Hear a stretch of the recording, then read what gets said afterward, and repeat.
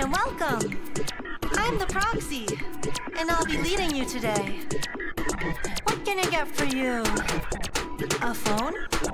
Some internet? Or a credit card? Gotcha is my vice. Designs are real nice. Animations you must buy. They're lit, you can't deny. Whoever you want, whoever you need. So good you never, ever want to leave. Characters that you desire, set it on fire. I'll make you spend your polygons away. That's my desire. You know heartbeat is gonna come today. 3, 2, 1, fire! Proxy, proxy, proxy, proxy, proxy, proxy, hold, hold. Pull it, proxy, got a credit card? Proxy, proxy, proxy, proxy, proxy, proxy, hold, hold. Pull it, proxy, money, watch it burn. I know, they look kinda cute and nice and pleasant, but they're gonna take a lot of pull, don't get arrogant. Watch out, hit that 0.6. Forget about going to biddy, no money in a blink. So drink your drink, don't you run your mouth. Think about something here, things will go south. Wanna push your luck, then okay, okay. Wanna burn to ash, think twice before you play. I'll make you spend your polygons away. That's my desire. You know heartbeat is gonna come today. 3, 2, 1, fire! Proxy, proxy, proxy, proxy, proxy, proxy, hold, hold. Pull it, proxy, got a credit card? Proxy, proxy, proxy, proxy, proxy, proxy, hold, hold. Pull it, proxy, money, watch it burn.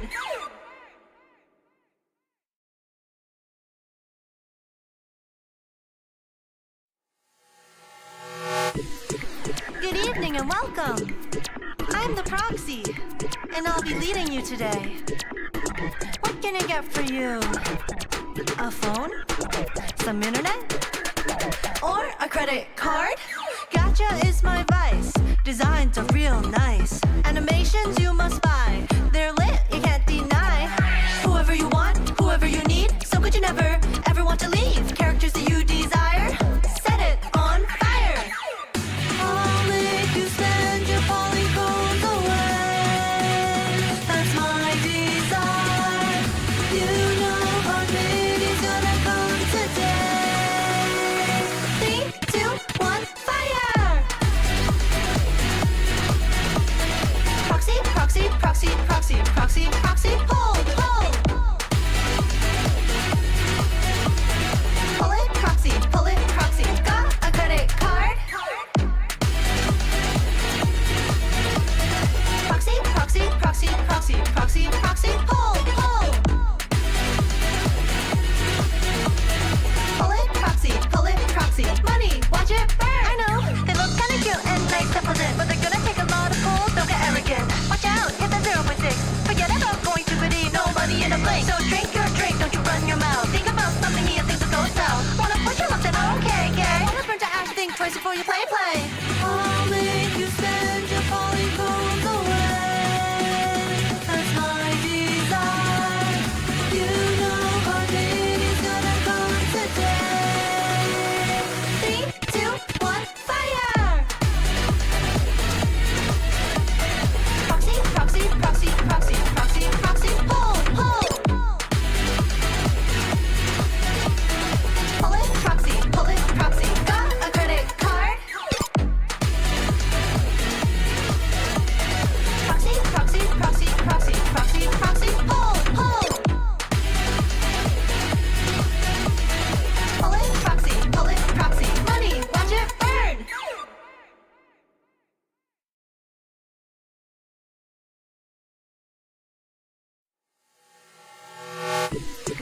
Good evening and welcome. I'm the Proxy, and I'll be leading you today. What can I get for you? A phone? Some internet? Or a credit card? Got Gotcha is my vice. Designs are real nice. Animations you must buy. They're lit, you can't deny. Whoever you want, whoever you need. So good you never, ever want to leave. Characters that you desire. Set it on fire. I'll make you spend your polygones away. That's my desire. You know our is gonna come today. 3, 2, 1, fire! Proxy, proxy, proxy, proxy, proxy, proxy, pull, pull. Pull it, proxy, got a credit card. Proxy, proxy, proxy, proxy, proxy, proxy, pull, pull. Pull it, proxy, money, watch it burn. I know, they look kinda cute and nice and pleasant, but they're gonna take a lot of pull, don't get arrogant. Watch out, hit that 0.6. Forget about going to biddy, no money in a blink. So drink your drink, don't you run your mouth. Think about something here, things will go south. Wanna push them up, then okay, gay. Wanna burn to ash, think twice before you play. I'll make you spend your polygones away. That's my desire. You know our is gonna come today. 3, 2, 1, fire! Proxy, proxy, proxy, proxy, proxy, proxy, pull, pull. Pull it, proxy, got a credit card. Proxy, proxy, proxy, proxy, proxy, proxy, pull, pull. Pull it, proxy, money, watch it burn.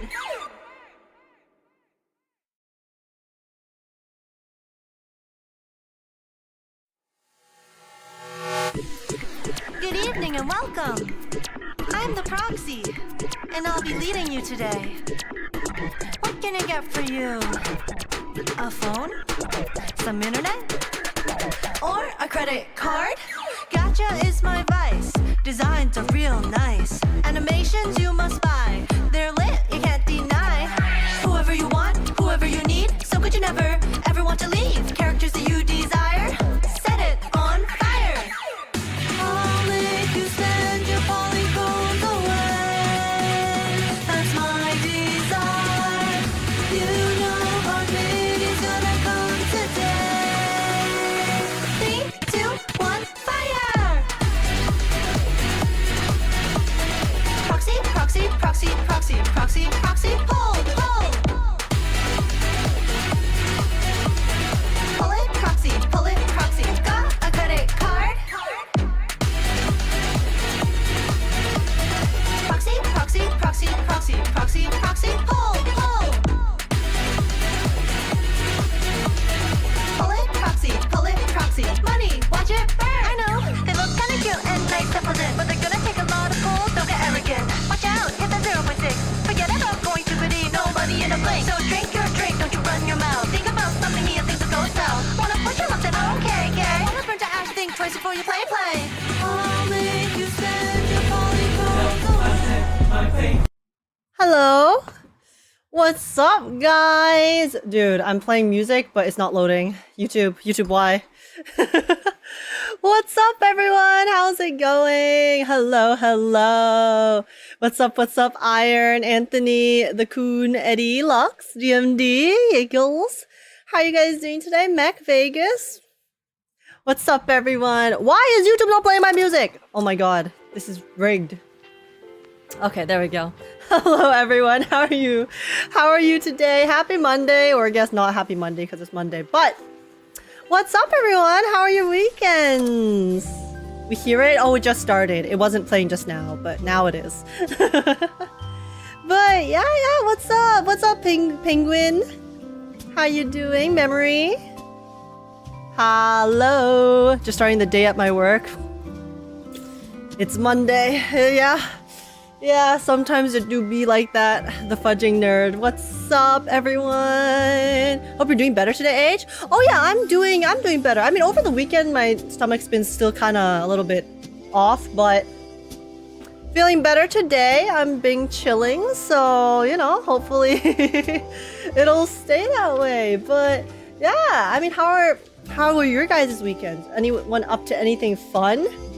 I watched the new JJK stuff. I watched a definitely legal version of the movie, only to find out that the new stuff in the movie was just the first 2 episodes of the new season, so I could have just watched the regular new season 2 episodes and it would have been amazing quality rather than the interesting quality that I watched on through very legal means, obviously.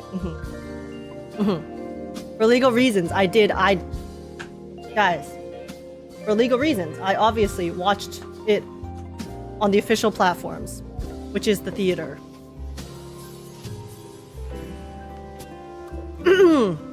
Anyways, how are you guys' weekends? How's it going?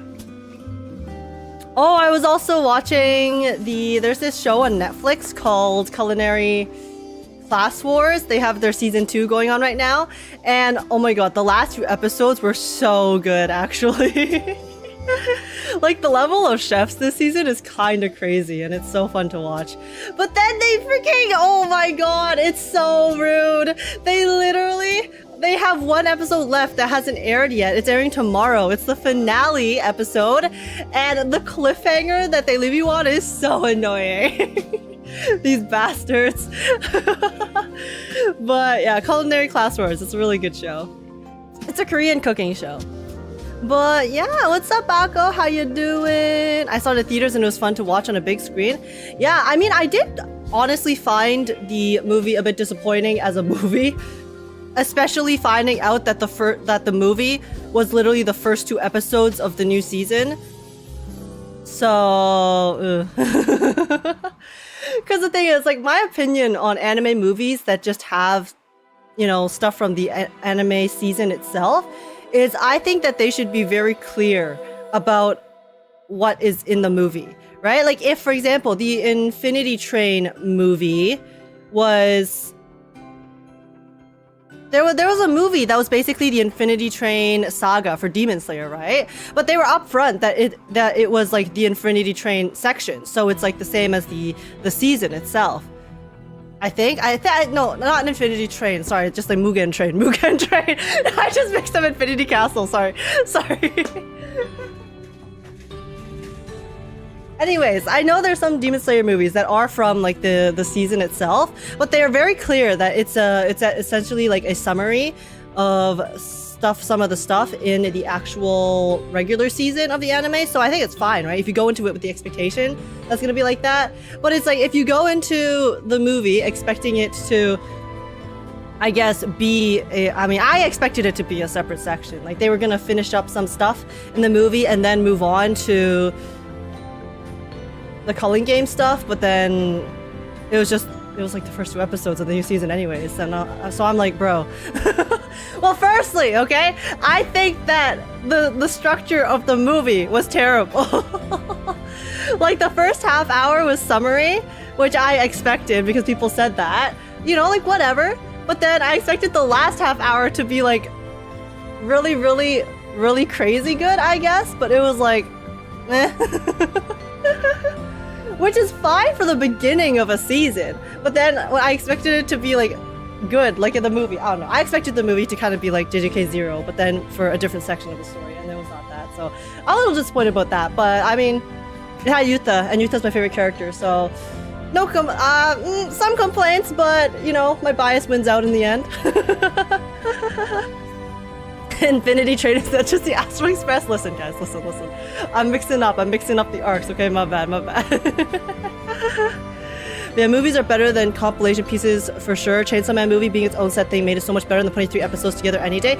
Oh, 100%. Yeah, I mean, like, for me, I know there are movies that exist that are compilation pieces, but I think that they should be very upfront about the fact that it is a compilation piece, if that is the case. Otherwise, it kind of feels like a scam, in my opinion.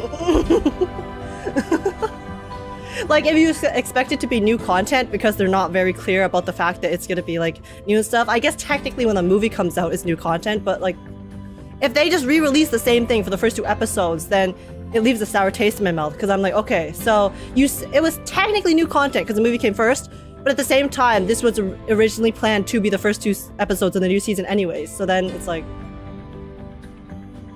and yeah, just I guess the structure of the movie also didn't feel very satisfying because it wasn't like really a plot line. I don't know. I feel like I'm pretty picky with movies nowadays because so many of them are just banking on the fact that they're part of a series or like some sort of franchise. So then there are a lot of movies, especially like part 1, part 2 movies. This is a slightly different, obviously, but I feel like nowadays there are a lot of movies that rely too hard on it only being a section of the story. So then they don't really bother to make it into a kind of fully a fully comprehensive piece that can stand on its own, I guess. Like, I think movies should be able to stand on their own without context from other series or from other pieces of media, but having known the other pieces of media can enhance the experience of said movie in a series. You get what I mean? Fully cohesive? Yeah. Yeah, I guess fully cohesive is like the best way to describe it at the moment. Yeah, anyway, sorry. I just started streaming, started ranting about JJK. My bad. Let me be clear, guys. I'm a pretty big JJK fan. Admittedly, I'm not really that huge on everything past the Culling Games arc because I find the entire Culling Games arc kind of stupid, to be completely honest. But prior to the Culling Games arc, I have been a huge JJK fan. And because I do like it quite a bit, actually. But I was very disappointed by season 2 due to the slave labor going on at Mappa, so you know. There's that, but it's whatever. But yeah. At least like Mugen Train, it was a separate story from the seasons, but totally agree. Yeah, like I think, okay, sorry, I'm probably mixing up the Demon Slayer movies. I just know there was a movie for Demon Slayer that was a compilation piece. I don't think it was actually Mugen Train. Or was it Mugen Train? I can't remember, because I don't keep up specifically. But Mugen Train being like a separate piece of media for Demon Slayer, like it's a separate story, right? Just like JJK Zero. You know how JJK Zero is essentially Yuta's origin story? That kind of sets up what happens later in the series. I think JJK Zero is a solid movie because it has its own, you know, individual character arc that makes sense. I do still think it's not a perfect movie because it is kind of very clear that a lot of the things that happen in JJK Zero are mostly just to set up stuff that happens later in the series. But, you know, it's not the biggest deal. At least it's like a separate story, right? Anyways, we're not here to talk about JJK today. I just like watched that over the weekend, so I had lots of thoughts about it, but yeah, the Gojo flashback arc was my fave. Yeah, the hidden inventory arc is one of my favorite arcs as well. So I do also really like that. Well, yeah, I'm just holding out for the fight scenes for JJK. That's pretty much it. Yeah. But at the same time, like right now, I'm a little bit... Like, I know there's a lot of people that really like JJK, how they did the Shibuya arc in JJK. But for me personally... This is a pretty hot take. Fair warning, guys. This is a pretty hot take. Shibuya arc is my favorite arc in Jujutsu Kaisen. I am a manga reader, so I have read the entire manga. Shibuya arc was my favorite arc in JJK.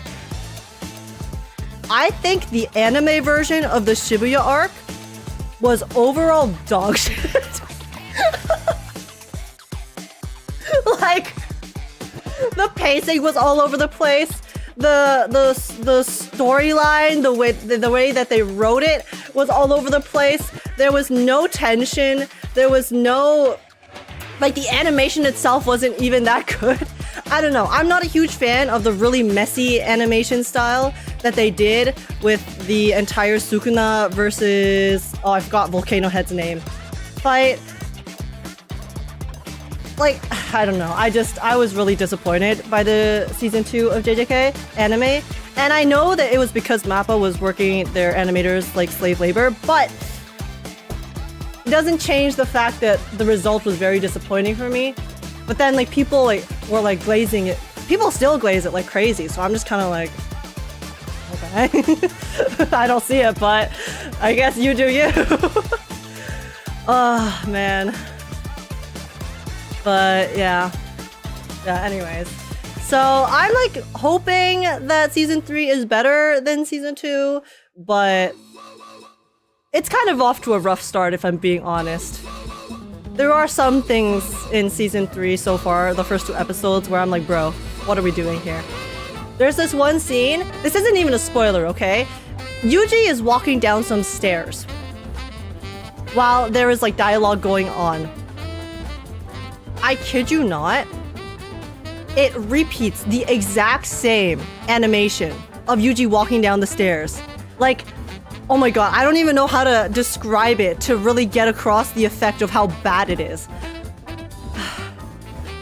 Okay, so it's zoomed in, okay? Here, I'll draw it in Microsoft Paint.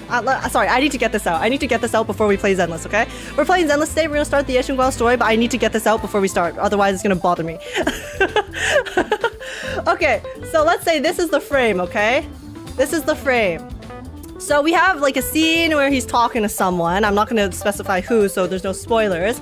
But then it zooms in, okay? So they're sitting at the top of some stairs, and then they're going down to like go down to the bottom, right, to go elsewhere.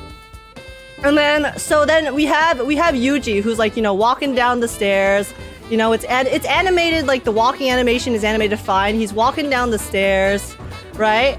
And then he gets to like the middle of the frame, and then it literally loops back to the exact same thing, like the start of the thing. I'm not even joking. I'm not even joking. And then it loops, so it like so then it has the exact same frame of him walking down the stairs. And then it loops back to the beginning. And I'm like, there's no way. There's no way this is happening.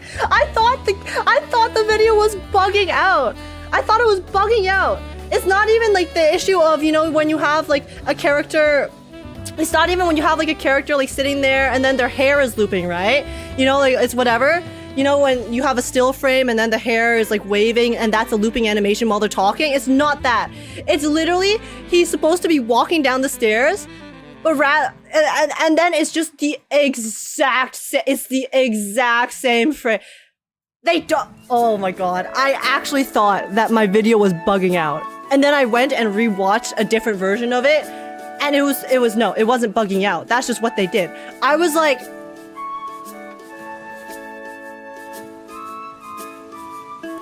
we're off to a rough start. We're off to a rough start, guys. Like, if you watch season 1 of JJK and then watch season 2 onwards, it is a completely different anime. I swear to God. Like, season 1's animation was so good. And then season 2 happened with all of the budget cuts and all of the time constraints. Which again, it's like like they're probably going through the same thing with season 3, but it's just like, oh, they're butchering one of the series I really like. Oh, sorry. I just got really passionate about that for a second. Anyways, so now I want some copium, okay? Now I want some copium that the reason that they're cutting so hard in the beginning of the season is because the rest of the season is just fighting nonstop. You know, maybe they saved all the budget for the later fights, okay? Maybe they did. Maybe it'll get better. But for now, I'm sitting here, like, losing my mind. I'm losing my mind. It's literally... It's so bad. Anyways. Anyway, sorry. I just needed to get that off my chest. No one prompted this. I was just talking about it, and then I just needed to rant. Sorry, guys. Thank you for listening to my TED Talk. Oh, man. I mean, the animation industry in Japan is fucking rough. Like, it's historically just so bad for the animators. So I don't even blame the animators. It's just like... It just sucks, you know, when you have series that you like, that that, you know, could like be really epic.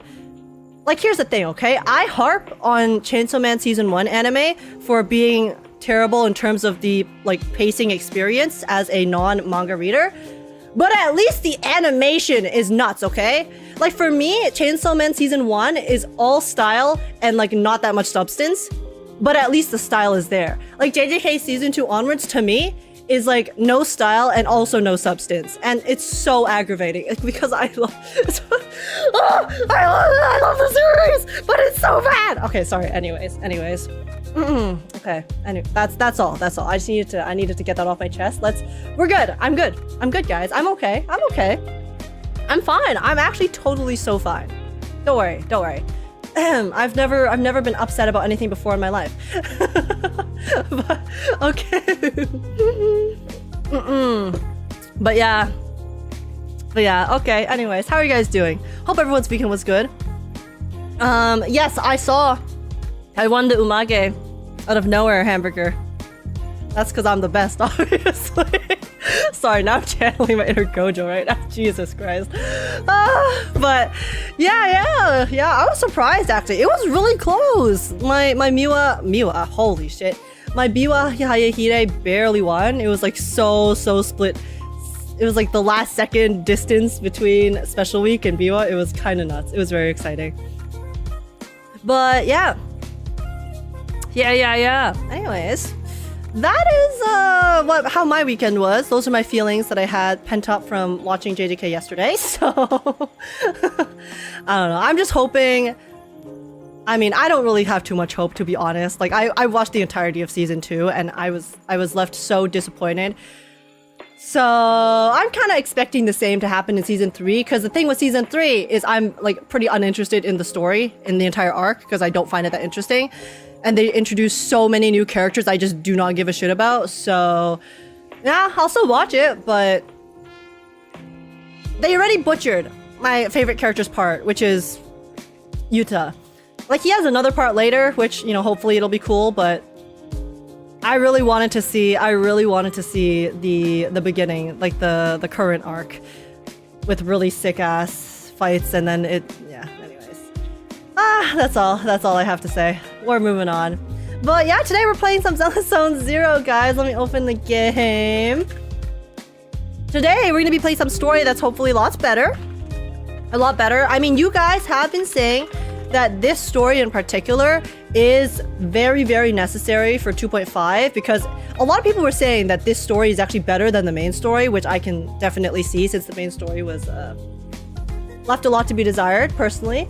But yeah, we're gonna be playing the Shunguang event story, agent story. We're gonna start it now. We're not gonna finish it before the Proxy Podcast. We do have the Proxy Podcast at 9 p.m. EST. So we will be going to talk with Josh and Az about that for, I think, like 2 hours. But then after that, we'll finish the rest of whatever we didn't finish before the Proxy Podcast. Sound good? Sound good, everyone?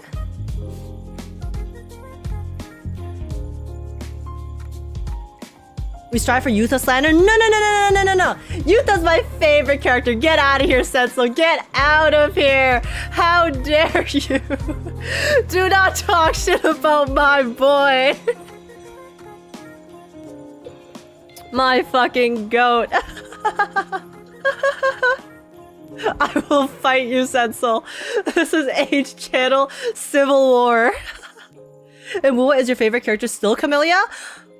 To be honest, Camelia's design started off as my favorite character, but then because her story was kind of lackluster for me, she stopped being my favorite character for quite a while. I think right now my favorite character in Mua is... I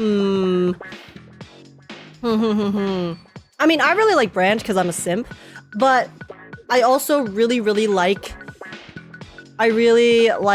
Cantarella, because Cantarella's agent story was just so good. I think Cantarella's agent story in Ua is still like the best agent story. Yeah. I think Cantarella's agent story in Ua is still the best, because it was the perfect balance of enhancing the plot and just being really good and actually giving us a lot of insight into both the character and world building for the Facelia family, And then also the world building for the Phasalia family also added a lot of context to things that happened in the overall overarching main story and the dynamics and the politics of Renesita. So, yeah.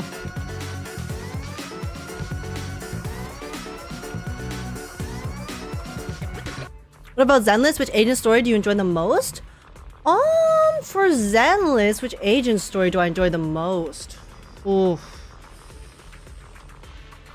Huh. I really liked Harumasa's. I think Harumasa's agent story is probably one of the best agent stories in Zenless for me.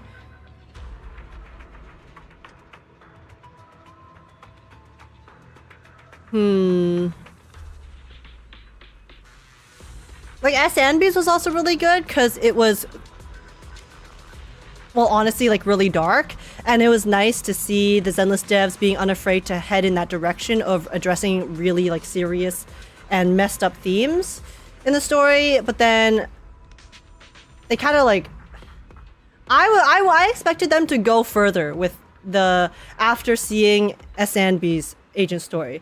But then they kind of didn't. I mean, okay, there were lots of issues with 2.x in general, but so it might just be due to that. Like, they were kind of like shoehorned into writing the story a certain way, but I like Seeds as well.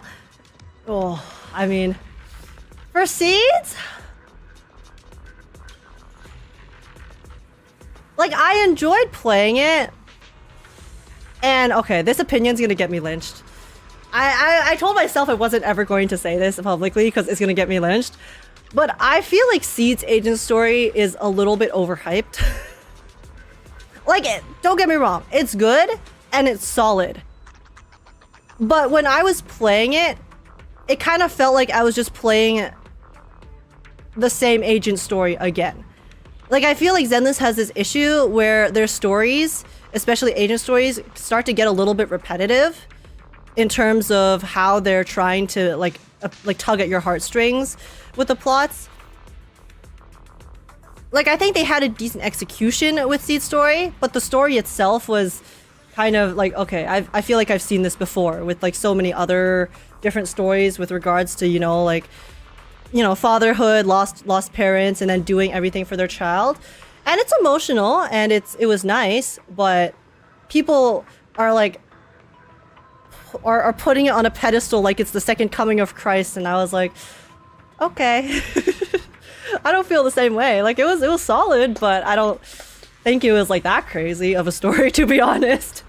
And I know that obviously different people will connect to it emotionally, for sure. So I know Az really connected to it because he's always like one, you know, really cared about fatherhood and all of that stuff. So completely understandable that people have those emotional connections. I just personally wasn't like crazy about it. The Seed story was a reskin. That's kind of how it felt like. Like, it was a solid reskin, but it did feel a bit like a reskin of just like other stories that I've already seen before. So, yeah. Yeah. That's kind of how I feel about it. So, like, Seeds is not my favorite agent story for a lot of those reasons. But yeah, I just preferred her story over the story patch as well. I think for me it's because I lost my dad a few years ago, so it resonated with me. Yes, and I can definitely understand that, right? You know, people have very different relationships with their parents, and they also have a lot of different experiences and stuff too. So that 100% can affect your connection to a story. Like, for me, right? I think I got a lot more emotional with Trigger's agent story, actually. Even though I don't necessarily have her experiences, but I can kind of sympathize very hard with what was going on with the families in Trigger's agent story. So for me, Trigger's agent story was 10 billion times emotional. I mean, I bawled. I was actually ugly crying during Triggers. You guys saw, but Yeah, so I think like probably for me, I think Triggers and Harumasa's I really enjoyed. Harumasa's because I like Harumasa, and also it was very interesting the idea of how, like, I guess Harumasa's story itself was pretty interesting. Like he was and his relationship with his mentor, and then the ethereal stuff, like the twists at the end. And it was also pretty fresh because at that point we hadn't seen too many. We had like the agent stories that we had before that, you know, weren't too crazy, right? And they were all about like different things, so we hadn't really seen that particular plot line before in Zenless Zone Zero. So yeah, there's a sad story for everyone in this game. Exactly. Did you watch the Zenless talk when they talk about how they're making the story? I actually don't think I did. I think they released that over the holidays, right? I was not very active over the holidays, so I did miss a lot of stuff. But we can definitely go back and take a look at it after. Trigger story was a good story about survivor's guilt, not just from Trigger, but from the families as well. Yeah. Elaborate on which story was reskinned from, just curious. Well, I just felt like the seeds, I don't have a particular example for you, but what it felt like to me playing it was, it felt like a pretty generic, okay, we have a child who, you know, lost their parent, and then the parent did everything to try to help the child move on, right? Again, it's like, it's an emotional story, and you can take a very simple story like that and make it very effective. But then, I think, and this is like a thing for in general with Zenless, is they do kind of fall into this pit hole of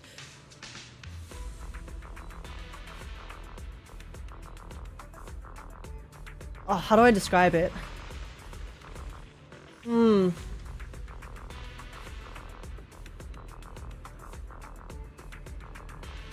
Like with their more recent agent stories, I would say,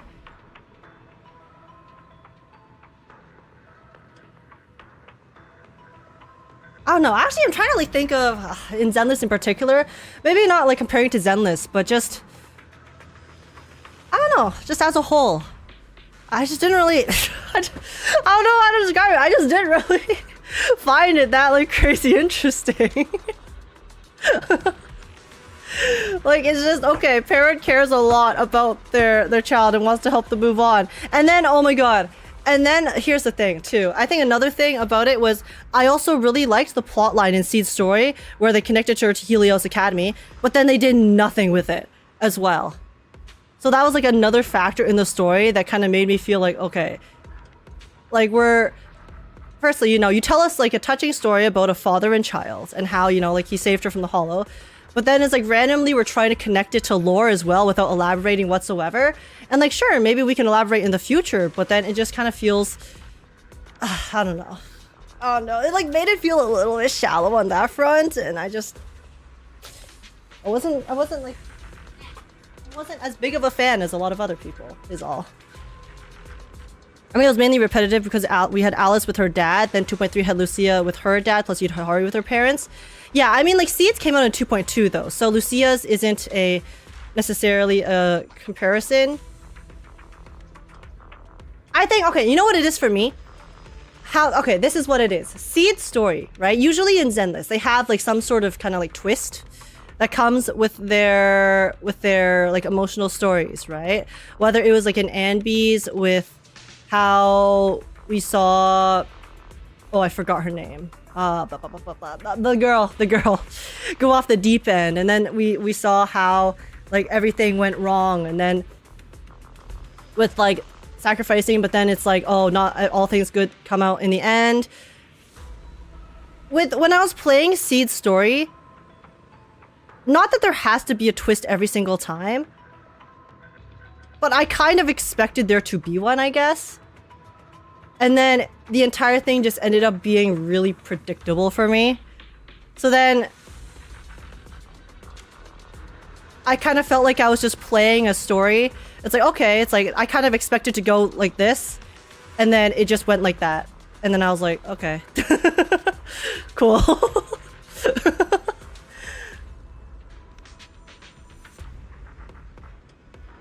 I think you just hate the game. Yeah, guys. I'm actually just a Zenless hater, I think. I hate this game so much.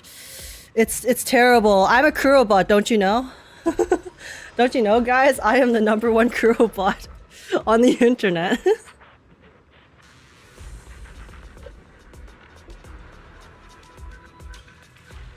Like in Seed's story, what I wanted, okay? Let me describe what I think could have enhanced Seed's story more for me.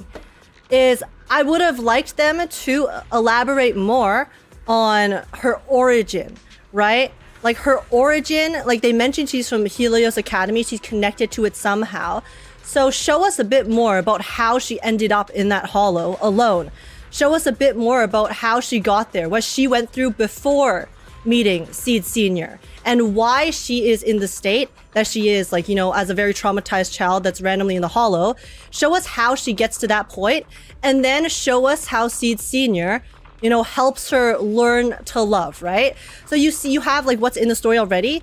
If you add a bit more context to who Flora is as a person, who she was before she meets Seed Senior, and then you can see the change in how we get to see, you know, like how much the father's love really affects her and changes her and allows her to actually live this life and learn about, you know, humanity and what's going on. I feel like that would have been 10 times more impactful, right?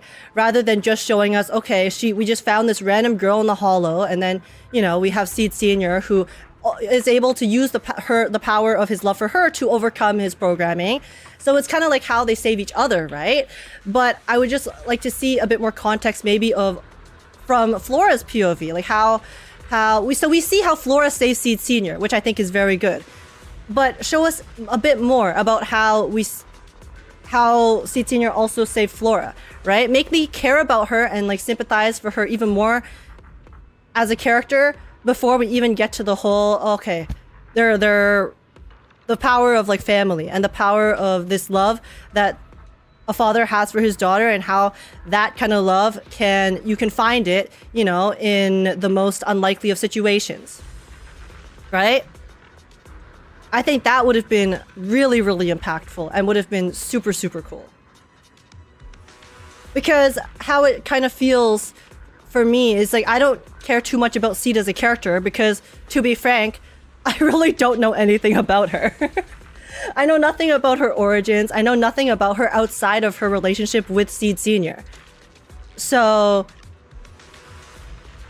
like, while I can kind of, you know, feel bad for her and appreciate that they had that connection, at the same time, it feels like they just kind of like told that to me rather than I really feel a connection to Seed as a character. You know, does that make sense? So, yeah, again, it wasn't like a terrible story. I just didn't like... I just think it was like a little bit overhyped because people were glazing it like it was the best story in Zenless Zone Zero, when I personally felt a lot more emotionally connected to some of the other agent stories that had come prior, such as Triggers and Haramasa's. So yeah, you always said for me and always said you don't like it, and I don't think this game is for you, then isn't it? Yo, Clone, are you just a rage baiter? Let me see your chat history. I'm curious. It's crazy, guys. Who knew that having an opinion about something that you enjoy and play that is not always positive means that you hate the game? Did you guys know that? Did you guys know that you're not allowed to criticize anything in anything that you like? Otherwise, you're just a hater? That's insane.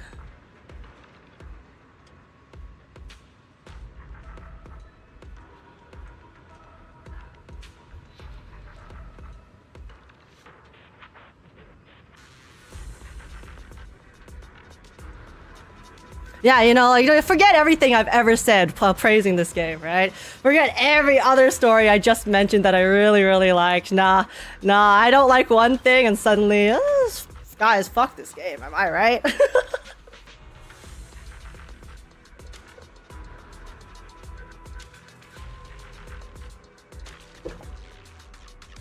Now that I think about it, were the only agent stories in 2.x Seed and Jufufu? No, wasn't... Wait, I thought Sanbi was also in 2.x. SNB was in 2.0, right?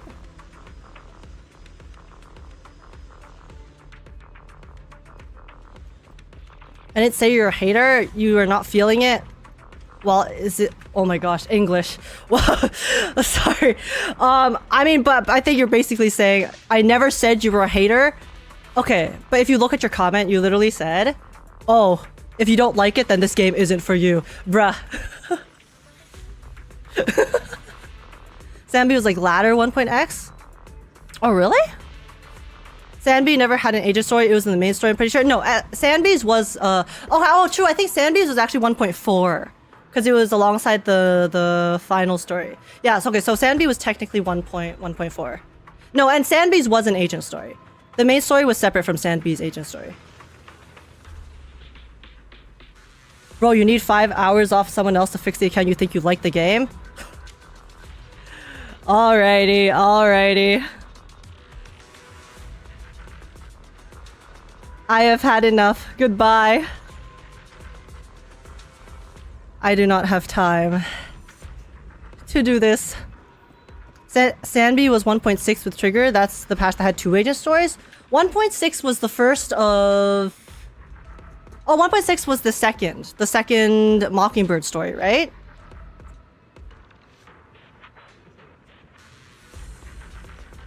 Lucia also had one 2.3. Lucia's was main story, wasn't it? Oh, no. Oh, wait, Lucia's, okay. Lucia's was a separate agent story. The main story was the Yadhari stuff. And then Lucia's was the... Yeah, see, I actually quite liked Lucia's. I think Lucia's was pretty solid. Because I actually found Lucia's really creative. And then they did a good job at introducing the lore at the end of it. Yeah, like the hide and seek game. Like, there were repetitive aspects to Lucia's as well. Because at the end of the day, it's like everyone, you know, gets stuck. Anyone who gets stuck in the hollow turns into ethereal and you meet them again. But they were creative with how they presented it. And then I was kind of caught off guard when they did the big reveal for Lucia's dad. And the whole drowned ideal, right? Because we think that the drowned ideal is Lucia's the entire time. But then it actually turns out to be the drowned ideal of her ethereal dad. And I was like, holy shit. Wait, that got me. That was emotional as hell. Holy. And then with the dog ethereal? Yeah. 1.7 was the second Mockingbird story.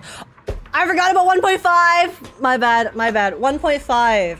Yes, was the Astra story. 1.6, 1.7 was Mockingbird's story. First patch of Mockingbird was 1.6.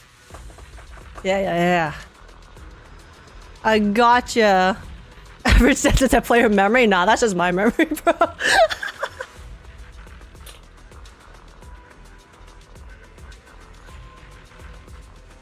It shows that ethereals can be friends or controlled to do stuff of their own bidding. Yeah, I mean, but we have already kind of seen that before. Obviously not necessarily with the dog. I know. Oh, I forgot the name of the dog. But yeah, like the dog and the whole like night terror, night horror. That showed us that was like essentially showing us for the first time that ethereals can be involved in the main story, which is pretty sick. But then... Yeah, sorry. I thought you were referring to the fact that her dad had like a conscience, but I was like, no, we've already seen that before. It's like with Harumasa's mentor and stuff.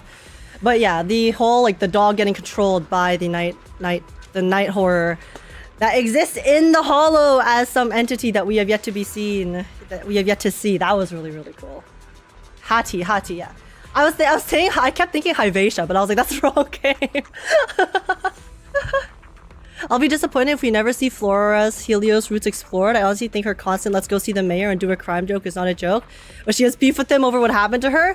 Yeah, I really do hope they expand more on that. Because, I mean, I just said, right? I wish that they would have shown a bit more of what happened with her and why she ended up in the hollow like that.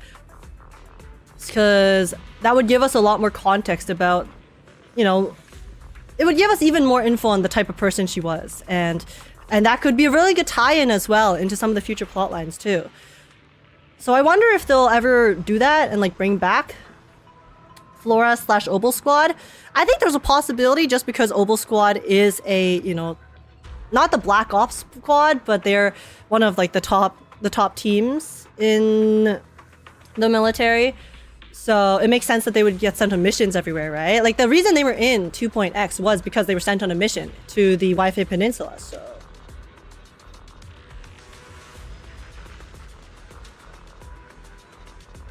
should we be hearing game audio?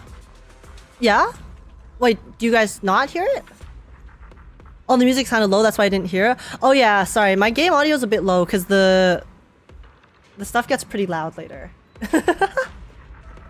I want to see more of the AI in the game. Yeah, I mean, they're gonna bring the AI back in 3.x, which I'm really excited for.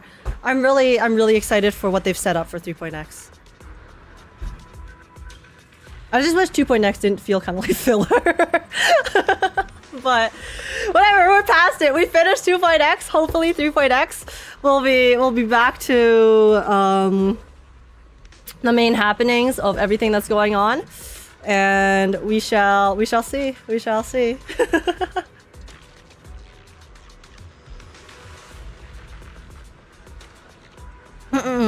Maybe with Obel Squad justifiably being any region, maybe 3.x they'll be back. Yeah.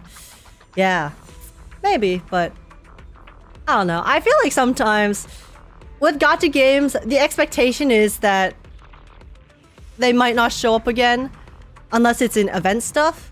Though I do think Zenless as a whole does a pretty decent job at letting characters kind of appear periodically, whether it's in events or have like cameos in the main story. Like we saw Section 6 again briefly at the end of 2.5, right? So that was pretty cool.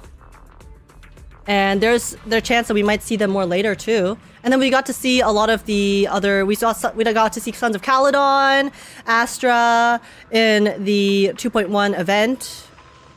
Things like that. So I think isn't the only faction that gets shafted a lot Bellabog? I know Bellabog shows up in the robot events. I mean, I don't actually usually play the robot events that closely. I just kind of speedrun through them for the rewards, but... yeah.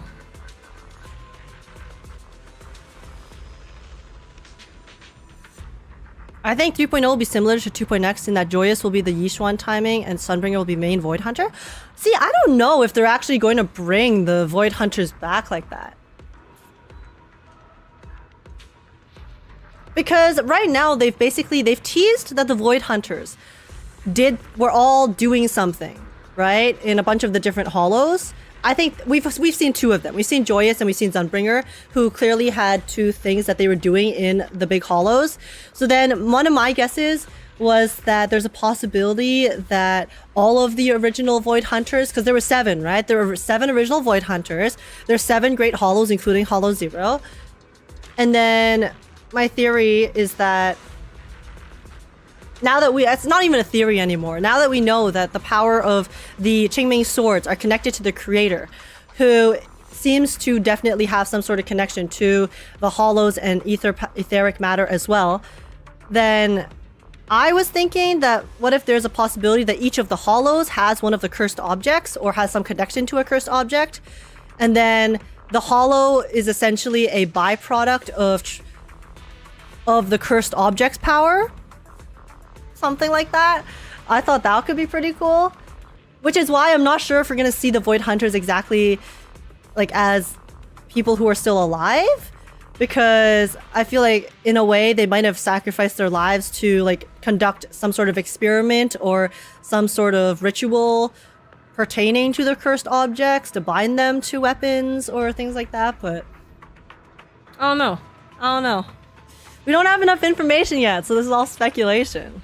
I hope we go to the moon eventually. Yeah, we definitely need to. Oh, it's cloudy right now. Can I make it not cloudy? Yo, sky, clear up. Where's the moon at?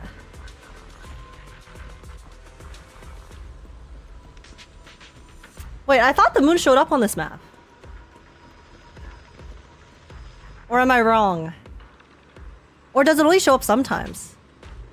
There's 2 moons in my face right now. No, I'll show you 2 moons. Give me a second. undisputed biggest moons in the game still go to... Actually, no, sorry. We literally had this discussion before. Rita's still on top. Rita still has the biggest. She is the queen. Undefeated queen.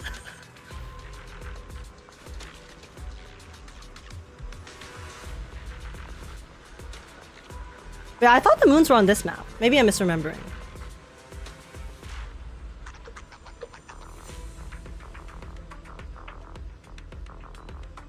I'm interested to see what they do with PubSec since they mentioned they might show up in the future.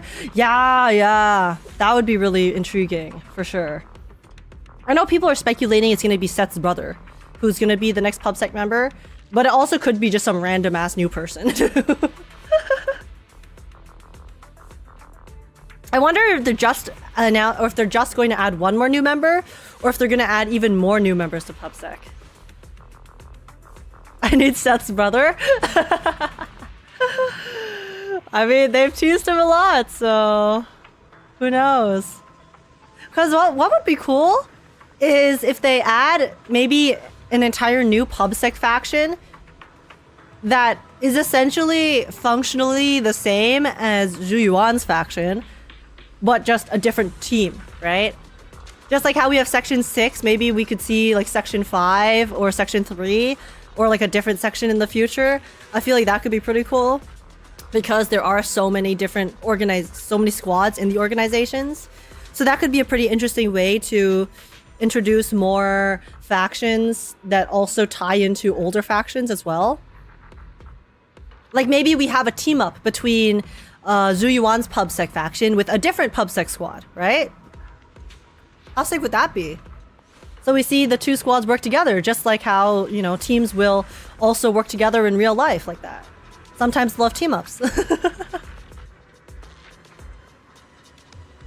Stars of Lyra needs more members? I wonder if they'll add more members for Stars of Lyra. Because Stars of Lyra is a little bit of an outlier in the fact that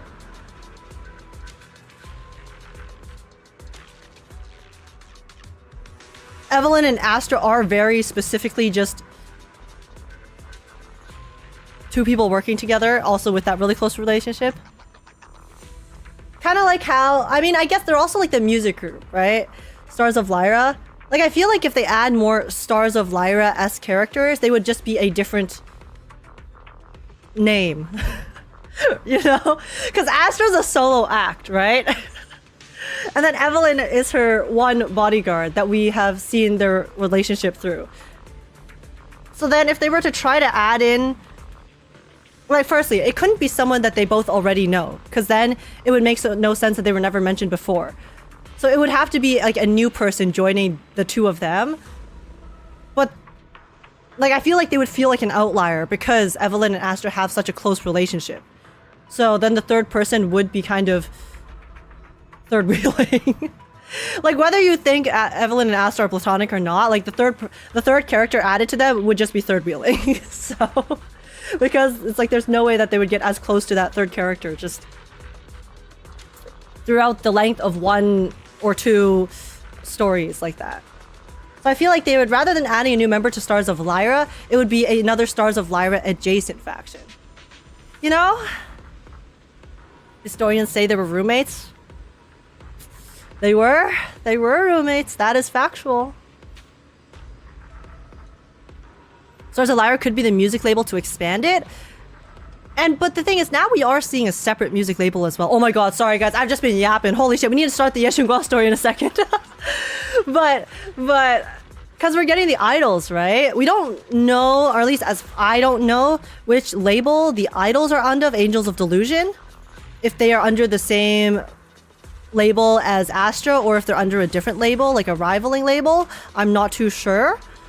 But like, that's what I mean, right? I feel like if they were to add more characters under the same label, it would still be a different group.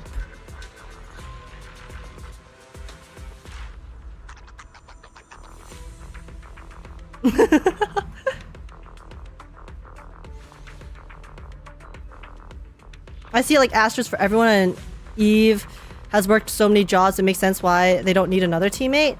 Yeah, they just kind of seem like the two of them together are like, that's it.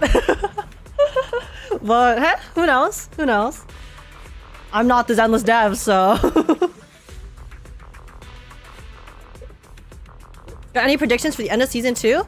I mean, I kind of see 2.5 as the end of season 2.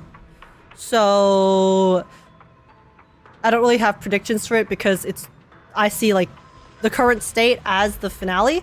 Actually, I think no, the Shunguang event story, you guys said that this is like the epilogue, right? So this is essentially the epilogue of season 2.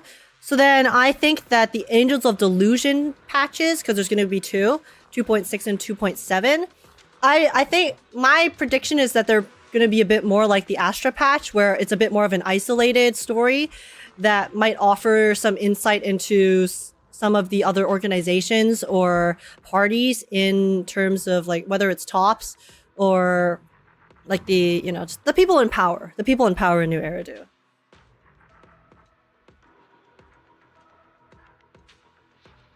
So yeah, that's kind of how that's kind of my expectation for 2.6 and 2.7.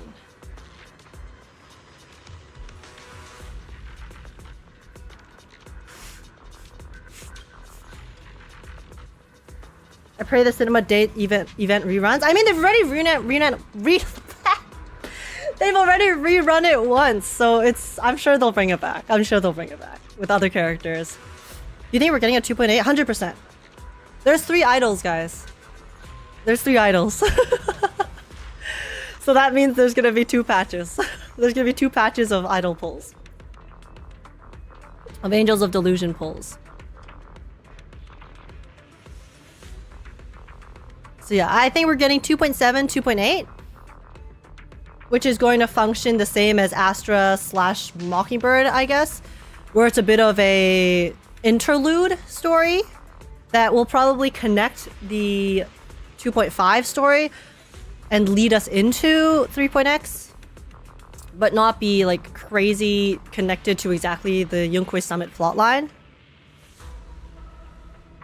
Yasuna and Arya on 2.6, which means that the black hair girl. Oh my god, I keep forgetting their names. The black hair girl is going to be in 2.7, I believe. Wouldn't that make it to 2.0? Oh, sorry, I can't count. Yeah, I meant there's 2 more patches after this, okay? My guess is there are 2 more patches after this patch. So that's 2.6 and 2.7. I just can't count, guys. I'm illiterate. Please understand.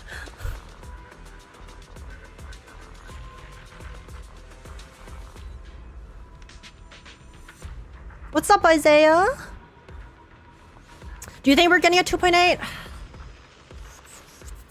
I don't know. My honest answer is I don't know. I know for sure we're going to 2.7. Because, okay, if we do the math, right? 2.5 is going to end in 2 weeks, right? How long is this banner? Okay, we still have 23 days for 2.5. What's the date today? 1, 2, 3. Yeah, so we still have 3.5 weeks essentially for 2.5. That's gonna bring us to beginning of February. Each patch is 40 days. So that's gonna bring us to second week of 1, 2, 3, 4. That's gonna bring us to March for 2.6 and beginning of March, and then that's gonna bring us to beginning of April for 2.7. Which means the patch after 2.7 will be approximately May.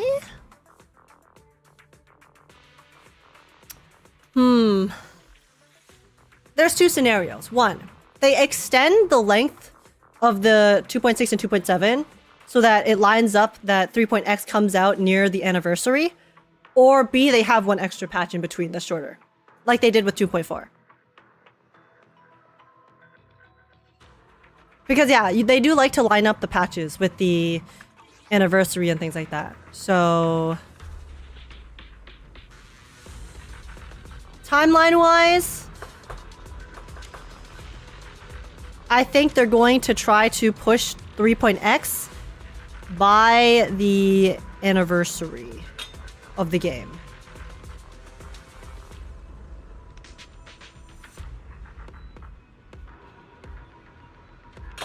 What's up, Guzami? How's it going? I feel like yes, you on be 2.7 second half. Oh, inhaling that hopium right now. No, I think Yeshi Yuan's gonna come back into play in 3.x. Personally, I think they've left him in a very good spot where he is now exploring more information off screen about the cursed weapons. And because they've essentially said outright in the story that the next arc is going to be very heavily focused on the cursed weapons and how all of the tops factions are going to be going after the cursed weapons or something along those lines, I think that it would make more sense if he doesn't show up for the idols patch and then he shows up again sometime in 3.x for the overall plot, because, you know, he's going to go find information, so he might find something and then come back in the future. And then we might encounter him as we are going more down the rabbit hole of the cursed weapons and what they mean and what they are and how they're created and the origins and everything. Like that.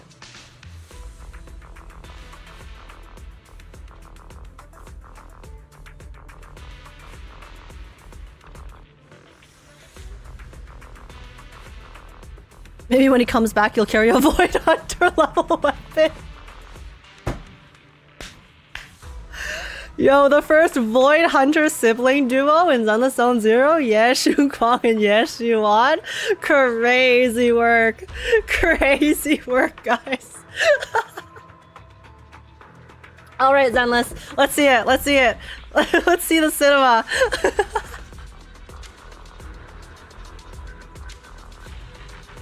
Playable male Void Hunter to see if he gets pulled over a waifu. Yeah, guys, by pure fact that he is a male, he will get overshadowed by waifu in the banner after. Unlucky. Unlucky. Sometimes that's just how it be.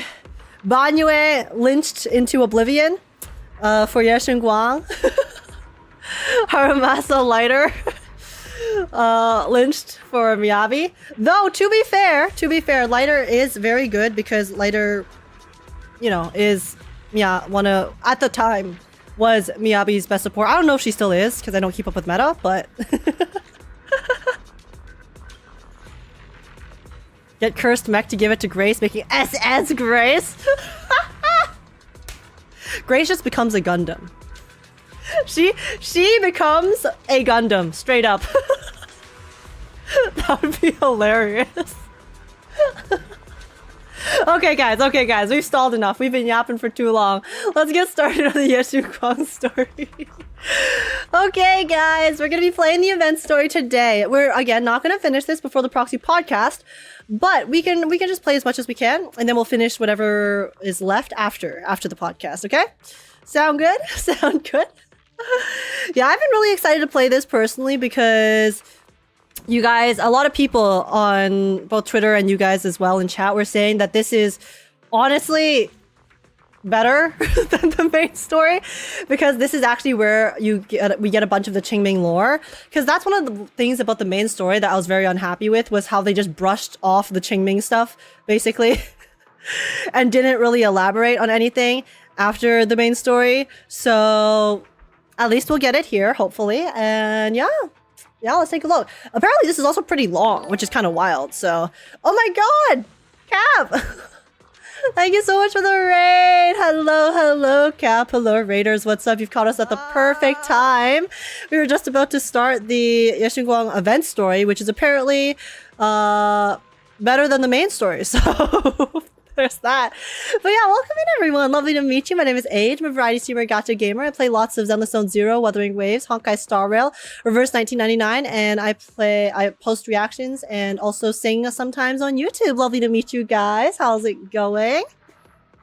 I love the story. I would say it's main story quality. Yeah, that was the general sentiment I saw regarding this particular story. So I'm excited. But yeah, we were currently yapping. We were yapping a lot about Zenless, and then I was ranting about JJK earlier too, but but now we're finally starting the main story. We're finally starting the Shunguang story. So I'm really excited because I was left with a lot of questions that were not answered in the main story, and hopefully this will answer them. So yeah, let's not set our expectations too high. We all saw what happens when she gets expectations too high and gets disappointed. I mean, my expectations, I feel like I usually do weather them a bit, even when you guys are always glazing stuff. So, I mean, I think a lot of people, including me. It's not, guys, 2.5 was not disappointing because my expectations were too high, okay? 2.5 was disappointing because it was of a disappointing story.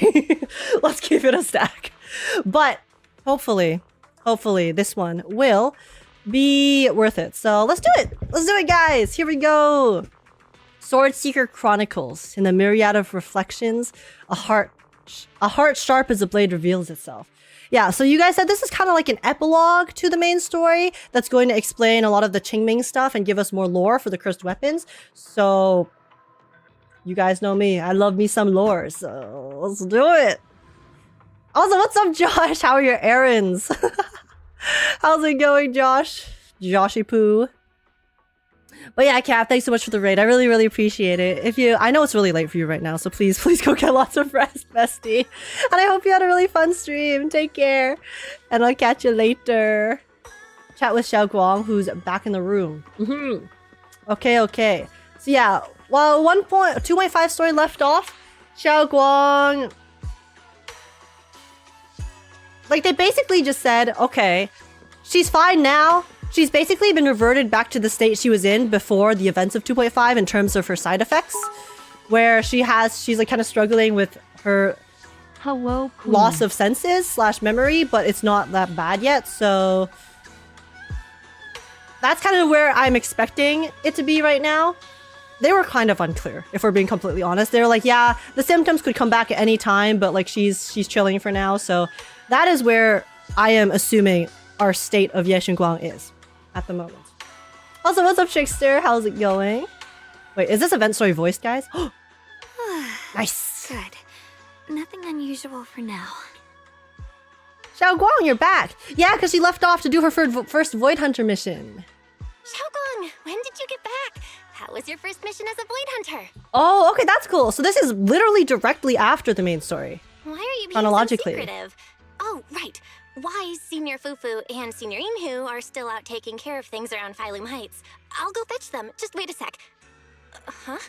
Shh. Keep your voice down. Oh my god, is it Fat Fuck?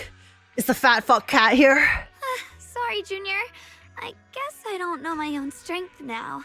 Are you okay? Huh? What happened? I'm okay, but what's wrong? I'm fine. But don't you want to see everyone now that you're back? Were we too Did loud? something happen during the mission? Did Wait. it not go well? Wait, sorry, what? Why are you being so secretive? Keep your voice down? Okay, yeah, she's about confusing the hell out of me right now. Were we just too loud? No, the mission went perfectly fine. I just came across something a little strange. I'm not even sure how to explain it to you or the others. I'm sorry, Junior Belle. I wanted to be happy coming back to see you all after the mission, but I'm just so tense. I have no idea when the next anomaly might appear, and you can't hear it. She's hearing the voices! The voices! What drives a person to take up the sword, and what awaits them because of it? Unfamiliar feminine voice within the Qingming sword? Dude, isn't that just straight up Yixuan? Am I crazy? Or is that not Yixuan's voice? Is the Qingming sword talking? The Qingming sword's talking? I must be hallucinating. The Qingming sword is speaking? She shushed you with her finger, but she might have pushed too hard? Oh, okay. That's why she said sorry. You can hear it? I gotcha. But none of the investigators I worked with on the mission could hear it. Not even Senior Miyabi. That's because we have our brain connected to the creator now, Shunguang. You don't know. We hear the voices too. What lies within the heart of one who takes up the sword? That straight up sounds like Yixuan to me. It sounds like Shifu, it does. I can hear it perfectly clearly. It's still mumbling away. Actually, I can hear it really clearly. It's still speaking even while we're talking, mumbling something about what lies within the heart of one who takes up the sword. Well, I guess that will make things easier for me to explain. While I was wielding the Qingming sword in the middle of battle, I suddenly heard a woman whispering in my ear, and I couldn't make it stop, no matter how hard I tried. Dude, that would be so distracting. Nothing like this has ever happened before. I didn't know if the Qingming sword had undergone another change, but when I was about to bring it back for Shifu to take a look, it suddenly said something that caught my attention. The one who wields the sword shall find the answer within the hidden realm, the very origin of the Qingming sword. Like the yin and yang world? Yes, that's what caught my ear. Because the Qingming sword's power is yin and yang, constantly fighting, essentially, or having conflicts because they are opposing powers.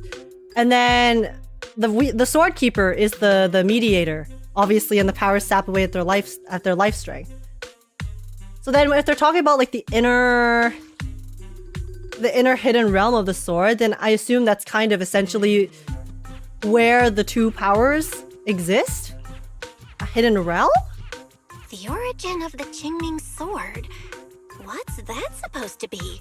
That line's got me interested. Qingming, a waifu confirmed. The Qingming's technically two waifus, guys.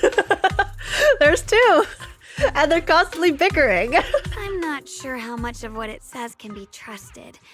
But if such a hidden realm really does exist, and there's knowledge linked to the origin of the Qingming sword... Maybe we can find it there? A way to overcome the negative effects of the Qingming I sword. see.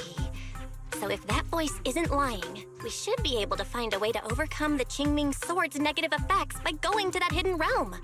Maybe if we ask them very nicely to stop fighting in the hidden realm, they'll stop. And then we won't have to take all of that negative energy from their clashes. And then we won't lose our life force and our memory and our senses. Politeness is key. Yeah! Shifu and my brother have done so much to suppress the Qingming sword's effects on me. I think it's time I take action too. With you here, Junior Belle, even if Shifu and the others can't hear the voice, they'll still believe me. I want to tell them what's going on, and then head to that hidden realm and see it for myself. The Qingming sword will guide you to the hidden realm. The sword bearer must not miss this fleeting chance. Huh? Shunguang? What's wrong? Shunguang? Just now, an image of a hollow flashed through my mind. Somewhere in Limnian Hollow. I even caught a glimpse of myself freeing the Qingming sword there. Like Excalibur? Is it showing me the way to enter the hidden realm? Junior Belle, we don't have much time. The images in my head are already starting to fade. Is it just me, or is this like the most suspicious thing that could ever happen? I'll be so real. If I was Ye Shunguang, okay, I know that she's desperate, right? She's desperate to find a way to fix it, which is totally fair. But also, the cursed sword that is sapping at my life force is randomly showing me, and that's the thing, we're only assuming that this is the Qingming sword's power and not some other force that's trying to manipulate us, right? They just conveniently show me a location within the hollow of which we have essentially confirmed has a connection to the Qingming sword and the cursed sword's energy, and how and the Qingming sword being connected to the not the Exaltus, the creator, and showing us a conveniently very lovely scenario where we, pull out the sword and then everything is fine and dandy. I mean, wouldn't you be curious at least? Yes, I would be. But I would. So we're gonna go, okay? We're gonna go because we are curious. But also, this is so suspicious. Shifu's still on a mission. Let's head to the location. Shifu went out on a mission earlier. Ball it, and we isn't fuck, guys, head-slaving okay? Temple. If we're in a hurry, let's just leave a note for her and the others and go right now. Wait, Junior Be Belle. cautiously curious, exactly. Wise told me that you experienced a strange reaction in your eyes earlier. You should stay here and wait for Shifu to come back. I can go to the hollow by myself. Yeah, Shunguang, I don't think that's a very good idea. My eyes have been fine. Should be fine. This is about the Qingming sword, so I can't let you go there alone. And I haven't felt anything unusual in my eyes lately, so I think it should be fine. Don't worry, Shunguang. I'll be sure to take care of myself. How am I supposed to refuse when you give me a look like that? Fine. Just promise me that you'll let me know the moment you feel any discomfort. I hope we can find something in there. If you come, remember to bring some pork buns. Yanagi? Yanagi? Is that you? Wait, guys, is the Qingming sword actually Yanagi?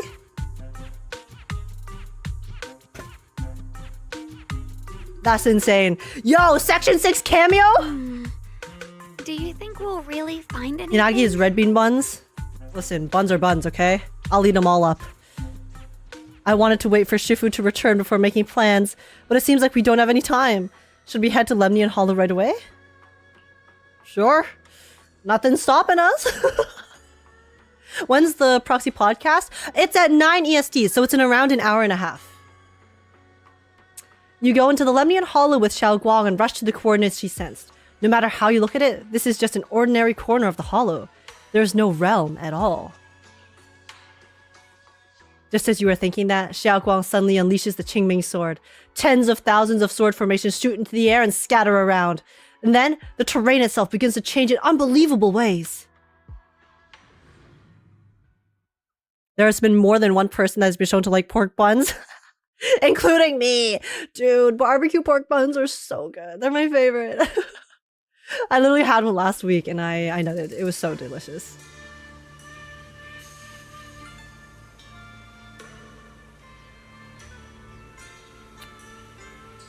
Ooh. This looks like the area inside her inner realm. So this is the hidden realm the Qingming sword was talking about. The whole area looks completely different. Like some sacred, secluded place hidden deep in the mountains. Amazing. I'm not crazy, right? This is the same map that we saw when we were trying to save her in the middle of 2.5. When we were like when we used the creator's object thingy, the object with the creator's power, to go into her brain to bring her back and restore her memories. I never thought the entire space would transform. Shunguang, are you okay? To think the Qingming sword could reshape an entire area within the hollow. Shunguang, are you okay? Did unleashing the sword just now take a toll on you? No, I'm fine. But I've just had this strange feeling since a moment ago. Oh, right, Junior. Could you take a look and see which way leads out of here? You quickly scan the surrounding area and spot a path leading out, but as you move toward it, an unseen force pushes back against you. No matter how many times you try, you can't break through the barrier. It seems there's an invisible barrier here. Finding a way out isn't the problem. It feels like there's an invisible barrier here that stops us once we get close. I knew it. I felt this heavy, stifling sense of confinement ever since we got here. Guess this isn't a place where we can just come and go as we please. Even though we left a letter for Shifu, it looks like we'll have to explore this place on our own. The barrier will probably keep the others out. Yeah, I mean, I'm assuming the only reason we came in was because the Qingming sword is the key, right? It's like a firewall, and then this is the gate. Let's hope that we find some leads here. It's gonna be tricky without any outside help.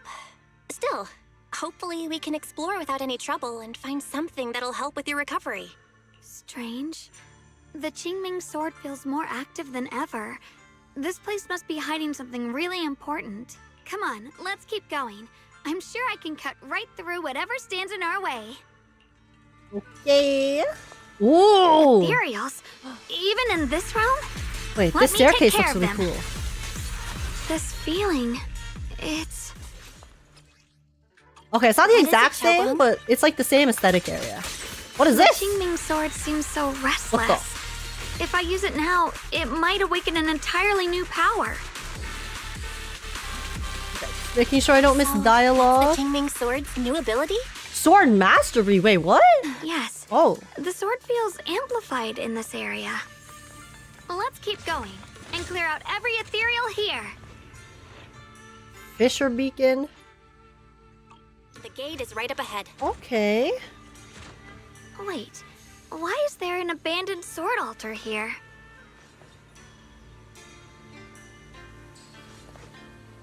I guess we'll find out. This is strange. The Qingming sword is Oh.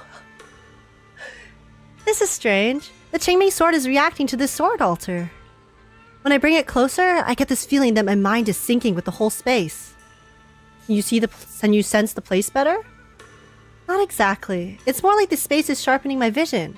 With that, I think I can grasp the Qingming sword's state more clearly. Belle, while we have a moment, I'd like to go over this new ability I just learned. Maybe I can refine this power even further. Alright. Oh. Sword Will Resonance? Oh, they're upgrades. Okay, this is like the event mechanic. Pretty cool. Okay, so we'll keep doing that. ... Shunguang, are you okay? After boosting our strength, we should have kept moving forward. But I can sense it. There's some serious power behind this door ahead of us. We might be up against one real tough enemy.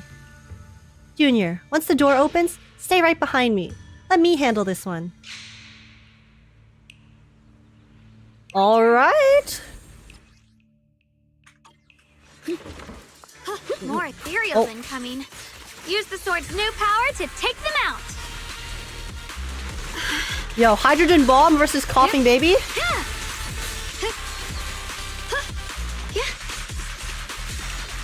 Oh, my FPS! It was so ugly! Shunguang, stay alert. This ethereal looks different from the others we've seen. Wait, is this the bug that absolutely destroyed us in the middle of 2.5? I'll be careful. I'll be so real, guys. I can't recognize some of the ethereals. They all kind of look the same to me.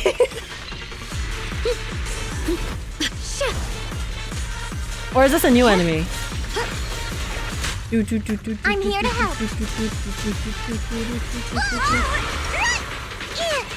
Oh, okay, no, this is the same enemy. Evil retreats.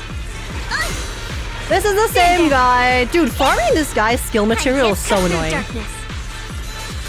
A measure of steel. It's a new one from 2.5. Slices the world through. Shunguang of Yunquai Summit, breaking all illusions. Oh my god. That animation never gets old. It's so cool. Goodbye. Goodbye, Swarm. Get out of here. You're in the wrong game. Damn. It got away. Shunguang, are you hurt? I'm fine. When I went for the last strike, that ethereal triggered some kind of ability, and for a moment, I completely lost all 5 senses. But it only lasted for a moment. We're totally fine now, Junior. Don't worry. Even a moment like that is terrifying. Stop chasing it. Yeah, sorry. My power feels strangely active here, so I got a bit carried away. Let's move forward more cautiously. But I felt some kind of power from that ethereal just now. You mean the creator's power? Yes. This has never happened before. Since the Qingming sword and the creator share the same origin, maybe the ethereals are being affected by that power as well? One thing's for sure, there are secrets buried here, and they're exactly what we want to uncover. Finding the clues that lead to them, that's our next step. While you're talking to Shunguang, you think you hear voices nearby. Is you imagining it? I don't know, guys. Is you imagining the voices? You exchange a look and confirm it isn't just in your heads. Are there other people in this realm? Let's go check it out. Interesting. Yishuan! That voice. Why does it sound so familiar? Yo, Shifu, what are you doing here? It came from the main hall. Let's check it out. Realm Sword Altar. Oh, I thought it like unlocked something new, but... Okay. Yishuan, question mark, mysterious monkey statue. Oh my god, it's my league teammates. So that's the purpose of this sculpture. Interesting.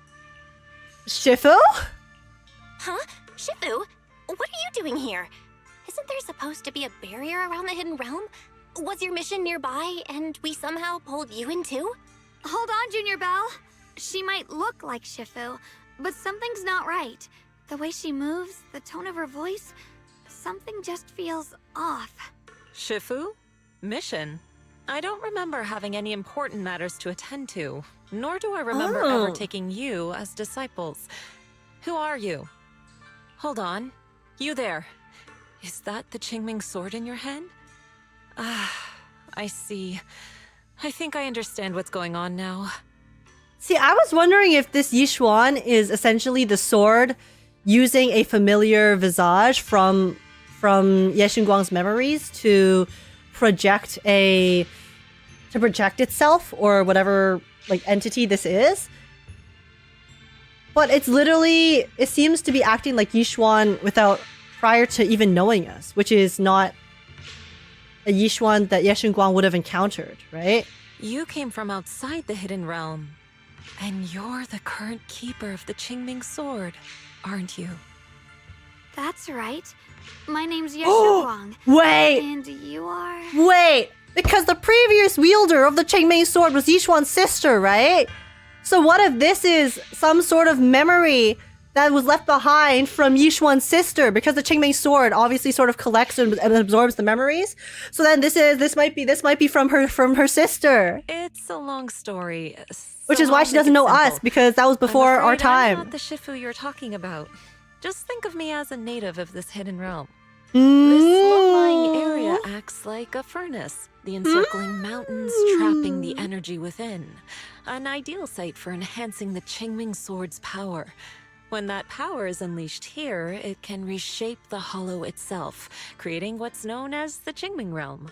Everything and everyone in this place exists according to the Qingming sword's will, my own appearance included. So it's no surprise you mistook me for someone familiar. And this young one here, who are you? An outsider shouldn't be able to enter the Qingming realm at all, only the sword's master. Nah, we got a direct connection to your maker, okay? It's all good. I'm her proxy. Other people can't enter this realm? I'm Belle. Wait, you mean no one else should be able to get in or out of here? Forget it. None of that really matters. Whoever you are, if you're capable of entering the hidden realm alongside the sword's master, you must have some remarkable ability. Let's leave it at that for now. In any case, welcome to the Qingming realm, or, as some might call it, the world of the sword.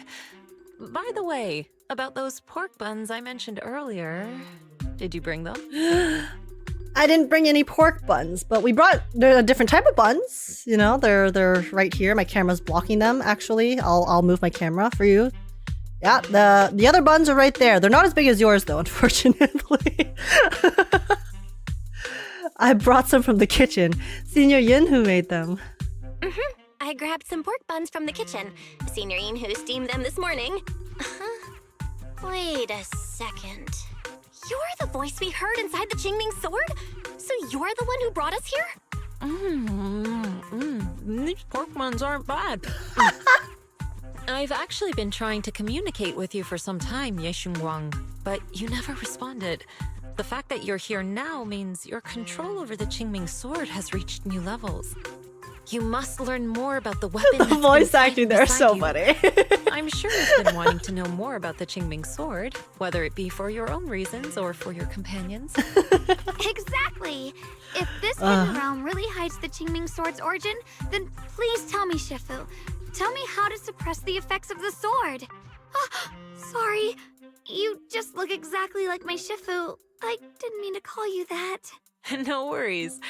I once had students of my own. It's been some time since I last heard someone call me Shifu. Hearing it again now makes me feel rather nostalgic. Well, since I plan to teach you the ways of the Qingming sword, you may as well call me Shifu. Is it just me, or is this Shifu really playful?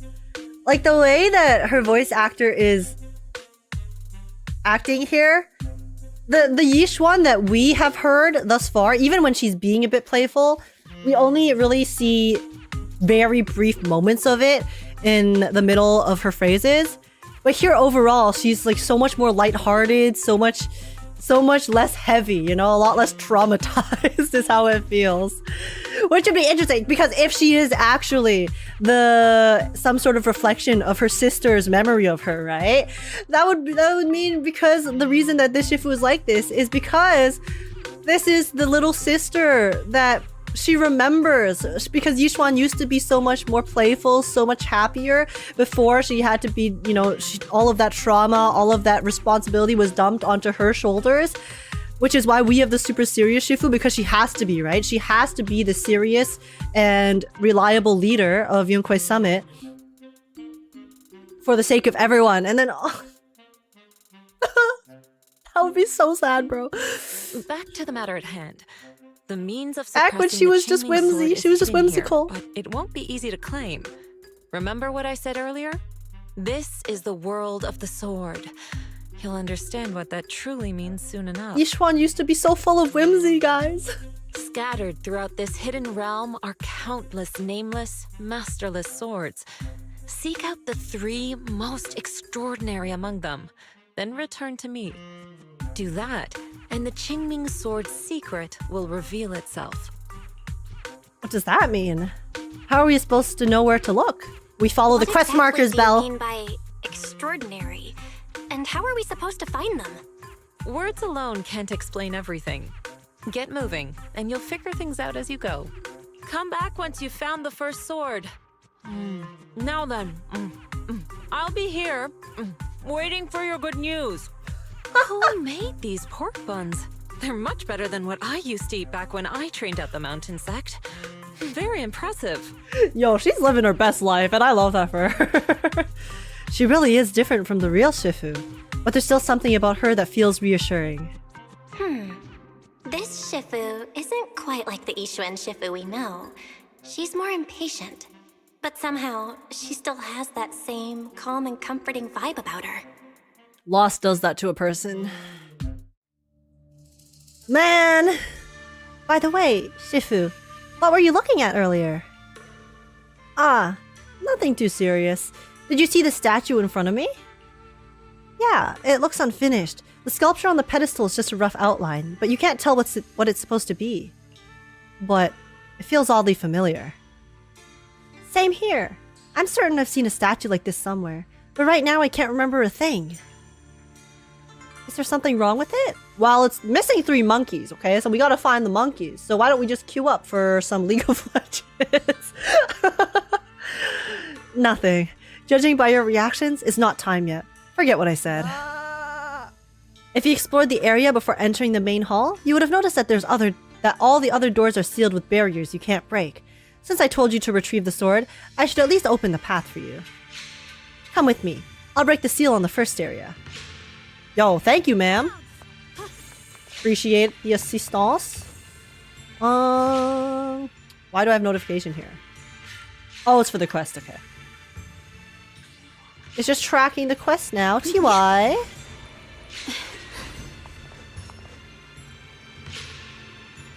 So this is the place. Excuse the intrusion. Shifu places one hand on the seal and holds her breath as she focuses. A moment later, the seal begins to loosen. Alright, you may head out. Dispelling the seal with one hand? Shifu, is that some sort of special technique? Could you teach me? Technique? I just linked the seal to the Qingming sword and let it know someone is coming to visit, so it opened the door. Anyway, let's get moving. Right. My turn. So many red notifications. What is Age doing? Listen, it gets to a point where you stop noticing the red notification. Somebody, please help me. Like, if it's just one notification, then it doesn't. Then that would bother me, Yeah, right? it's gotta be But when him. there's so many, I'm like, Why would whatever. he need help fighting ethereals? Not sure. It kills me. I'm sorry, guys. We can sort it out later. Listen, you should see my Discord. Holy shit. My Discord notifications would drive you insane. Huh? Hello, mysterious What's this? Pan Yen-hu. Incoming.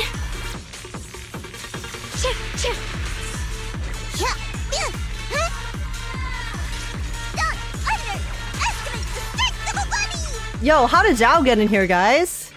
I thought only Qingming sword wielders could get in here. How did Zhao get into the realm? That's crazy. Oh, whoopsies. What did I oh my god. Void Hunter Zhao confirmed? Dude, nah, I wouldn't want to curse Zhao with the Qingming sword, okay guys? No one deserves this. No one deserves this. Han Yin Hu. All the ethereals have been taken care of? Thank you. Thank you for saving my life, brave strangers. Senior Yin Hu? Senior, what are you doing in the Hidden Realm? She doesn't leave without her Labubu. Yeah, she doesn't leave without her Xiao Zhao. Huh? I've never joined any sect, let alone had any disciples. Are you sure you've got the right person?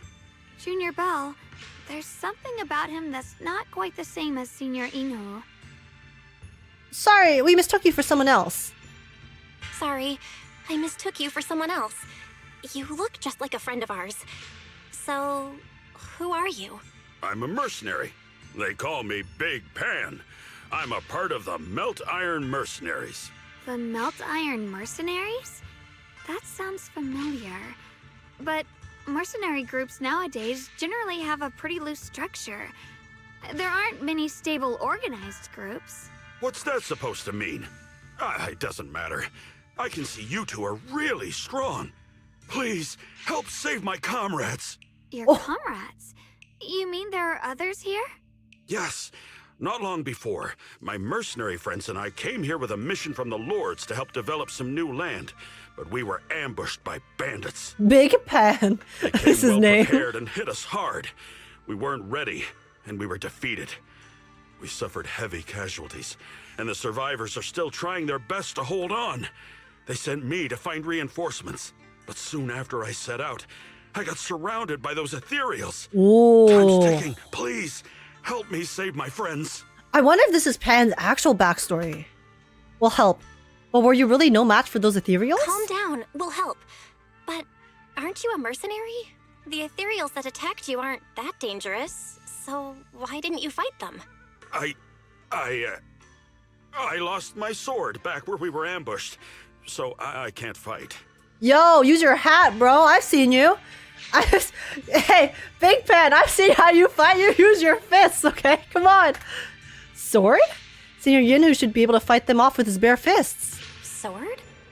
Could it be connected to those extraordinary swords that Shifu mentioned? Either way, he's definitely not Senior Inhu. If he was, he could take down ethereals with just his bare fists. You exchange a look with Shunguang. She seems to be thinking the same as you, though you're not sure what's up with this person who looks so similar to your senior. The priority should be saving those people first. We understand the situation. Please lead the way. We just happen to be looking for something around here, too. Thank you so much, both of you. If you can save them, I will do whatever I can to help you too. Zhao has to make sure the sword realm is TOPS compliant. True. It needs TOPS' approval, guys. Sword will resonance. For sure, I will Teammates figure are that out trapped later. somewhere around here. What Please, the? you gotta help them. I'll stick close behind you.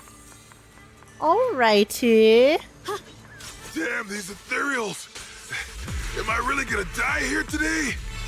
Don't worry, bestie. Oh, John, The are you reinforcements have arrived. I am the Know that reinforcements. voice?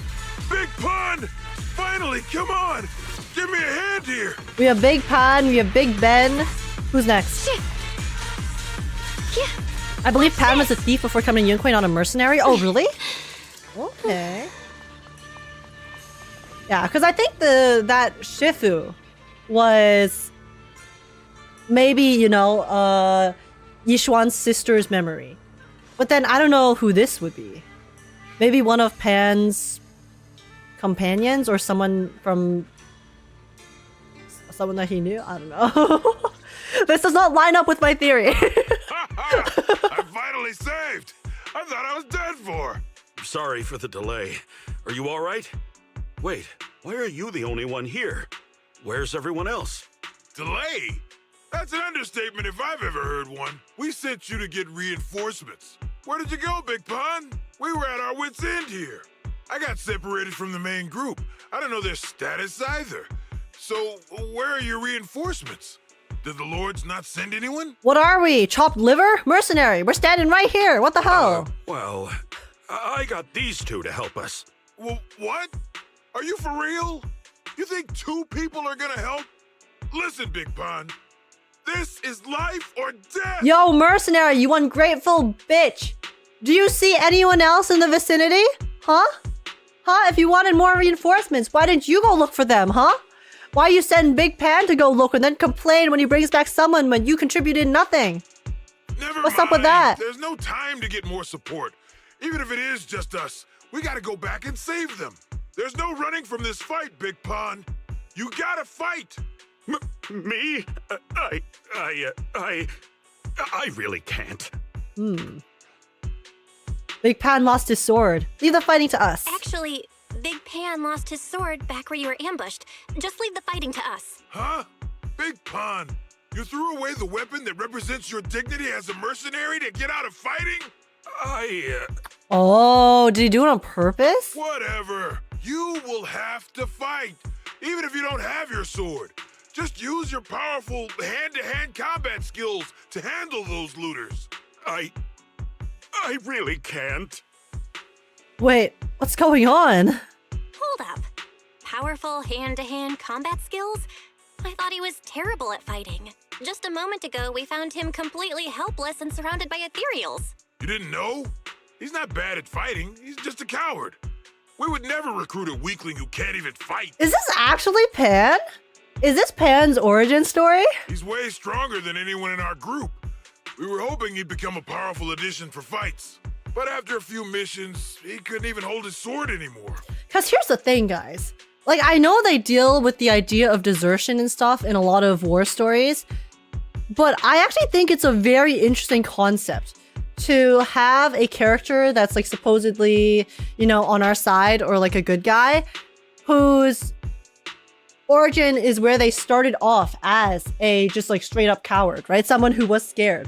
Someone who was scared of fighting and was just did not want to have to face that kind of confrontation. Because I feel like that is a very natural response that a lot of people would have, right? You're put in this situation. Everyone likes to believe that they could be a hero, but in reality, a lot of people can talk the talk, but if it really came down to it, they probably couldn't walk the walk. So it would be really interesting to see a character who is our companion, who we know is very capable and very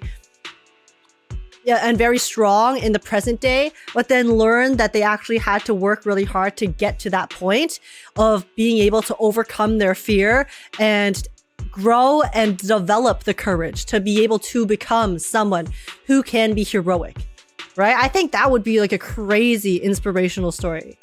Hey, Big Pun, look, it's different this time. We need your power. Stop being a coward and come with me. Like, it's one thing to have people who are born with that sense of justice, right? But it's another thing to have someone who was born, I guess, flawed. No, it's not like being scared is a flaw, right? I think, again, fear is a very natural part of being human, or I guess in this case, like just a person, like, right? I know human is, he's a tyrant, so it's not like technically human, but semantics on that front. Like a person, their natural instinct, I think it's very normal, and most people would be quite cowardly when it really came down to it. So I think that would be something really interesting to explore. So like, if this is actually Pan, and this is actually his origin story, then I am liking this a lot. Oh, do we really have to fight them to the death? That would be so cool if this is actually how Pan's origin story is going. You want to reason with some bandits? But again, it's up in the air because I don't know if this is actually Pan. This is a crucial moment of the city's founding. You think they'd sit down and talk with the higher-ups? This is our only choice. You don't want the entire group to get killed, do you, Big Pun? I don't want anyone to get hurt, but every time I hold my sword, I just feel... Big Pan stutters over his words, unable to give a clear answer. Then suddenly, he turns and flees with astounding speed, disappearing into the silence. Oh, wow. He's really fast. Yo, he ran like the wind! That's what I was saying. He's one of the best when it comes to both swordsmanship and physical ability. We better find him quick. Otherwise, we're all dead. Let's chase him, Shunguang. Seems like his sword is the one we're looking for. Oh, what the? Sorry. Let's chase him, Shunguang. Mercenary groups, looters, the city's founding. This all feels like ancient history. Though I'm not sure exactly what's going on, it looks like his sword might be one we're looking for. I agree. Let's head in the direction he was running.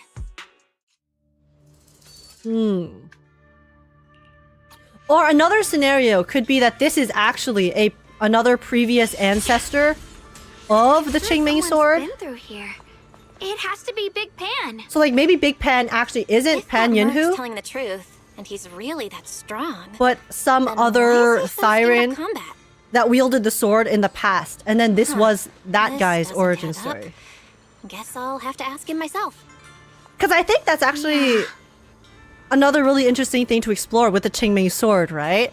Is while obviously Ye Shunguang herself, she is a kind of like the ideal, like perfect kind of character in the sense that while she fears the power of the sword, she at the end of the day, you know, for her duty, for herself, she wants to protect people. So then she deals with it, right? But what if the sword chooses someone who absolutely does not want to have anything to do with it? Because it's not like the person decides, the sword decides, right? The sword chooses who it like connects with and who it resonates with and who it attaches to and who is compatible with it. So what if the sword picks someone who is a coward, is scared, does not want to go to battle, doesn't want to do anything like that, and just wants to survive? What then? I think that would be a really cool plot line to see.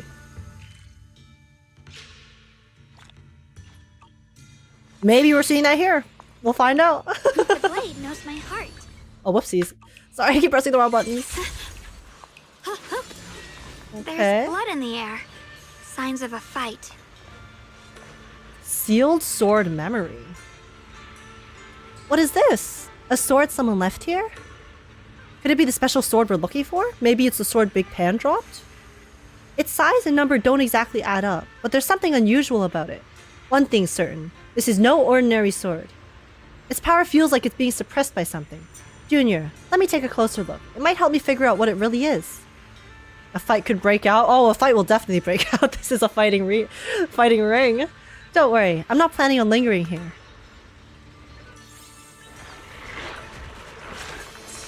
What's up?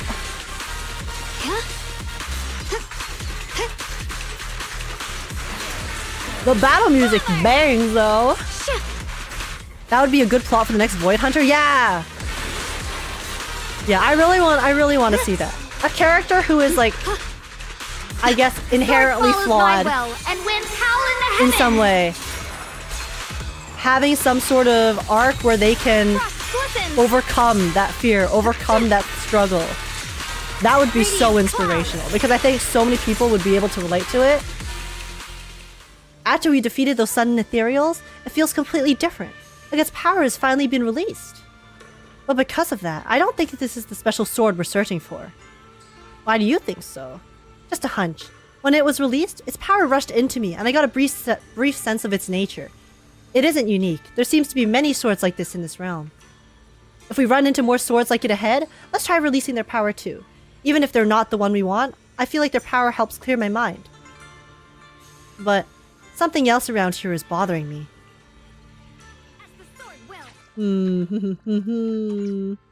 Oh, what is this? A lone path in the snow. Canine companion? Shunguang, you okay? Wait, how do I read that shard? Sorry, but could we stay here a little longer? Do I have to go back to the altar to read the shards? I don't know why, but as I approach this area, Canine companion? my head is feeling unusual. Big Pond's footprints are on the ground. Looks like he's been through here before. He was quick to escape the battlefield, yet he still stopped here? Can you see anything from this area? Looks like we can't see much other than the clouds of ash. Though, it seems like there are quite a lot of crows gathering nearby. They're probably drawn here by the smell of blood. Gross! Looks like the fighting Chat! between the looters and Chat! mercenaries is worse than we thought. You guys, you have a cameo! You're showing up! You're in the sword realm! That's crazy! Does the stench of death and slaughter attract the crows? Wow, you guys are drawn to this stench of death and slaughter? That's kind of messed up. I think I'm starting to understand Big Pond a little better now. Huh? Just from seeing all of this? You guys are bloodthirsty, damn. Yes. Since we Ooh, both this is saw pretty. the same scenery, maybe it stirred up the same feelings in our hearts, too. Sometimes, I fear the power I wield. The power of the Qingming sword. It's so powerful. When I hold it, I can tell that a single swing might easily wipe out many people or things. I can also feel that these crows are drawn by bloodshed and might be gathering because of me. Maybe that's what Big Pond was afraid of too. In the aftermath of wielding his blade and facing the lifeless bodies of his foes, maybe he could feel himself gradually slipping away, becoming an unrecognizable monster. Sorry, I was getting carried away there. I just felt that he shouldn't be too hard to understand, since he's a fellow swordmaster. Oh, my girl's projecting. Maybe you have a point.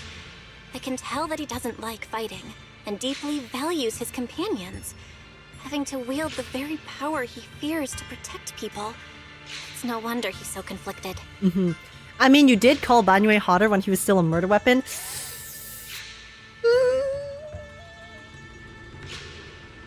I mean, if evil, why hot, am I right? If evil, why hot, right, guys? Hearing you talk about the insecurities you faced on your path to becoming a swordmaster, I feel like I'm slowly starting to understand your world. Thanks for listening to my random mumbling. Let's keep going. If we can find him, I want to tell him everything I've realized just now. I hope he can also find the courage to wield his sword. Guys, me at you guys. Thank you for listening to my random mumbling. Me at chat on a daily basis. Keep that heads up. High-risk ethereals ahead. Stay sharp, Shunguang. Wait. Something's off about these ethereals. What's going on here? What? Where are the ethereals at? Oh, it's like trapped? Hello, exhausted mercenary? Why is this ethereal trapped in the thorns? The high-risk avarice, the ethereal that has devoured countless people, is right ahead. But strangely, there are mercenaries nearby, and avarice isn't attacking. It's not even moving. What's going on? Oh, sorry. What's going on? This avarice looks like it's frozen in place. Please help us! We were fighting the looters, but their leader must have mishandled the anti-corruption measures. After he got injured, he suddenly turned into an ethereal. The looters even died or ran, and now that the ethereal is coming straight for us, we can't keep fighting. We don't know who you are, but please help us. Why isn't that ethereal moving at all? Huh? What are you talking about? Isn't it actually searching the area right now? If we hadn't found this safe house in the ruins at the last second, we'd have ended up dead, just like those looters. It's only a matter of time before it finds us. Please, I'm begging you, help us. But it's not active at all. There aren't any ruins or safe houses here. ... Sorry, but I'm not sure what you're talking about. And judging by your mental state, I don't think you'd be much help anyway. You'd better leave before it finds this place. We of the Melt Iron Mercenaries aren't pathetic enough to beg citizens for help. We'll figure something out. Or maybe figure out our last words. We sent Big Pan to get help, but he's been gone forever with no sign of coming back. If he were here, at least we could go toe-to-toe with that monster with his brute strength. We're completely talking past each other. What's happening? ... Well, let's leave for now. Looks like Big Pan isn't here. Let's look somewhere else. But ethereals are still here. We need to protect these mercenaries. No, I just had a thought. If I'm right, they'll be fine even if we don't step in for now. Finding the escaped Big Pan is our top priority. Once we find him, I'll explain everything. My turn. Okay, I mean, well, this is their companion that turned into an ethereal. Is everyone just seeing things? Are we all on some LSD? Acid tripping? I mean, guys, it's not really acid tripping. We are more like Qingming sword tripping. Try breaking through using a technique.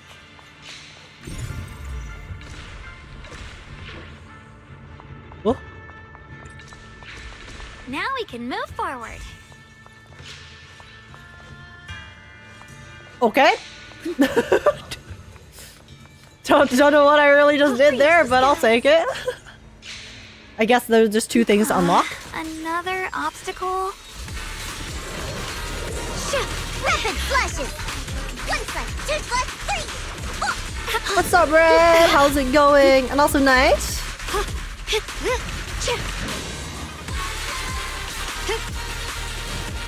My blade cuts down evil. My spirit soars in the sky. Let this sword array. Okay. Send you I away. think we might have smoked too much of that miasma. Yeah, guys. We're miasma All right, maxing. let's keep going. Big Pan should be close by. Let's talk to this thing first. Oh yeah, okay, here are the memories.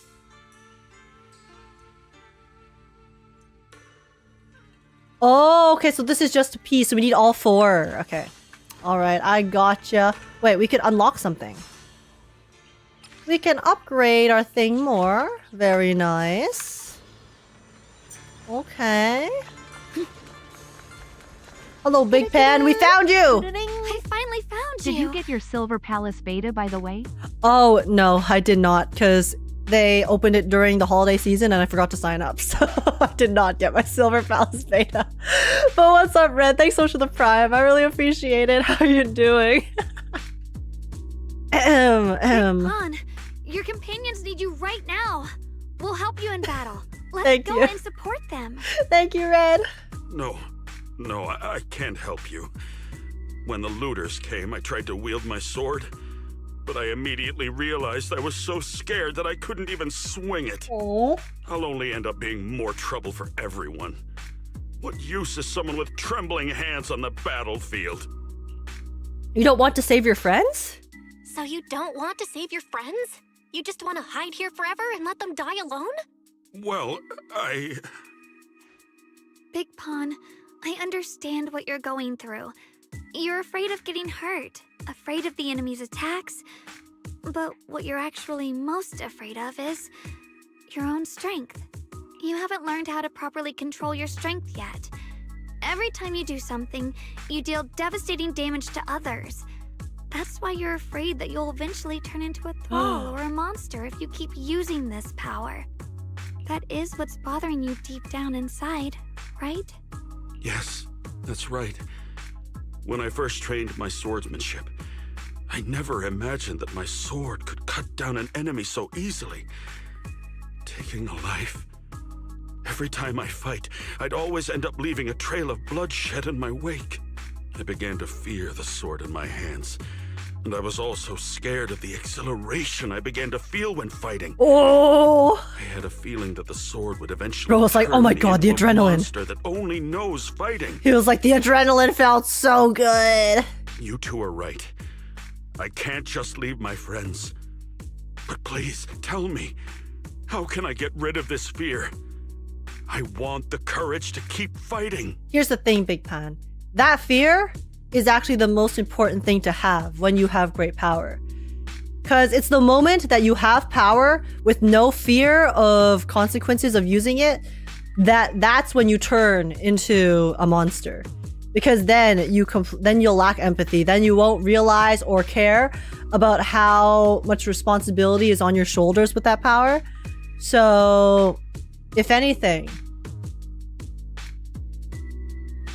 that fear is something you never want to get rid of. You want to keep that close to your heart so that every time you wield that sword, you protect with a purpose. There's no need to get rid of this fear. You only need to keep this feeling in your heart and continue fighting. Huh? But doesn't that... Even though you're afraid of your own strength, you still want to use it to protect your friends. The fact that you're thinking that way proves that you already have courage. Even if your fear persists after you draw your sword, it's a reminder of how you must coexist with your own strength. You cannot let a desire for destruction take over. And I think that's something that many a swordmaster fail to do. There's nothing shameful about fearing battle. Rather, it's the proof that you've become a powerful swordmaster. Let your fear guide you to your future. I've experienced the same worries. Trust me. So you mean fear is part of being a swordmaster? After listening to Shunguang, Big Pan falls into a long silence, as if trying to muster up the courage to make a decision. You quietly wait for his response, but he seems unable to convince himself. After a while, he remains silent. By the way, those looters you were fighting didn't take proper anti-corruption measures, and have already been corrupted into ethereals. Would you feel better fighting ethereals rather than people? Huh? Well, why didn't you say so? Then let's go help my friends. All right, good pep talk, yeah, Shunguang. Let's go. The last hint of unease on Big Pan's face finally dissipates. Without saying another word, he starts running toward where his teammates are trapped. Is age Ye Shunguang? Guys, the only similarity I share with Ye Shunguang is our memory loss. Luckily, we're dealing with ethereals instead of humans this time. Ye Shunguang has memory loss because she's cursed. I have memory loss because I don't sleep. Why did you insist on convincing him? Shunguang, I have a question. Why did you insist on dragging him back to the battlefield? What does he have to do with that ethereal that doesn't move? When I saw Avaris standing there, I suddenly remembered what Dad told my brother and me when we were little. A story of ancient swordmasters who were heroes. In the early days of Eridu, many mercenary brigades were deployed to explore new territory and eliminate roaming looters. Their work contributed greatly to the city's establishment. Once, a mercenary brigade clashed with a band of looters, and one of the looters unexpectedly turned into a large ethereal, putting the mercenaries in a tough situation. At this critical moment, a new mercenary recruit stood up and drew his sword to fight. He defeated the ethereal on his own, and captured the remaining looters, achieving a great victory. After that, the sword-wielding mercenary grew braver and braver, and went on to become a renowned swordmaster in Eridu. Sounds like a very similar story, guys. And that's the story of none other than Big Pan of the Melt Iron Mercenaries, the one who beheaded Avaris and instantly became famous. Big Pan is from the Eridu era? That plot. It's just like what's happening now. Oh my god, Belle. Belle, you sure? The early days of Eridu? That's a long time ago. You're saying Big Pan is actually someone from ancient history? How could that be? And what's happening now? It's just like in the story. Belle. Bestie. We are inside a cursed sword that has existed for who knows how long. That deals with memories. Belle. I think we can easily make some educated guesses here, my friend. We might have to wait until we return to the temple and ask Shifu to fully understand the truth. After thinking back on that story, I've realized that we have to guide the situation now to the same outcome as in the story. Anyway, let's help him defeat that Avaris now. If I'm not mistaken, that should be our next target. Okay. Belle might be a little dim today. I mean, Belle's a little dim sometimes, honestly.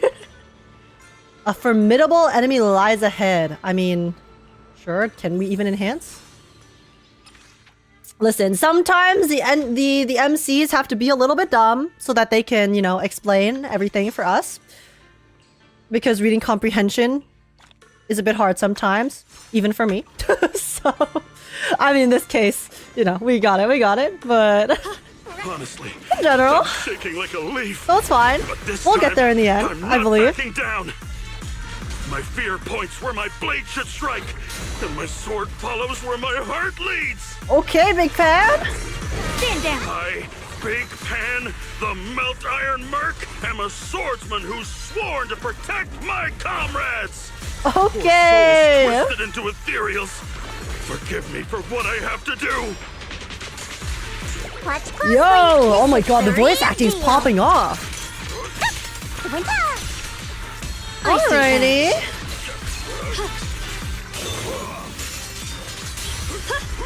Big Pan redemption arc? Get behind me!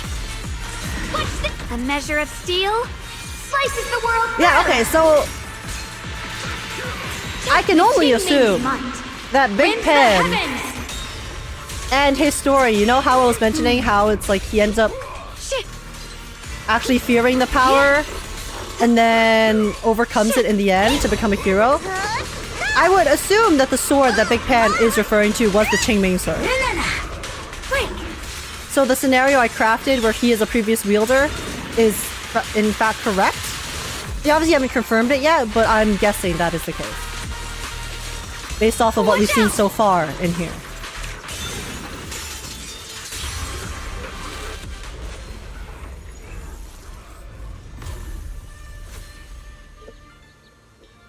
We'll see. We'll see as we go deeper. The sword that appeared when the defeated high-risk ethereal vanished. This must be the special sword Shifu mentioned, right? You absorbed it just now? Yeah. My body moved on its own, and afterward, I felt something really strange. But don't worry, Junior. It didn't feel dangerous.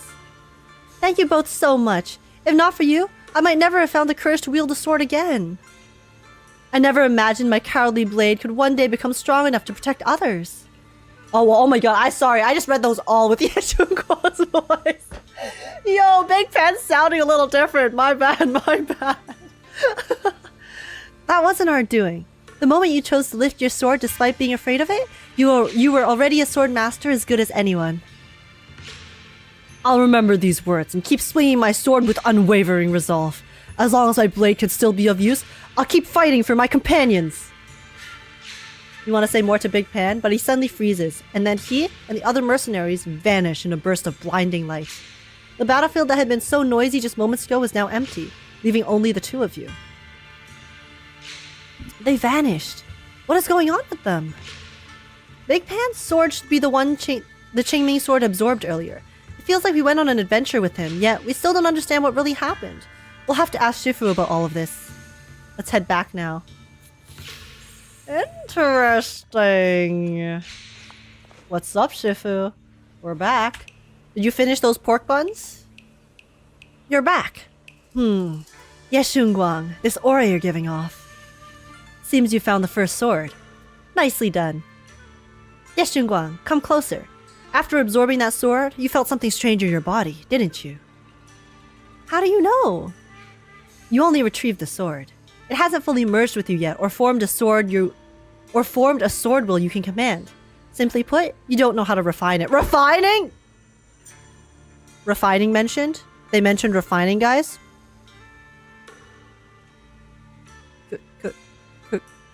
Creator? Is the creator in chat? Yo. I'll teach you how to use it now, so you can grow stronger. Hold out your hand. Accept the enhancement. Interweaking. You can now upgrade your acquired abilities. Oh. Okay. Okay. W tutorial. That I definitely read. Let's go. Let's go. Okay, we got this. Let's activate this. And then... Oh yeah. I don't have enough to upgrade again. Well, does your body feel lighter now? Loads! Thank you, Shifu. In quotations. How do I describe it? It's like there's an energy surging inside. Also, glad you had a good day, Michael. Happy to hear. Very good. With this, the sword you have retrieved has become sword will for you to use. Continue the trial until the Qingming sword opens the next gate for you. Just enhance the damage abilities for speedrunning? Yeah. I mean, usually you do that, right? You just go for damage, DPS all the way. Shifu. I know what you wish to ask. After this experience, you have a better understanding of the essence of this realm now, yes? None of the people here are real, nor are they drowned ideals, but people who once existed in the past? Shifu, you mentioned before that no one could enter or leave this realm besides us. So those who appear here aren't real people, but rather echoes of those who once existed, right? I once encountered beings born from miasma called drowned ideals that are somewhat similar to the people here, yet different. The people here don't have what you'd call a true form. And the owner of the sword we retrieved, Big Pon of the Melt Iron Mercenaries? I've read about him in a Swordmaster novel. He's a famed swordmaster of the city founding era. So in other words, there's no way he could still be alive. But why would he appear here in the form of our senior from real life? And both he and the others, it's like they're reenacting the entirety of that famous battle. I'm guessing it's because they're essentially presenting the memories of the previous wielders in a form that we can recognize. Because Shunguang is the current holder of the sword. Therefore, it's using her memories to kind of merge the past and our present It's in a way. He and I are simply vessels, puppets created by the sword with miasma and hollow matter after accessing the owner's memories. Naturally, it would choose forms that the owner is familiar with. In essence, we are each just a sliver of a swordmaster's consciousness, recorded by the Qingming sword throughout its long history. This might be weird to say, but you're merely talking to slivers of personified memory. The Qingming sword has responded to your wishes, choosing the memories of a few famed swordmasters to shape into human form. Your task is to participate in and witness the moments where they overcame their limits. When they show you how their swords shine, their sword will fortify your power, pulling you closer to the Qingming sword. That is the trial and the opportunity that the realm of swords has given you. I see. Well, that makes our plan of action clear. Shifu, are you also? So, does that mean you're also a piece of a swordmaster's memory, Shifu? It's a bit difficult to explain. You may simply think of me as your guide. Now, more importantly, a visitor arrived while you were away. Who? Following Shifu's gaze, you see a familiar figure walk out of the main hall not far off. Okay, well, I'm assuming it's going to be another member of Yunhui Summit, so it's either Shiyuan or Jufufu. But I'm assuming if they are going to put Shiyuan here, Shiyuan will be the final one, since they said there's 3. So I'm assuming this one is Jufufu. Never mind, I was wrong! I did not cook. I lost my 50-50 chat. God damn it. Oh, how did I lose my 50-50 in the story, bro? That's crazy. Senior, yeah? Huh? You're Senior Ye? Shiyuan? Hey, Vivi, zip it! What are you doing here? Don't you put the quarter there. How dare you? Oh my goodness, what have you started? Senior? Brother?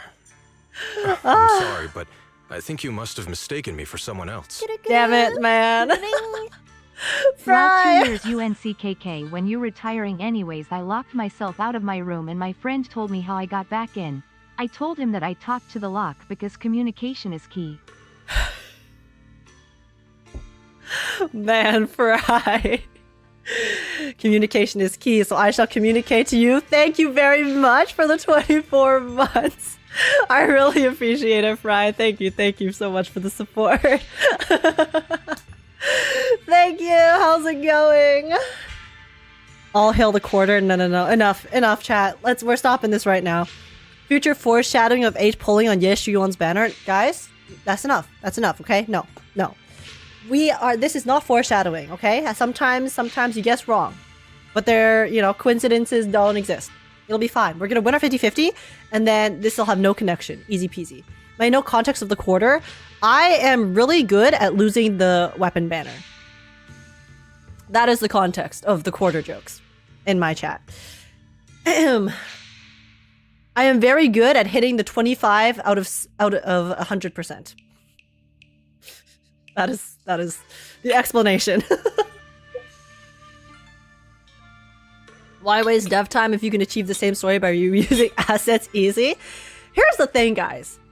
I know I haven't finished this yet, but I feel like so far, this story... Would this story that I'm playing right now not have fit in perfectly in the middle of 2.5 to replace the part where we go into Shunguang's brain to help her recover her memories mid-story. Like, they're so far from what I can gauge of this. It's kind of like the trial of the Qingming sword, right? The Qingming sword is trying to help Ye Xinguang go through some sort of growth or journey where we can help understand the sword better. So then if we had this particular like trial from the sword, you know, in the middle of the story, Ye Xinguang, the entire point is that by the end of the story, she is able to fully accept the sword, which helps her, you know, slow down the side effects because of that whole, like, you know, she's accepted the sword, like the sword has accepted her, so it's like all fine and dandy. But is this not like the perfect thing to show how she goes through that journey of accepting the sword within the story? And then we also get all of this lore and context related to the Qingming sword, which is so directly correlated with the cursed weapons and the past of the Qingming sword, and how, and like it's relevant, really relevant to the main plot. Like, guys, I know it's technically an epilogue, but I'll be so real. From what I've seen so far, you could very easily put this elsewhere in the story too. It doesn't have to be an epilogue. It's only an epilogue because they set it up as, oh, we're gonna go do this after everything. But they could have just said, okay, we're gonna do this during everything. And again, I haven't seen the end yet, so maybe we'll see. We'll see how it ends, and maybe they'll change things. But so far, that's kind of how I'm feeling at the moment. But we'll finish it first, before I give my full opinion on that. But I mean, it's pretty good so far. I'm having a great time. You instinctively call him senior by mistake. You pull Xiaoguang aside to discuss the current situation. I think he must be a famous swordmaster. He's probably the same as Shifu and Big Pan. Xiaoguang? His appearance and attire still haven't changed from his senior disciple days at Yunquei Summit. I think he must be just like Shifu and Big Pan, a famous swordmaster wearing Senior Ye's appearance. Yeah. Can he wear his other appearance? I was just so surprised to see him just now that my mind blanked. Maybe he corresponds to one of the 2 remaining swords we need to find. Either way, let's ask him what's going on first. Can we see Senior Year's hot form? Your discussion done? You both turn to the confused man with Senior Year's face. Sorry, we mistook you for someone we knew. Have you been traveling alone?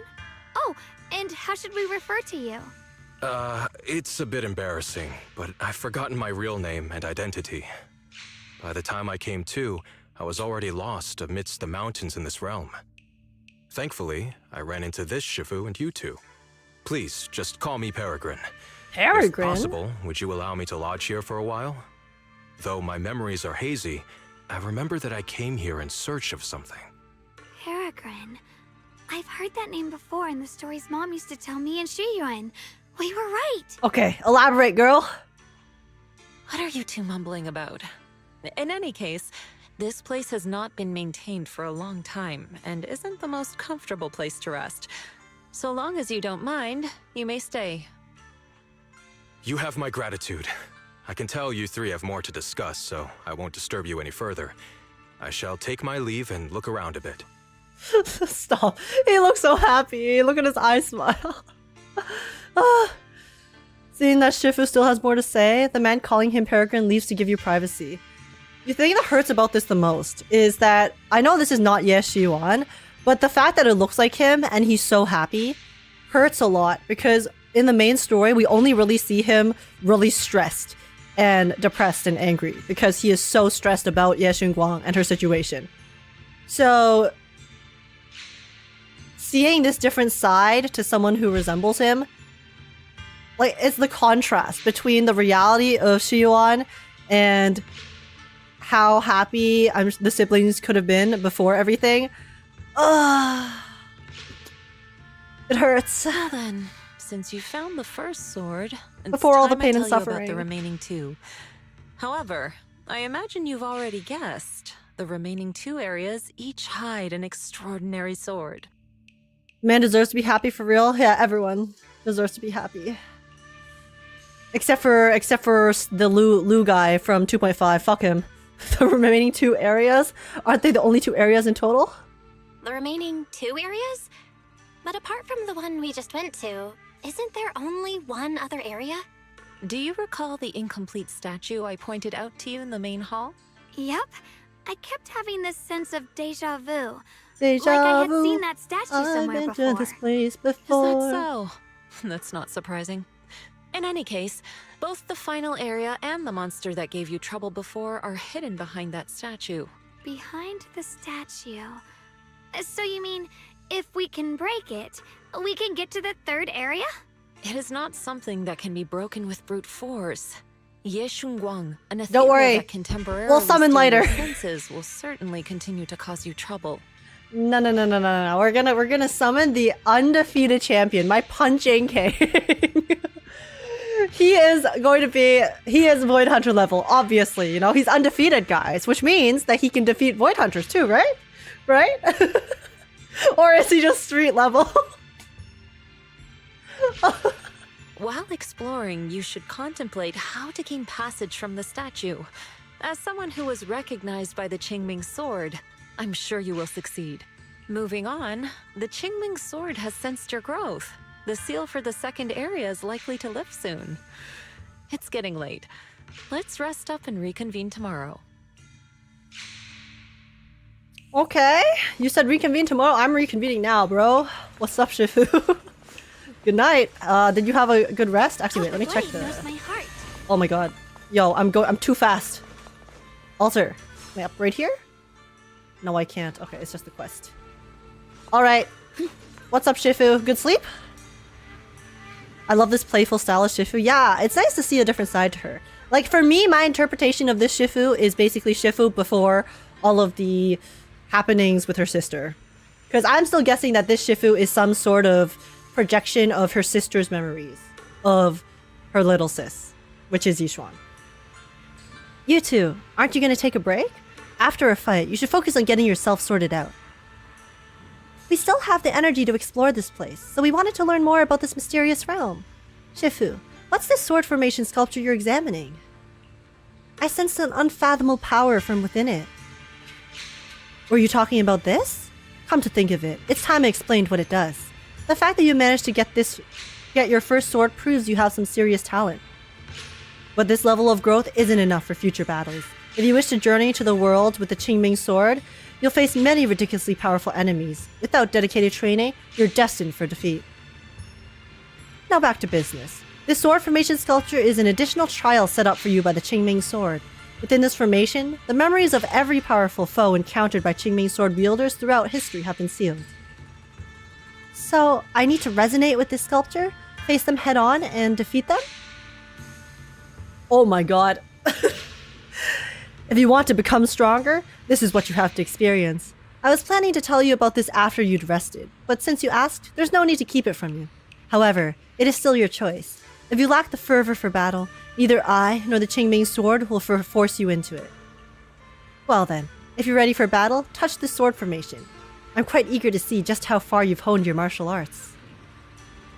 Okay. Who needs sleep, guys? Am I right or am I right? Oh. Oh. Do I have to do this to continue the story? Fight's over for now. Or can I skip Since it? we've got some time, let's go ask Shifu about that sword array. Okay, I think we have to do it for the story. Don't you? Because I was like, is this just like a Now, combat what? mode within the event? Or... Yo! Dialyn's in here too! Holy shit! Is Krampus all just Void Hunter level? That's insane. You got the whole gang. Forward! Turn around! Smash them! I'll be fine. Blazing arc. Easy peasy. Oh yeah. Oh. Talk to Shifu about the Swordkeeper's trial again. I wish it didn't give the notification in the altar. Because I keep thinking that I can upgrade, but I can't. It's just the quest. You briefly tell Shifu about Shunguang learning about the trial. Yeah, Shunguang. Looks like you've already looked into these trials left behind by the Qingming sword. If you wish to further hone your swordsmanship, the Qingming sword will gradually sense your intentions and unlock more trials for you to challenge. Yeah. No matter how tough the enemy is, I'll give it my all. There's no need to be so nervous. I can clearly sense your resolve for combat through your blade.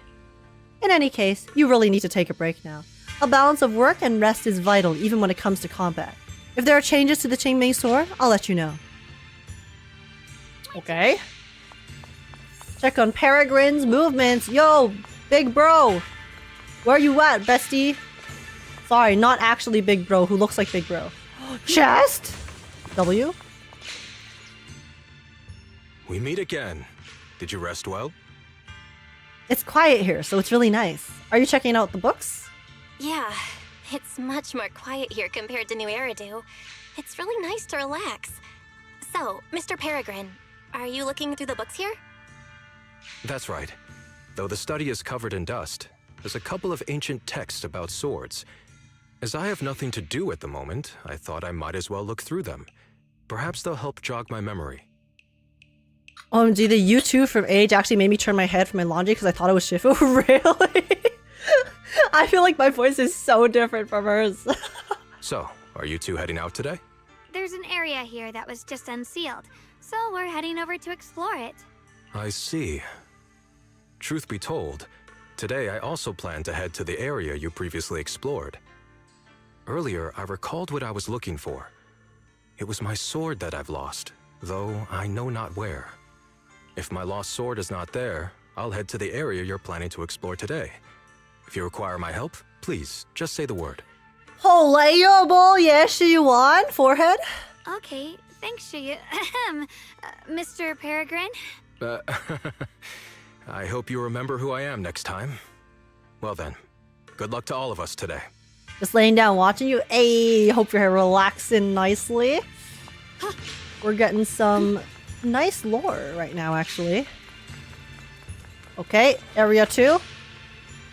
Shifu, open the door, please. You're here. Did you rest well? Yeah. Even though we're in the hollow, I don't feel much ether corruption no matter how long we stay. This place is truly amazing. This is a hidden realm, nothing like your regular space. If that's hard to wrap your head around, just think of it as one massive safe house.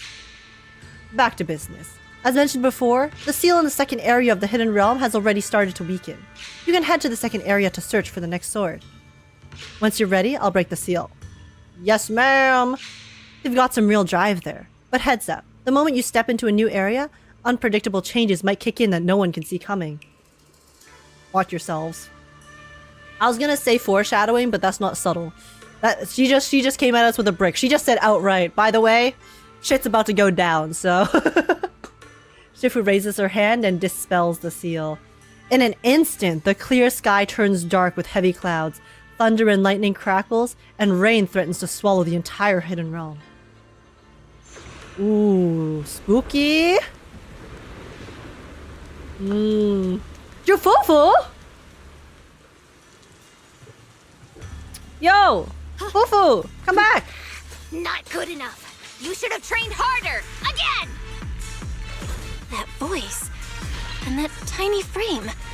That's definitely Senior Fufu, right? We get mean But why does she Fufu? look so intense today?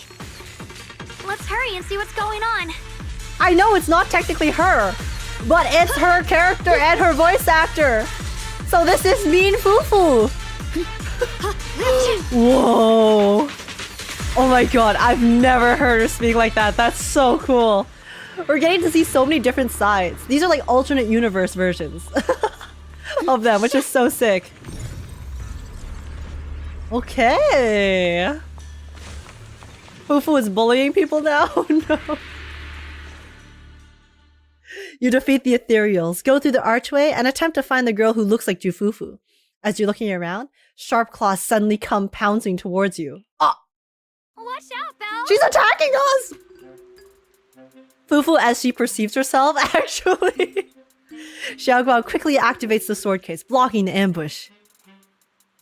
Who are you people? And why are you following me? She looks like Senior Fufu, but this girl is way fiercer. Hey, don't slander Fufu like that, Senior Belle! Fufu, but way more fierce. Definitely not someone you'd want to mess with. Staying silent? You're looking down on me. Enough talk then! That you trespassed here shows your ill intent. Draw your sword! Wait! She's we're so sorry. cute! We didn't come here with ill intentions, and we swear we're not bad people. We just saw you fighting here and wanted to talk. Stop, it's because she's so cute. So then when she's acting fierce, it's really adorable. Very well. I feel no malice from you. This is a secret Tiger Thyran training area. How did you two get in? Isn't this the Qingming realm? What's with the Tiger Thyran training area? Isn't this the Qingming realm? What's with this Tiger Thyran training area? Looks like we've been pulled into her story. Guess we'll just have to play along for now. Fierce yet adorable, I know. We meant no offense. We're an investigator and a proxy who stumbled upon this place by accident, and we're currently trying to find a way out. There's a lot of ethereals around, so mind if we tag along? Safety in numbers, right? You're lost? Simply turn back the way you came and keep walking along the path. Even if you can't get out, you will likely run into my kin. They can guide you. Oh my god, her voice actor. I still have important matters to attend to. I've no time to play tour guide and bodyguard for you. If you run into other Tiger Thyrans, tell them that Grim Tiger has given the order to escort you out. Guys. Well then, farewell. Oh my god, Grim mentioned? For context, for those of you in chat who don't know, Grim is one of my mods. Grim Tiger? Whoa! Grim's cameo in Zenless Zone Zero? That's crazy. And Zamuro, thanks so much for the follow. Welcome in. What? You've heard that name before. Grim self-insert. It isn't my real name. Simply a title I use to keep evildoers in check. You are no evildoer, so there's no need to fear me. She's the Baba Yaga? I must Baba be Yaga? going. Don't delay me any further. The cold little Tiger Thyran calling herself Grim Tiger vanishes into the pouring rain. Junior, I've heard the name Grim Tiger from Senior Fufu when we sparred before. It's the detective song. Also, Yanni Boy 1009, thanks for the follow as well. Welcome in. According to her, Grim Tiger was a famous, powerful Tiger Thyran who was active decades ago. Senior Fufu's own Tiger 7 forms comes from Grim Tiger's martial arts techniques, combined with Yunquei Summit's techniques. A figure from a decade ago. She must be the master of the second sword. So she's from over a decade ago. The timeline's jumped way back. Sounds like she's the wielder of the second blade. I should have paid attention to Senior Fufu when she told me about her legendary stories. Why was I zoning out at Senior Fufu's soft, fluffy tail? I have no idea how the story will unfold now. Yo, Shunguang, don't worry. That's so relatable. She's so cute. Anyway, let's catch up to her and see what happens next. Master Grim Tiger? Master Grim Tiger. Oh, there's Grim. Grim, you've appeared. I can't believe you were in Zenless Zone Zero as one of the previous sword masters and didn't tell us. That's messed up. That look on your face. You're totally thinking what I'm thinking, right? With a name like that master's gotta be pretty fierce and intimidating. But with Senior Fufu's adorable face, it's impossible to take her seriously. The way they overlap the voice line for that is crazy. You can't even take down something this weak with all your fancy kung fu. Move! I'll show you how it's done. Yo, Grim Tiger! She's so mean. I can't keep fighting. Even if we make it past this thing, we'll never clear the deeper trials. Enough talking! Focus on the fight! Oh, she has no chill, and I love that for her. Found you. Oh. Where's the other thing to disintegrate? Am I blind?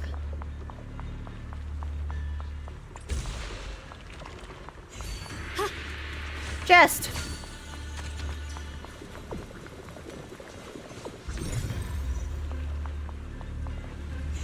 Is it up there?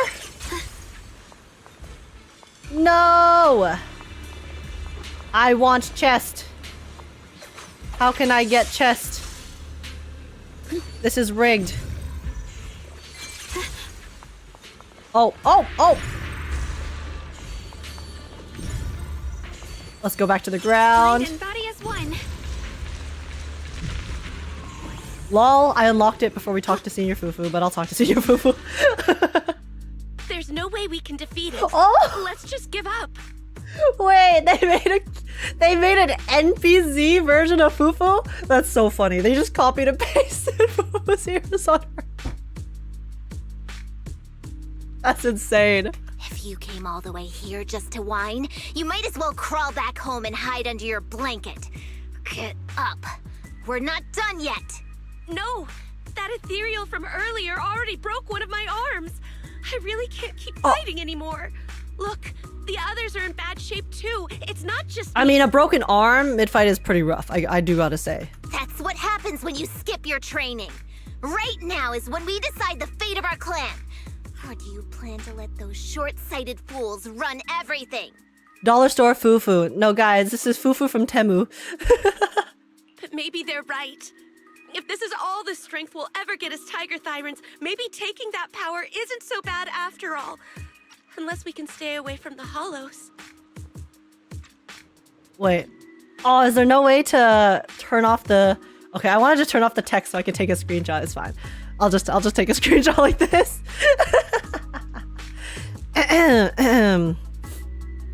Sorry. I'm gonna make a Fufu from Temu joke later. Okay.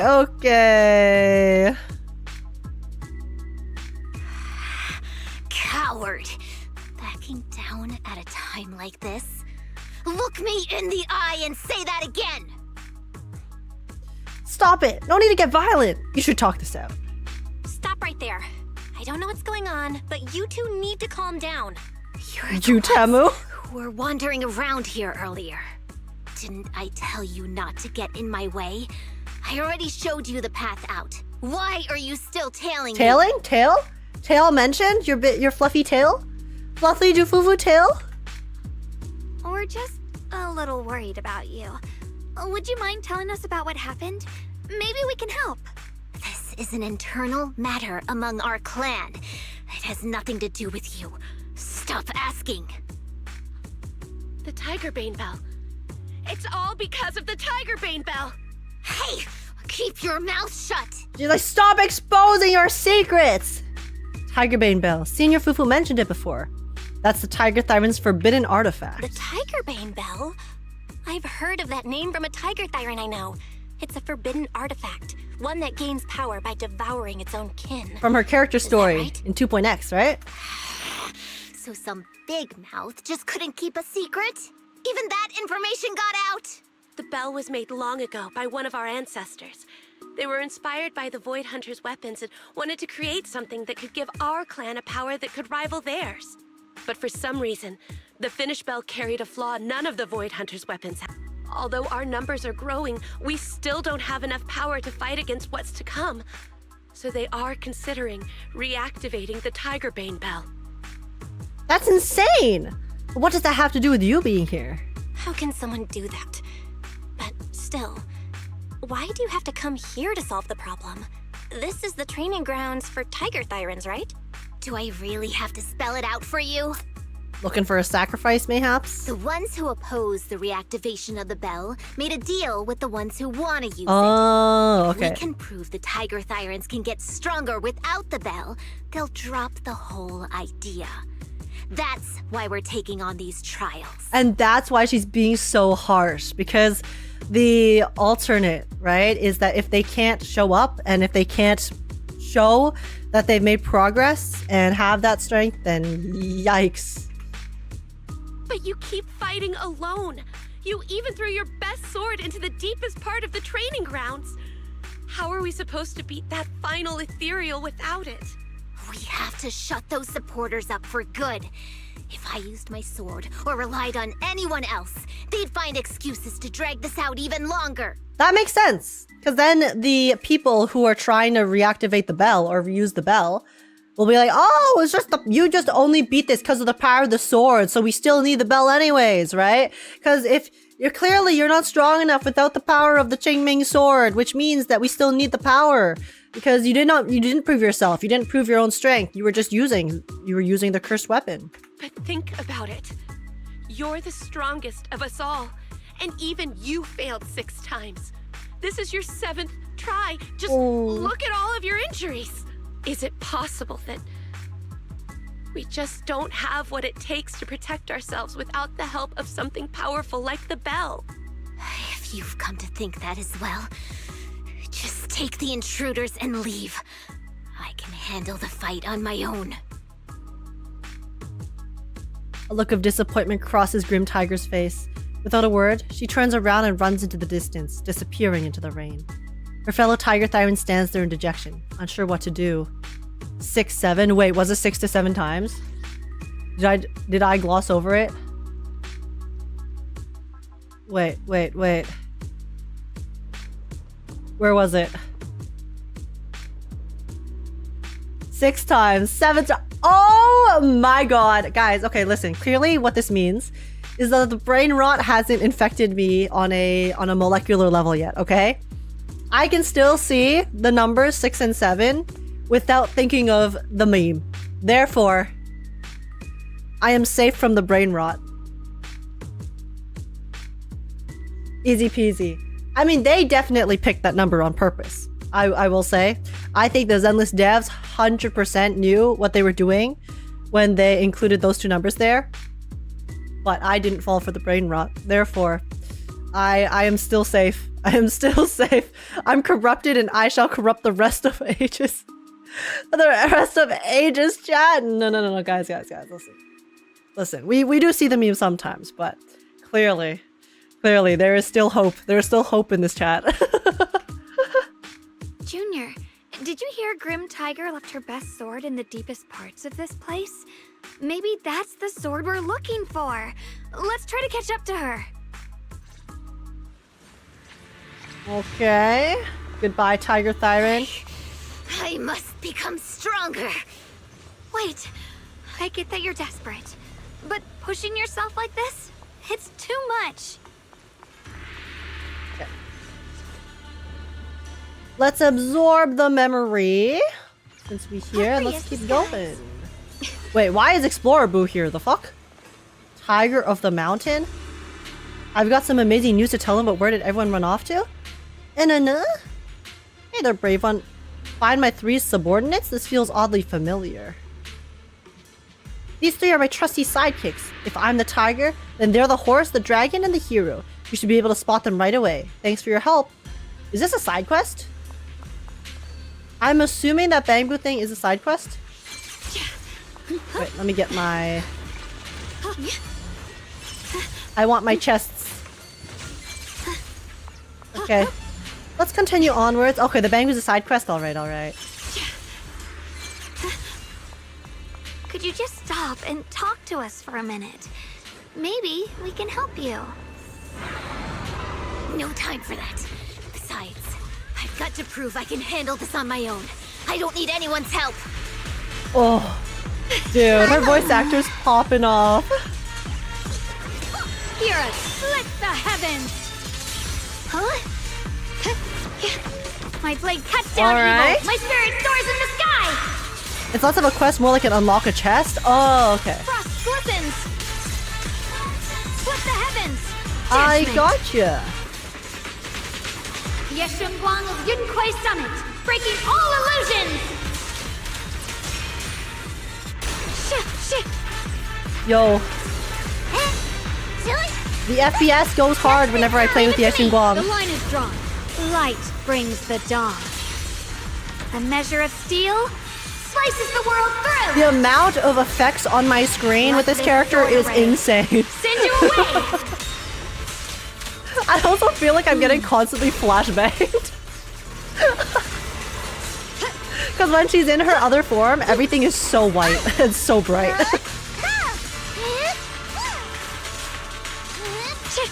Found you. Oh, And just like that, she's gone. Let's follow her. okay, before I follow her, I'm gonna upgrade. Wait, can we stop here for a moment? Alright, let me see if I can upgrade my thingies first. Yes, we can! Nice, nice, nice. Okay. Damage.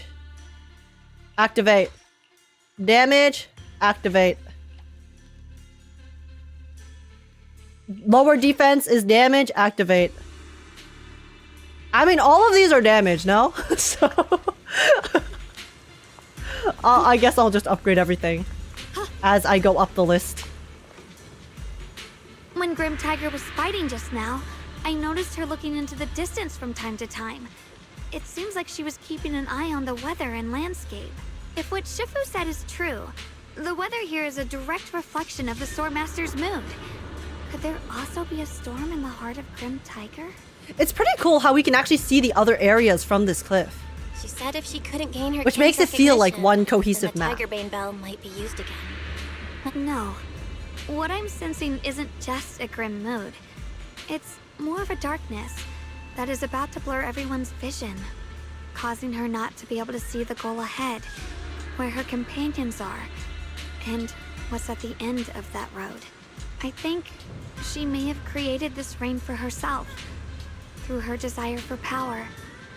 And in this rain, she no longer needs to think about these things. It doesn't matter if she gets lost, as long as she keeps fighting. But that would never be the right choice. Countless people have lost their minds, consumed by the thirst for power. If the body wielding the sword isn't strong enough, protecting companions and eradicating evil is only a pipe dream. I feel the same way when facing overwhelming enemies. I must do everything I can to become stronger. Otherwise, I won't be able to protect you or everyone else. Shunguang, you don't have to carry these burdens all by yourself. I understand. Junior, thanks to you, I don't have such self-righteous thoughts anymore. If the reason you wield your blade is to protect others, then the moment you turn your back on your companions is when you lose the right to be a swordmaster. I hope that, as a fellow swordmaster, Grim Tiger can also realize this. There are always companions watching and waiting for her in the direction of her blade. We can't let her stray further and lose sight of what really matters. Her heart. That's why we have to catch up with her as soon as possible. Don't worry, Shunguang. We will. I just heard her yell in the distance. But yeah, we can basically see the other parts of the map, which is really cool. Because it does kind of look like a maze, the way that they've set it up. It looks a bit like we're in a maze. And then obviously it's a maze of memories. Quite neat, especially because the walls are so angular. Are they all from Grim Tiger? That voice. It's... Peregrine? You two, this way. Please, hurry.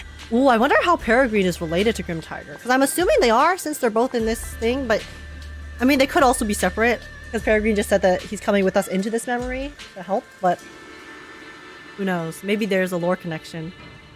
Whew. Ah, you two. You finally made it. The Peregrine? What brought you here? Are all these slain ethereals your doing? Yes. You two said you could handle any unexpected situation, but I think the ethereals here are highly dangerous. There is strength in numbers. I couldn't help but come lend a hand. I've cleared out all the ethereals here. It's amazing. I can't remember anything else. Only the sensation of battle feels alive in my veins.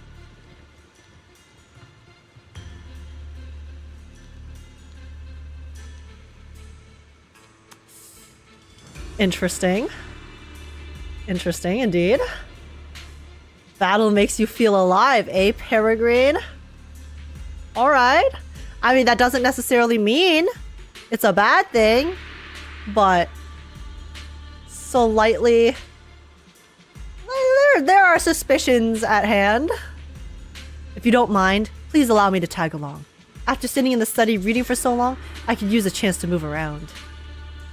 Thank you, Mr. Peregrine, but you still haven't recovered your memories, and you don't even have your sword. Fighting like this is risky. Leave the combat to me. I understand your concern, but my body still remembers the motions from fighting countless ethereals. When it comes to protecting you, I should still be able to help. Thanks for the thought, but having Shunguang here is enough. It's soaking outside and it's not because of the rain! Oh my god, you're so real for that. you read my mind. No. For me, he needs the other form, okay? He needs the other form for me to feel like that. Is that so? This place might be more dangerous than you imagine. I can't help but worry. She might not be too familiar with combat yet. I've studied magic techniques for years, and while I may not be an expert, I can definitely hold my own in a fight. There's no need to worry so much about us. Alright, since you both insist, I guess you don't need me hovering around all the time. I'll scout ahead. If there's any trouble up front, I'll take care of it for you. Thank you, sir. The Peregrine hesitates for a moment, then bows and leaves. He still seems unsure about Xiaoguang's abilities. Mr. Peregrine seems a little too worried. Let's keep moving forward. A sudden roar from an ethereal echoes nearby. I see we still have some stragglers. Get out of the way! Let's finish this quickly. Watch this!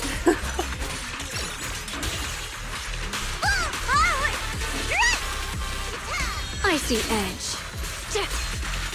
Split the heavens! My blade cuts down evil! My spirit soars in the sky!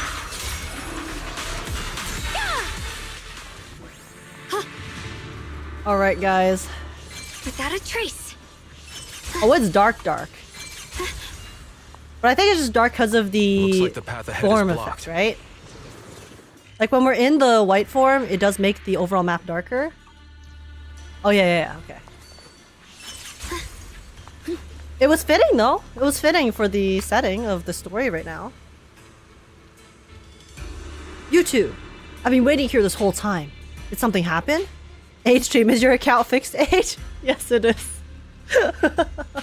Maybe now I will use some other teams that are not just my two teams that I used to clear everything. Maybe now I'll have some variety on my account. A few ethereals slipped past. What?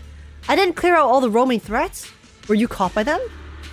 Don't worry, Xiaoguang handled all of them. I see. Well, since you're both standing here, the ethereals clearly didn't hurt you.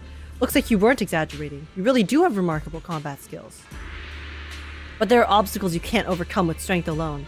Those mini cargo trucks in front of us are a perfect example. On my way here, I ran into an injured Thyran woman. She said this place were their trial grounds, right? So this must be a part of their trial too. You mean... Most of these mini cargo trucks are probably disguised ethereals called fisher crabs. If you open the wrong one, they'll attack! If my guess is right, only one of these mini cargo trucks is real. Find it, and the seal here should be released automatically. Actually, I know how to tell a fisher crab from a mini cargo truck. Mr. Peregrine, your thinking is so clear. So we just need to find the mini cargo truck whose side light isn't constantly green, right? Wait, you know how to tell them apart? I didn't. Yes, I fell into a fisher crab trap once while investigating the hollow. To avoid repeating that, I made sure to study their habits and characteristics. I see. And I guess there's nothing I can contribute here. Mr. Peregrine, please don't say that. You've already helped us a lot, and there's something else we'd like to ask of you. Peregrine looks a bit down. Wanting to find something he could help with, Xiaoguang secretly shoots you a pleading look. That Thyran you just met, can you bring her here? Junior's right. We might need her help to talk some sense into a certain someone, but she's injured now and probably can't make it here on her own. Could you help us bring her over? Alright, sure thing. I'll make sure she's safe. And in return, you two better watch out and don't get hurt. The Peregrine, in quotations, nods and heads off in the direction as before. Now, it's time to deal with those cargo trucks. Alright, guys. Will I succeed the first time? Well, I mean, those two are green, and this one is not green. So it has to be this one, right?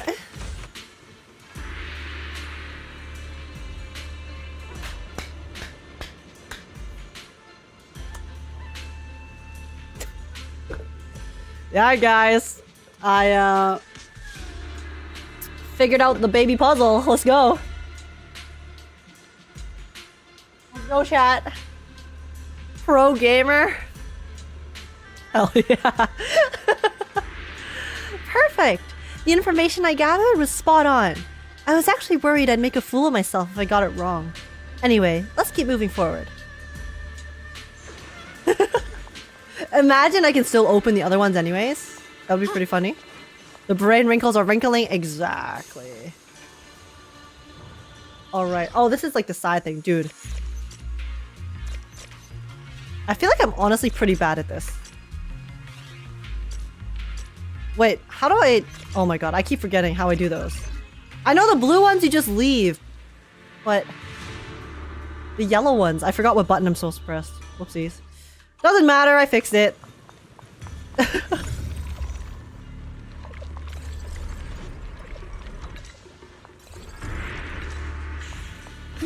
Alrighty. Okay. Let me level up first, because I'm... Oh, I can't level up? Never mind. Guess I won't level up first. Alright. Grim Tiger, what's up? Oh shit. Wait, hold up. Wait, it's 9/11. Fuck. Give me a second.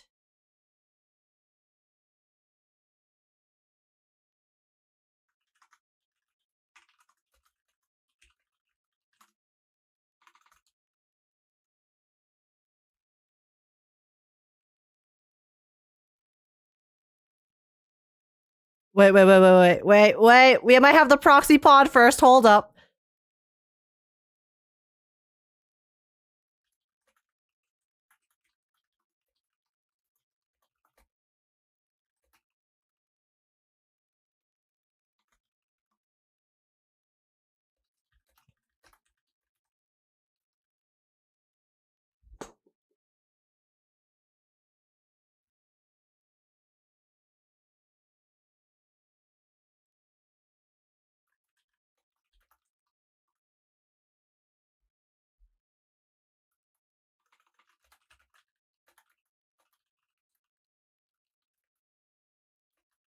Bah.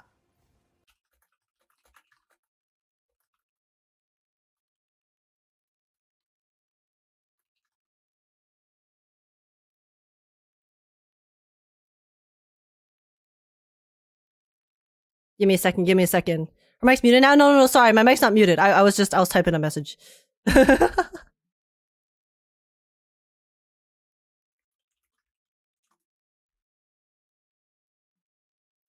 Give me a second. Ready for the podcast? Yeah. Because we're having the podcast. Well, as of like 10 minutes ago, but so I'm just messaging Josh and Az right now. But okay, I mean, while I wait for them to respond, we'll just finish this one small section. Okay. I'll just keep an eye on my chat. The girl who calls herself the Grim Tiger is standing there, exhausted. You can see several recent wounds marking her body. It's not hard to deduce that this is the last of the trials that the Sirens were talking about. She had just entered and was defeated, with no choice but to retreat. She failed her 7th time, guys! So you followed me all the way here. I have to admit, you're persistent. Grim Tiger, you won't be able to pass this trial if you fight alone. Let us help you face this final test. Grim Tiger! Friendship! Friendship will solve everything! Teamwork makes the dream work! I appreciate you wanting to help after hearing about the Tiger Bane Bell. But what I need is strength, not help from others. Only when I have the strength to silence everyone myself will my views be accepted. The Tiger Bane Bell is a forbidden weapon that should never be used again. Everything else is meaningless. Like, her determination is crazy respectable, right? Because that bell is fucked up. So even companions are meaningless too? So even your aspirations are meaningless? Ooh. So the one who once took up arms for her fellow tiger tyrants Oh, Belle! now thinks even her companions don't matter? Oh my god, the Gaslight Queen? Fancy words mean nothing. Only results will convince the elders of our tiger clan. I don't expect outsiders like you to understand my feelings. But don't try to persuade me otherwise. Junior Belle is right. Guys, I'm shivering right now. I'm getting If the path you take is goosebumps. contrary to your original goal, then it's definitely not the right path. Like, Grim Tiger as a character and Jufufu as a voice actor is popping the hell off right now. Fighting is the only thing you can see now. Everything else will become a foothold for them, including your Tiger Thyran kin. In your heart, you've resented them many times for holding you back, haven't you? ... I can see it in your eyes.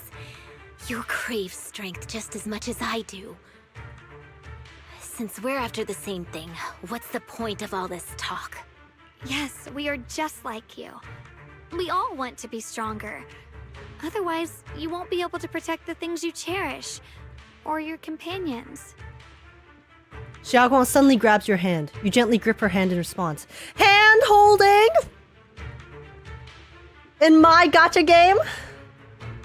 But I know this for sure. I can become stronger with her by my side. If you still remember how you felt when you fought alongside your companions, then you should understand what I mean. The path that lets you overcome everything won't be as blurred as this rain. At the very least, you'll be able to see your true feelings right beside you. Maybe you're right. All I wanted was to crush everything in my way with overwhelming strength. No, her ears are droopy. That doesn't seem to be my style at all. Man, I know we've already seen this from Jufufu's model before, but it gets me every time. They do such a good job with the models. Grim Tiger seems to be moved and lowers her head in disappointment. Although she doesn't say anything, you can still feel her regret for abandoning her companions on the battlefield. But then, you hear footsteps behind you. Yo, she won! Hey, you Or two. sorry, Peregrine. I've brought you that tiger thyron you mentioned. Grim Tiger, are you okay? Why are they playing the emotional music? I wanted to catch up with you, but I couldn't handle those ethereals. Luckily, this kind-hearted gentleman escorted me here. What are you doing? Sorry. I must have disappointed you. We were on the same side, but I gave up hope. We practiced martial arts together and swore to protect our people. I never forgot that promise. If possible, please let me fight by your side again, Grim Tiger. Friendship is in fact magic, guys. Let's go. There's no way you can keep And fighting Nietzsche, with thanks your for the injuries. follow. Welcome in. Let's forget about taking on the trial together for now. Next time? No. From today on, I'll be trusting you with my life in every battle. All right. You have a deal. Thank you for your help, strangers. As you can see, I've abandoned my sword. And at this stage, I won't be able to pass the trial alone. Could you lend me a hand? Don't worry, we got you, bestie. Of course. Looks like you've figured out where you should go now. This was the result we were looking for. I'll stay here and protect the wounded tiger thyron. Please, don't worry.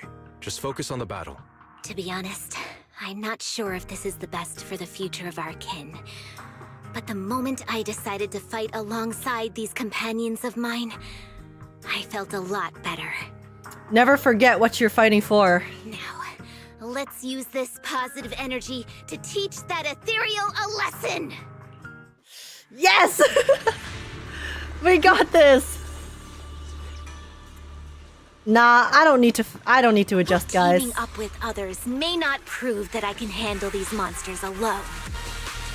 I'm so fine. But at least it shows that I never forgot what my sword is meant to protect. Okay. I'll always fight side by side with my kin and my friends, whether it's battling ethereals or the ominous Tigerbane Bell. Friendship is indeed magic, guys. Don't you dare underestimate our strength. These lives are not yours to take. Alrighty. My blade cuts down evil. My spirit My soars in the sky. Nakama! Exactly. The Qingming's might. See guys, I don't know how to play. I don't know how to play Shunguang. I literally just spam. And I feel like it works pretty well. Just spam all the buttons. The line is drawn. When she has her full bar, hold left click. This must be the mission. Like, can I tell what's going on my screen right now? Not really. Xiao Zhao is here. But it's fine.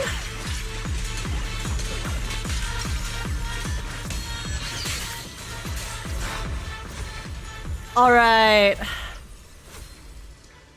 Get spammed, bitch. Let's go. We beat its ass.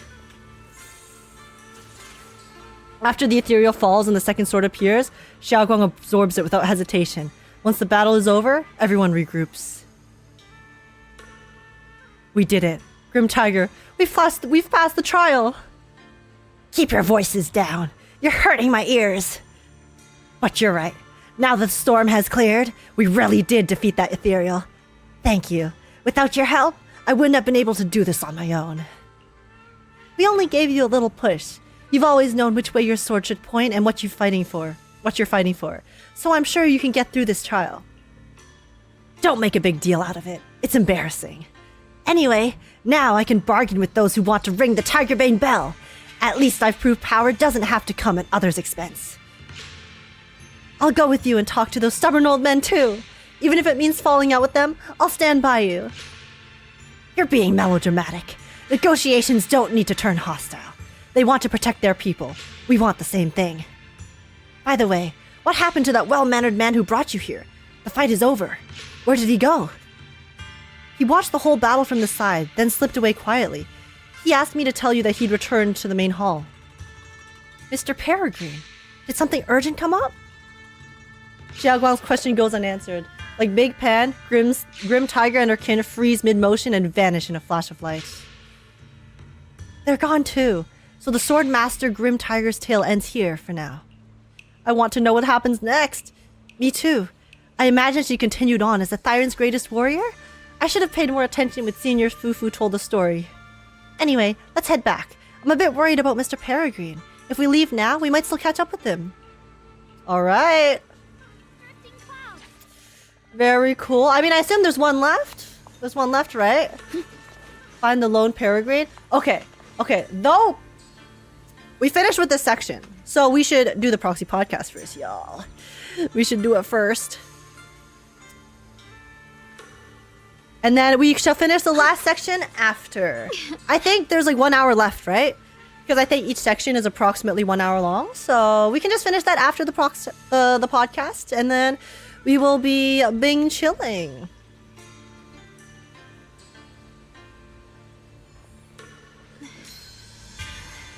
Before setting out, I asked Shifu about our fortune. She said today's gonna go really well.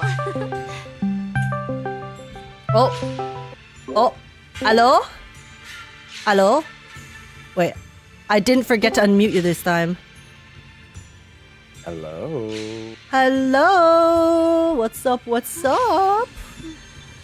Okay. Hello, guys. Okay, I'm gonna close Zenless because I don't want this. I'll just like have minimal programs while we're doing the podcast. While you do that, I'm going to go get my coffee. Name a more iconic duo, Az and his coffee. Honestly. It wouldn't be the Proxy Podcast if Az didn't have to grab coffee right before. That's my OTP. Also, I just finished a run of Christmas Ogre Cap. Do not talk to me about Christmas Ogre Cap. 1 stars on Guts. What happened? Oh, I'm so sorry. I mean, I feel like you can take an educated guess, I think, of what happened with Christmas Ogre. But, you know, it's fine. It's fine. I'm not upset about it. Not at all. Not at all, guys. No, it's fine. It's all good. Honestly. Okay, let me... Here, I'll do this. Start the virtual camera. I also need to start my virtual camera. What the hell is this? Oh, they've changed it. This is interesting. Why it's not working? Let's do that. Okay. Okay, wait, give me 1 second. Let me restart Discord because I opened it with admin, so good. it might be like bugging out. Cause 1 second. Give me a second, guys. I need to restart my Discord, and I'll just open it normally. What the? Okay, task manager. Oi, oi, oi.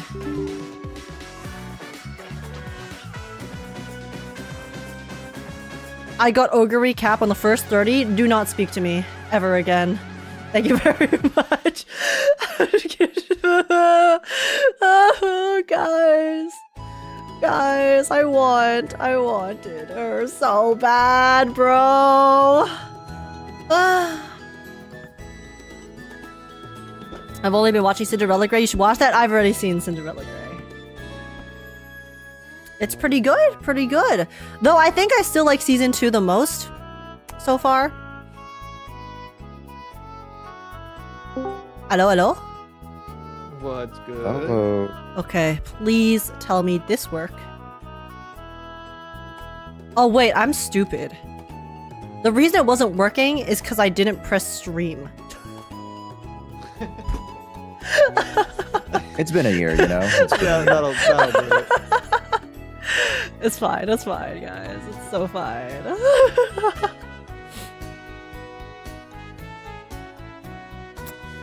Yeah, how are you guys? I am very tired.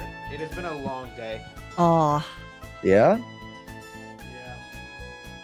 Make sure to get some good rest tonight. Oh, you know it, baby. I just recently got home. I just got out of the shower. I haven't even I haven't been able to decompress yet.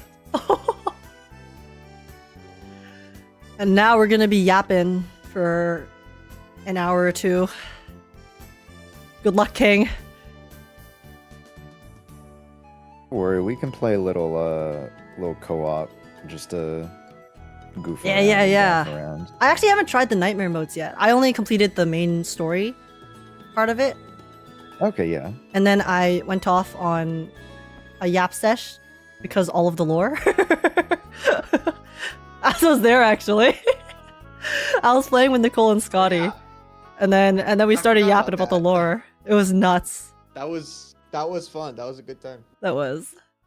Oh, so many theories, man. Oh my god. Az doesn't have a stream started. Az, are you gonna be streaming this? I'm gonna be respectfully. Fuck no. Oh. Oh shit. Because Josh isn't streaming it. I guess. You're the sole person who's streaming it today. Well, guys, I guess you're gonna get Age POV Proxy Podcast today. And then you'll get Josh's POV in the video later. Only put out Viewership today. the edited, yeah. Yeah. Sorry, I literally just got out of the shower and have clothes on. I did not have time to set up stream, and I don't have the energy to do that right now. So That's so valid. Everyone and their mom got Christmas Ogre in 20 pulls, 10 pulls. How about you guys zip it? Because I'm not happy for you. I'm actually very upset. I'm very upset. is this Don't worry. Is this Uma My, posting? Huh? Let's just say that the new character that came out that I have really wanted, I have pulled 120 times and I have not gotten her yet. And nor do I have enough pulls to hit pity, which is 200. So... It is absurd. Wait, it's 200. Wait, okay, wait. What are we talking about here?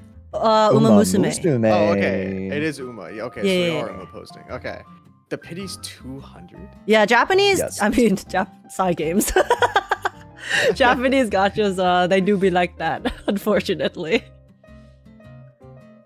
Well, that's not what I'm supposed to be looking at. Okay. Oh, there you go. Yeah, nice POV. Yo, nice. Your background looks sick as hell, though. Dude, this is awesome. I love. Oh, you know what I love should being do? a retro TV I ratio. should turn fat fuck around. Why is this happening? Hold on.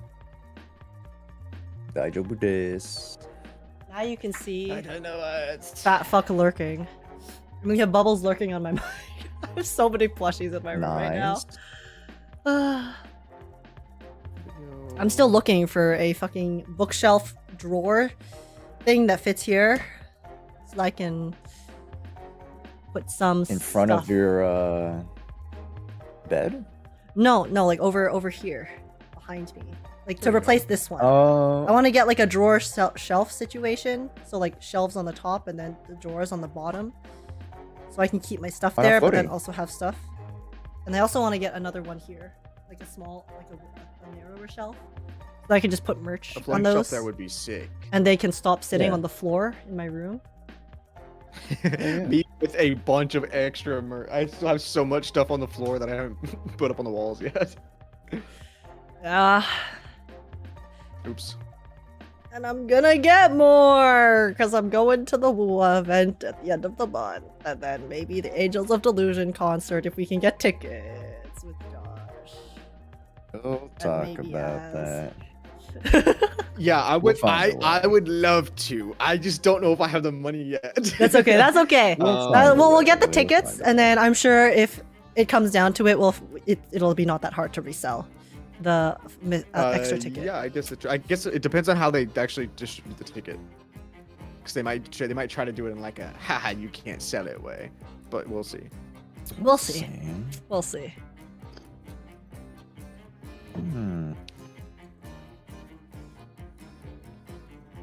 It's really weird not having my own chat up. it is a little jarring where like I don't know, maybe at least me and Az can maybe kind of like link up on this. Like it's we don't feel like we're streaming, so like we're coming into this call with like a different like vibe, right? No, I get that. Yeah. I mean, I would have the same vibe if I was streaming. I just am exhausted today. No, that's so valid. So you have your 9 to 5, bestie. Yeah, and then I was supposed to have D&D today because I forgot that the thing was there, that we were doing this, and so I quickly went to D&D for like an hour and said hello, ate dinner, and was like, okay, bye guys, and then immediately ran home and then showered, and here I am. Well, glad to be here. Josh, your bang's kind of funky. Folks? Oh, yeah, we can start. Yeah, we can start. My hair.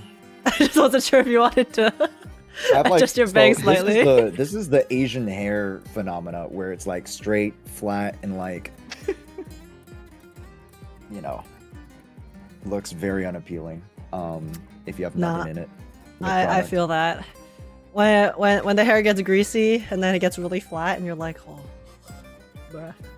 Wait, do you want to see what my hair looked like yesterday? I also hate that. My hair yesterday looked so funny because I showered the day before. So then when I woke up in the morning, chat, I'll show you guys too. But where is it? Hold up. Oh, that shows that. That's crazy. My hair actually. Nice. I was like, I have the Shunguang hair, guys. IRL. Yeah, you do.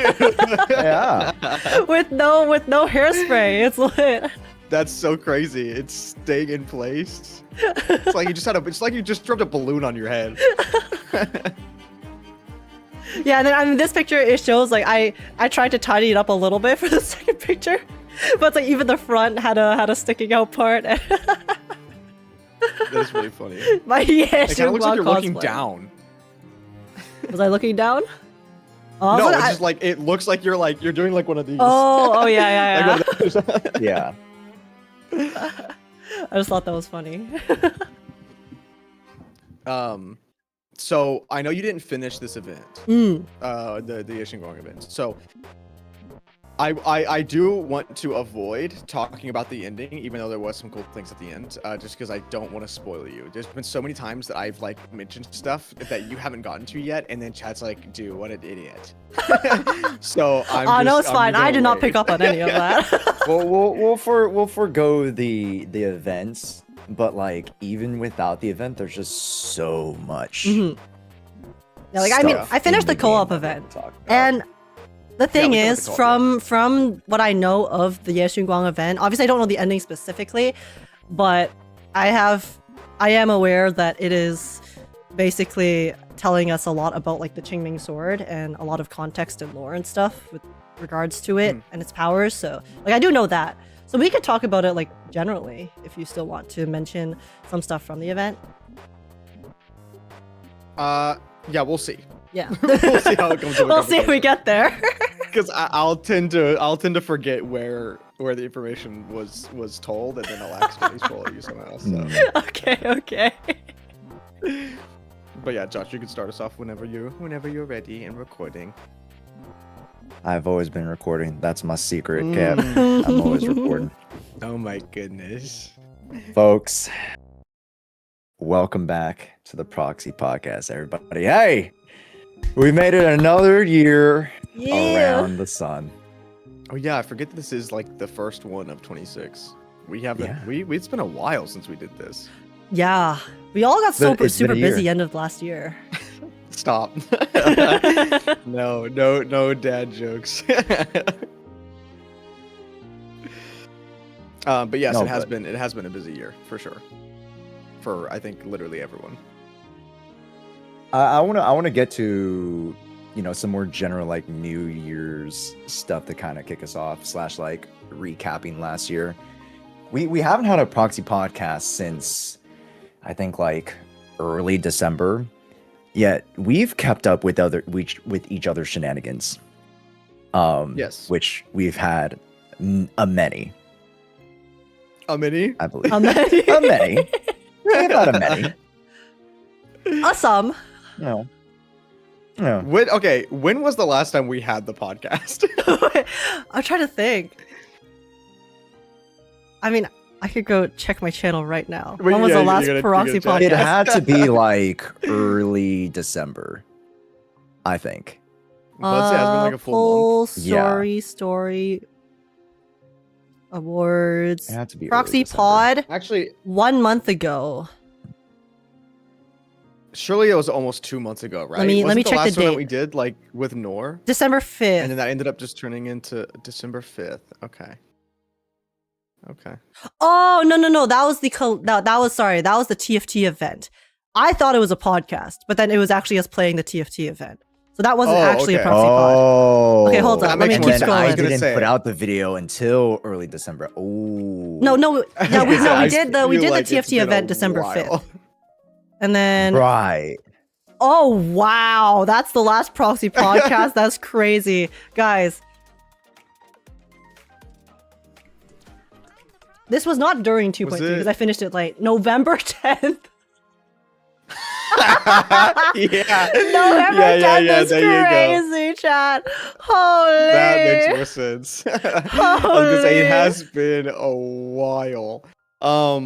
That means November 10th. That means I was before you came to my house, no? When did you come here? That's Josh? right, I broke in. That's right. Yeah, you broke into my house. I doxed him and broke in. That was so weird. I was like trying to sleep and bro broke in through my bedroom window. I was like, what are you doing? Yeah. He was the creator coming to refine you. I guess so. Dude. It's like I peeked through the window. Hey. I honestly thought y'all stopped doing it. I guess we did. But it's back. Yeah, technically, we did for a while. Guys, listen. This is our season 2, okay? Or season 3, I guess. Has it? Whoa. Well, this is our season. So wait, this is our season. Like, what have we not talked about?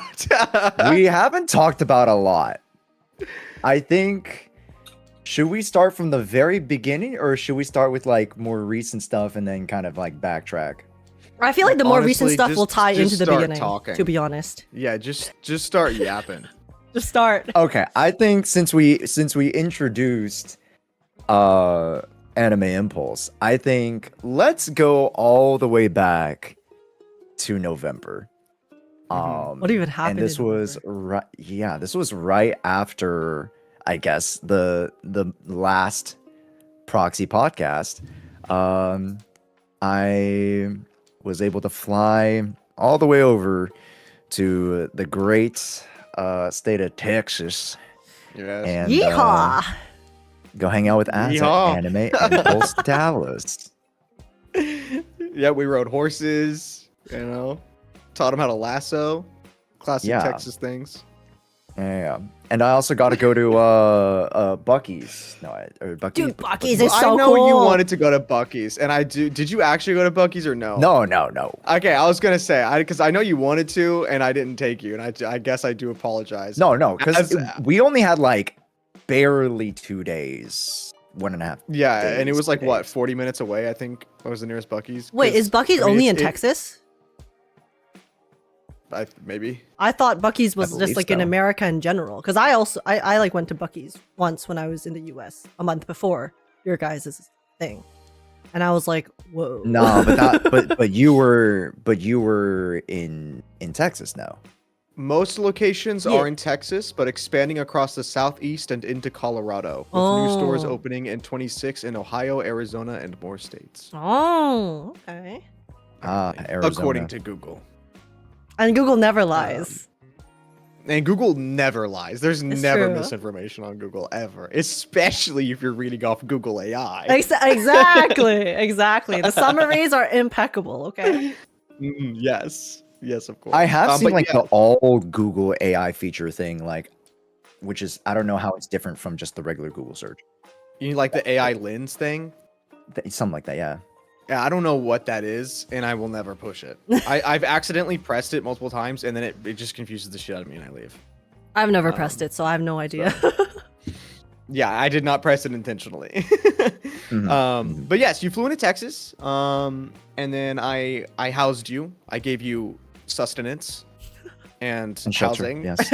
and shelter, and then we went to a convention, and it was Anime Impulse. It was Anime Impulse. Yep. Yes. And for context, Anime Impulse, that was the very first time it was held in Dallas, because it's been a more just local native convention, but now it's started to, evolve, Expand. grow, expand, Like the Hollows. to different states. Yes. Exactly like the Hollows. That is right. Yes. I don't know how to follow up with that. I was trying to think of another Zenless joke, but tried to double down, but it didn't.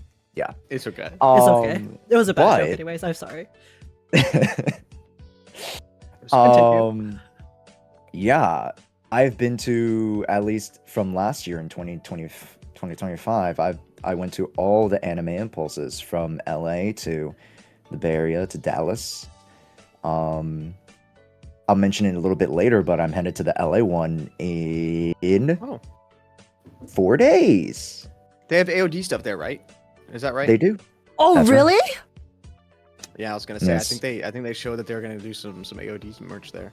Some AOD merch, a little like stage performance thing. They have like a little, I don't know if that's it's like 30 minutes or an sick. hour like segment for Zenless on the main stage. So that's gonna be cute. But most importantly, they have the holographic card for Lucia. and I They do have the new real merch. bad, They do have the new merch. So real bad. But now, to be fair, Yeah. those cards are the bonus. Like those are the random cards for if you Mm. spend a lot of money. So if you don't get Lucia from spending money, I need you to go around that convention and find someone who did get Lucia and trade. and trade them. You have to go on a quest. Honestly, call me. I'll talk to him. Video call me. I'll talk to the person at the convention. I need that shit now. Yeah, I'll just be streaming, and then I'll have another phone here with Az. Perfect. Oh yeah, I forgot you would Yeah. be streaming on your phone. That would be That is true. Yeah, that's crazy though that you've went to that many anime impulses because I think I told you while you were here, but that was my first convention. Since RTX in 2019.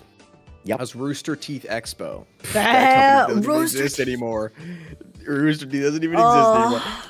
Throwback, though. Actually, it does because they brought it back, and now it's okay. I don't need that. I don't need to hear all that. So, the first convention. If you don't count like Smite World Championships, which funny enough, I'm actually wearing this shirt. But yeah, I did go to from Smite last World year? Championships. No, this was actually. I think this is the one. Does it say it on here? I don't think so. This was the one from 2016, which is like when they first started doing it on Xbox. Yeah. But I went to that one back in 2016. But no, I went to SWC that was in Texas in 2022, I think. It was either 22 or 23, one of the ones. Anyway, I don't really know if you'd count that as a convention or not, because it's, I don't know, what really counts as like a convention? It was so isolated on just you watch. Like, yeah, you could buy merch, but Yeah. you know, you're just watching like esports. I don't really know if I would count that. I guess conventions are anyway, more like the general ones. It was cool. Yeah. Oh, wait. Psych. TwitchCon. TwitchCon was before this, right? That is right. Okay, TwitchCon and then Anime Impulse. Dude, TwitchCon completely was deleted from my brain. A fever. Like Fever dream. I was low-key about to correct you, but I was like, low-key was like a fever dream a little bit. Honestly, it was. Forgot. It's because we were running around nonstop that like it all happened so fast. It's hard to remember. The fact that was also like 3 months ago, 4 months ago, whatever, however long ago it was, like that's ridiculous that it's already been that long since it happened. That's bizarre. Time do be flying. How have 3 months passed? Yeah, 3 months have passed since TwitchCon, which is insane. How is?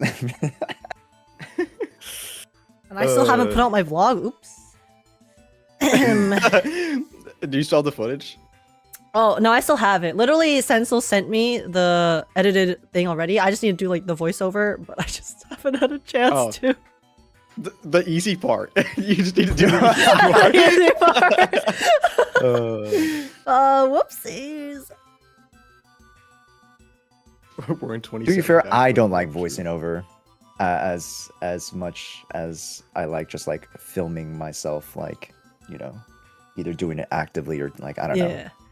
I think I'm gonna try to do that more for future vlogs. I just felt awkward because it's like we were with so many people at TwitchCon, and then it was also so many people I've never met before as well. Like I think if it was like if I was like mostly just with you two, it would be fine. But because there's so many people there, I always feel awkward like talking to the camera too much or things like that because I'm like, yeah, I don't want to be like that person. I don't want to be the annoying influencer. I mean, it's also hard to like meet people when everyone has a camera at every angle too. Like, yeah. Like, yes, you are meeting people for the first time, but you're also like, hey guys, like, what's going on? So it can be a little awkward, but yeah, TwitchCon was good, and then Anime Impulse was good. That's where we got the I got the Zhufufu cosplay. See, and here's the thing, that was a very special convention because one of my chatters, drove down to Anime Impulse to say hi. So that was the first time I've like interacted, and that was my boy Toaster. Shout out Toaster. Hey. First time like interacting with chat, interacting with a fan in person, which was very, very cool. But yeah. And this year we're doubling down because we have so many plans for so many things. Oh yeah. Right? Opens up wallet. Oh yeah, baby. I got so many plans. Yeah. Yeah. No, like I think we're getting to the point where like I think traveling for work and traveling for content is something that we're gonna have to do. I guess like, you know. I'm sorry. I have to correct Bamba. I did meet Bamba first at TwitchCon. At TwitchCon. I just talked about how TwitchCon was a fever dream. You cannot blame me. I did just talk about the fact that entire thing was out of my mind. I'm so sorry. See, I didn't end up meeting Bamba, Czar. Yeah, that is true. Yeah, I did leave while you guys were at what game was it? You guys were at some sort of game thing, and then me and BB left. Oh yeah, we went to that we went to see what was it called? There Surely was like Josh an remembers. upcoming another like the gacha game. They had an event that we got into the list for, so then we went to it. I think it was. I was literally We'll thinking just of this call the it other a game day. mixer. Let's just call it a It game was mixer. a game. Yeah, it was a game mixer. I mean, you'll see in the vlog when that Yeah. comes out eventually, I guess. Look forward to the vlog, guys. The next TwitchCon's gonna happen before you get that vlog out. Hey! No. I'm gonna post my reverse vlog before a year passes, okay? May last year was when the event happened. It's coming out before May, guys. This is my promise. Hey, sometimes you have to manifest things. So. Yeah. Anyways, yeah. But Yeah. Probably lots of traveling this year for me, I guess. And I know you guys as well want to. are you guys So looking forward to anything? I mean, there's a lot of projects that I'm looking forward to. In terms of conventions, there's not a convention that I'm like directly looking forward to. I would like to go to that AOD concert thing. I really do think that would be a lot of fun. I just that is so soon. I wish they gave more. It is soon. Yeah. Yeah. Like I think that's my biggest problem when it comes to like, I should want to travel no matter what, but the main drive is exclusive Zenless merch. Like that's what really motivates me to get going. But the problem is every time they announce something about it, they're like, guys, next week, New York City. It's like Me at WUA for the Star Torch Academy event happening on the 24th. They literally announced it beginning of January. It's happening on the 24th of January. I'm like, really? Yeah. bro. But because it's like finally East Coast, it's actually doable for me. So I'm like, fine. Big fine. pod. I'll bite. But yeah. Did you look at? I'm curious. Have you already looked at flights if you are buying the ticket to the AOD concert? Not yet. Okay. But I did know. Okay, But I did gonna- recently look at flights for New York because of the WUA thing. So it's Oh, they're both in New York. yeah, they're both in New York. For context, folks. Yeah. So the AOD concert is a New York concert. It's like happening in New York in March, from what I remember. So the reason I haven't looked at the AOD tickets yet was because I've been looking at the fucking Star Torch Academy WUA event. Okay, I literally just like finished booking everything, like hotel and flight and stuff. And unironically, you know what's funny? So for me, going to New York itself is already kind of expensive, right? But the price of my flight and hotel from Toronto to New York, because it's both East Coast, is equivalent to essentially like half of what it cost me to go to LA for the same amount of really? time. Oh. At least I'm comparing That's it to when crazy. I went to LA in May last year for the reverse event, because that was super last minute though. That was literally like in like 2 weeks though. So I bought like last minute tickets, which are more expensive to be fair. But the flight from here to LA is like 5 hours, and then it's also just so expensive. That's so crazy. Yeah, I don't fly often, so I never have to I never look at but that was I think I mentioned it, but that was the first time that I flew when we went to TwitchCon. I can't do this shit anymore. My brain doesn't work. Right before TwitchCon I went to Japan. Okay, that flight was the first flight I had taken since like many years, and that one was it was 13 hours or however long it was. Yeah, that was ridiculous. That was awful. But the flight to TwitchCon actually wasn't that bad. Plus it doesn't really matter because I immediately went I pulled one of these, and I just fast traveled. I slept through You the entire fast flight. traveled? You Yeah. TP'd, bro. I slept through the You entire pressed E thing. on the Yeah, two-winged sword. That's exactly what I did. I closed my eyes in Texas and I woke up where I needed to be. So In-flight food though. Is so shit. Oh Didn't my eat it. god. I'm never buying in-flight food ever again. That is the most dog shit waste Yeah. of money I have ever done in my life. On my way back from the You reverse buy event. the food outside. Yeah, Bring it yeah, like in. on my way to the reverse event actually, because that was my first time flying alone ever, and it was also the first time I've flown since middle school when my family went to Disney World. I haven't gone.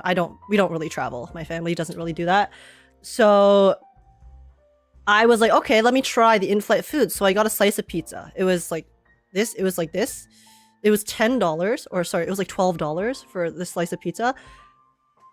I've never understood what people meant by this pizza tastes like cardboard until I had that pizza. Because here, hey, what about the we one had- at TwitchCon? the one at You TwitchCon had was a pretty, fine. you had a bad pizza experience at No, TwitchCon. that wasn't because the pizza was bad. That was because I had my health during that day was so bad because of like the That's lack fair. of food in the morning, plus the lack of hydration, plus the lack of sleep. So all three of those combined into me just being miserable. On top of the fact that all of the technical issues with the stream and everything just accumulated, and I just wanted to fucking get refined by the creator. I swear to God, I would have joined the That day Exalteds was if they were fine there. here. Yeah. And I understand. Yep, that's so fair.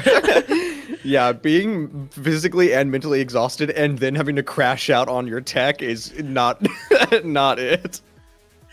Yeah.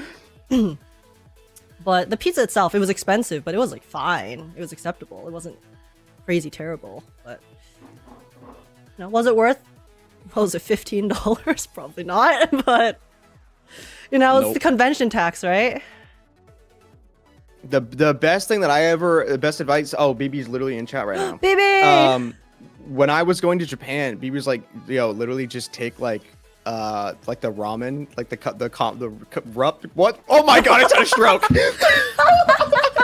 The cup of ramen, and just ask for hot water to pour into the cup. Holy moly. All right, blame this on age. Me, I can't even formulate the thoughts as is slurring all his words. This is what I can't happens do when it you today. when age pushes us freaking 3 hours back.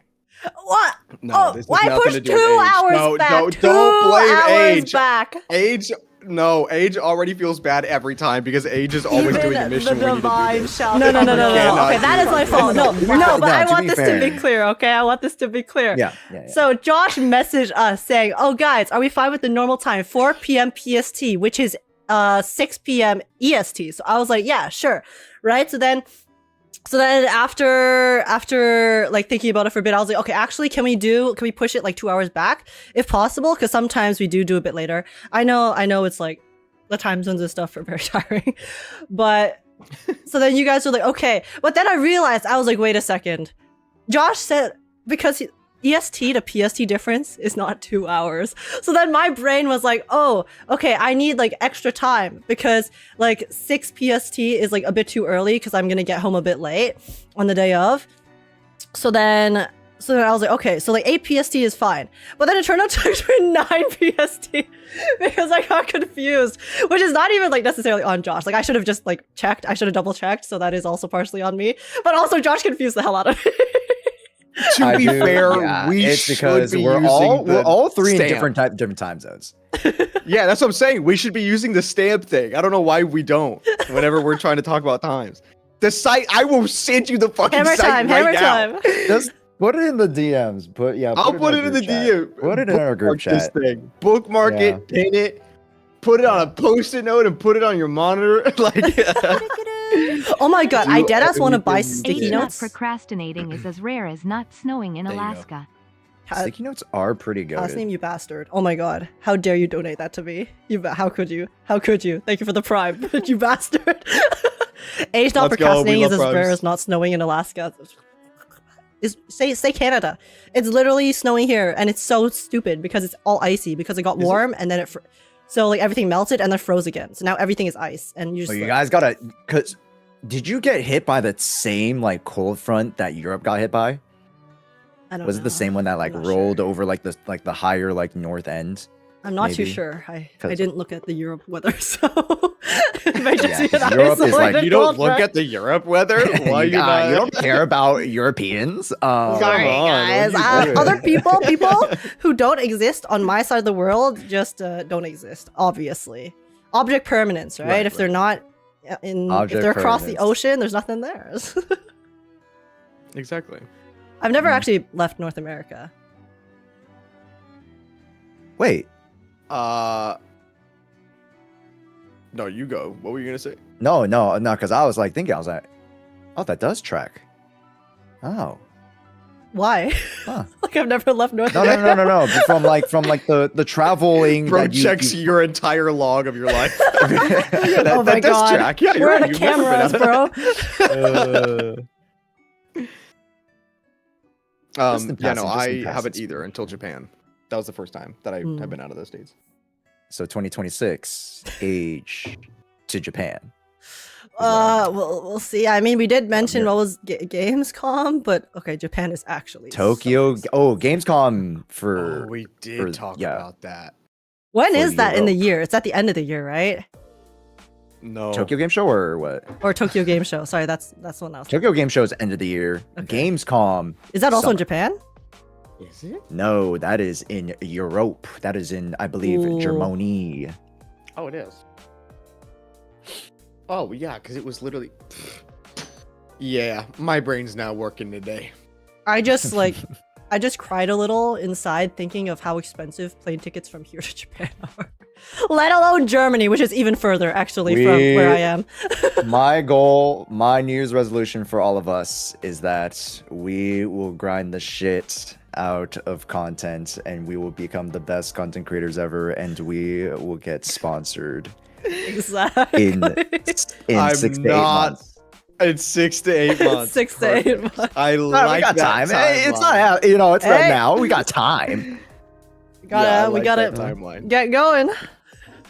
See, here's the thing. I was thinking about that, and I was like, like I am starting to get like more and more like money from content. Which I don't post videos. So if I did post videos, that would be Yes. even more. But I was like, do I want to use that to travel? Like, for example, I was weighing, even if I had the money to go to the AOD thing, do I really want to do that? Or do I want to save that money and pay artists for a project? And it's like, I don't know what I wanted. Like traveling Yeah. is cool, but also making cool projects is really cool. That is So, true. And you're thinking of doing yeah, that I don't know, database thing that's why too, I'm- right? Which is gonna be huge. Yeah, Not thinking, that's gonna be. It's here. No, I've seen the Haley Atari was already working on the site, right? Yeah. They Talk were about working that. on a concept of the of what it's gonna look like. Yes, and then yesterday I did do a stream of like, was it yesterday? I think it may have been yesterday. Yeah, it was yesterday. Today, literally today's been such a long day. Yeah, so it's gonna be it's not gonna. We've been talking about it a lot more since the stream that we actually had yesterday, and it's not supposed to like fully replace the wiki because it is just gonna be like a lore specific like database.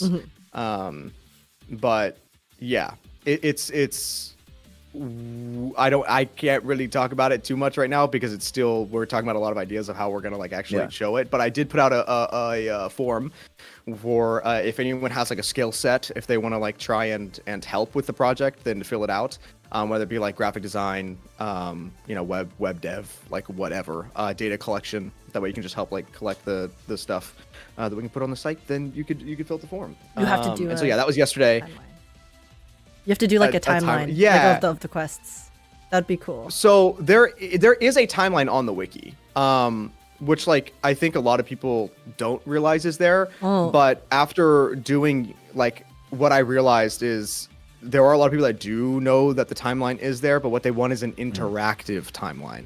Oh. Not just a list of events, but like a literal timeline that they can like actively interact with. That's gonna require a little bit more. It is. It's going to require a lot. Yeah. Another thing that they wanted also was a character. What's the actual term that we put down? A character relationship chart, basically. And that way you can like filter between, like, you can choose certain characters and it will, or just, you know, just in general, and it will show like, you know, the relationship between all the characters. But yeah, it's a lot. It is going to be a really long-winded project. It's not anything that's going to come out anytime soon. For sure. Because there's a lot of back-end stuff, especially finding the people to actually, like, you know, help with it and put it together. But yeah, that is happening. I did also I'm finishing up the storyboards of the comic thing that I wanted to do. In terms of like giving like a visual storytelling to the lost items, starting with the Hollows, the Hollows Bank, I think is what the actual like name is for the first lost items. And I got a very interesting message for an artist who's interested. And once I finish the storyboards, I'm going to reach out to them and see if I can set up a video call. Because if I can, it would be really fucking sick to get this artist on board. So, yeah, we'll see how it goes. Everybody manifest. We're manifesting. Manifest. Let's go. But yeah, it'll happen. So those are the things in recent that I'm doing.